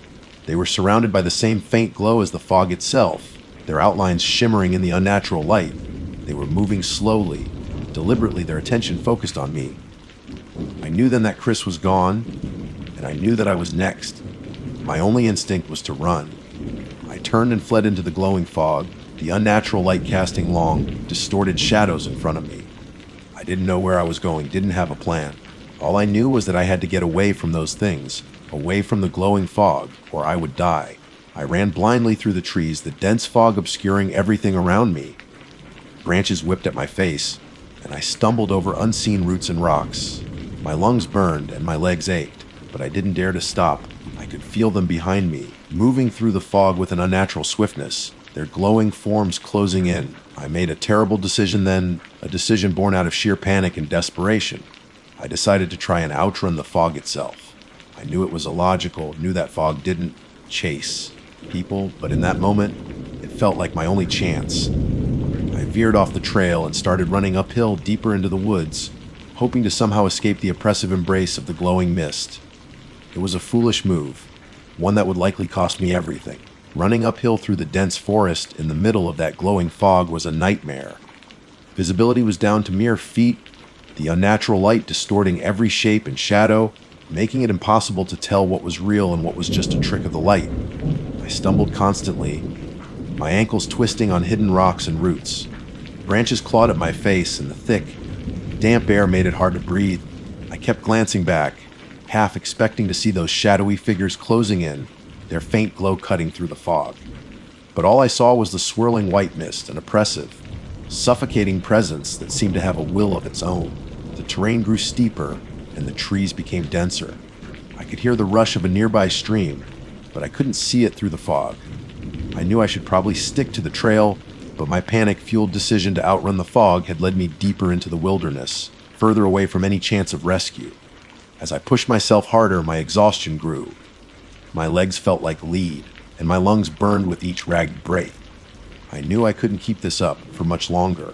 I had to find somewhere to hide, somewhere to rest, even if just for a moment. I stumbled upon a small cave nestled amongst a cluster of large boulders. The entrance was narrow and partially obscured by thick undergrowth. It didn't look like much, but it offered a sense of shelter, a temporary reprieve from the relentless pursuit. I squeezed through the narrow opening and into the darkness of the cave. The air inside was damp and smelled of earth and decay. It was cold, but it was also blessedly free of the glowing fog. I leaned against the cool rock wall, gasping for breath, my heart still pounding in my chest. I listened intently, trying to hear if those things from the fog had followed me. The only sounds were my own ragged breathing and the faint dripping of water somewhere deeper in the cave. After a few minutes, my breathing started to slow, and a sliver of rationality began to return. What had I just run from? What were those glowing figures? And where was Chris? The memory of the pale, translucent hand reaching into my tent sent a shiver down my spine. It felt so unnatural, so wrong. This wasn't just some wild animal attack. This was something else entirely. I fumbled in my backpack for my headlamp and switched it on. The beam of light cut through the darkness, revealing the small confines of the cave. It was shallow, barely big enough for me to lie down in. The walls were rough and damp, and the floor was covered in loose dirt and small stones. As my eyes adjusted to the light, I noticed something on the cave floor. A small, metallic object glinting in the beam of my headlamp. I reached out and picked it up. It was Chris's lucky carabiner, the one he always kept clipped to his backpack strap. My stomach clenched. How had it gotten here? Had he been in this cave? Or had one of those things taken it from him? A sudden wave of despair washed over me. The realization that Chris was likely dead hit me hard. We had come on this trip together, and now he was gone, swallowed by that unnatural fog. Tears welled up in my eyes, and I choked back a sob. I was alone, lost, and being hunted by something I couldn't even comprehend.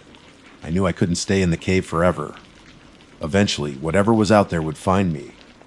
I needed to find a way out of the fog, back to the trail, back to civilization. But the thought of venturing back out into that glowing mist filled me with dread.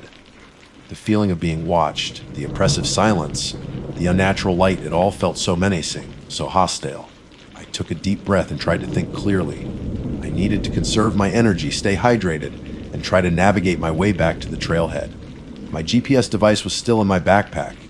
If I could just find a landmark I recognized, I might be able to orient myself. I decided to wait until dawn, hoping that the sunlight would somehow dissipate the fog or at least make it less menacing. I huddled deeper into my sleeping bag, trying to stay warm and conserve my energy, but sleep wouldn't come. My mind was racing, filled with terrifying images of glowing figures and pale, reaching hands. As the hours dragged by, the darkness in the cave slowly began to lighten. A faint gray hue seeped in through the narrow entrance. I cautiously made my way to the opening and peered out. The fog was still there, just as thick and just as unnaturally bright as before. If anything, the faint glow seemed even more pronounced in the pre-dawn light. Despair threatened to engulf me. It was as if the fog was permanent, an inescapable shroud that had descended upon the mountain. I knew I couldn't wait any longer. I had to try and get out. I took another deep breath, trying to steel my nerves, and crawled out of the cave. The glowing fog surrounded me, its oppressive presence even more unsettling in the pale morning light. I stood for a moment, trying to get my bearings, but everything looked the same. The trees, the rocks, the ground, all bathed in that eerie internal light. Then I heard it again, the soft rustling sound closer this time. And then a faint whisper, carried on the still air. It sounded like my name, Brian. The whisper was soft, barely audible, but there was no mistaking it. It was my name spoken in a voice that sounded both familiar and utterly alien. My blood ran cold. Was it Chris? Had he somehow survived? Or was this some kind of cruel trick, a lure to draw me further into the fog? Chris, I called out, my voice trembling. Is that you? The whisper came again, closer this time. Brian, come here. I hesitated. My instincts screamed at me to run, to get as far away from that voice as possible. But a tiny sliver of hope flickered within me. What if it really was Chris? What if he needed my help? Against my better judgment, I started to move towards the sound of the voice, deeper into the fog. The whispering continued, guiding me through the dense mist. The air grew colder, and the faint glow intensified, casting an almost blinding light around me. Then I saw it. A figure standing in the fog, its form shimmering in the unnatural light. It looked vaguely like Chris, but different. Taller, thinner, its limbs elongated and distorted. Its skin seemed to glow with the same eerie light as the fog. "Chris," I asked again, my voice barely a whisper. The figure turned slowly and I saw its face. It was Chris, but his features were stretched and gaunt. His eyes wide and vacant, glowing with an unnatural light.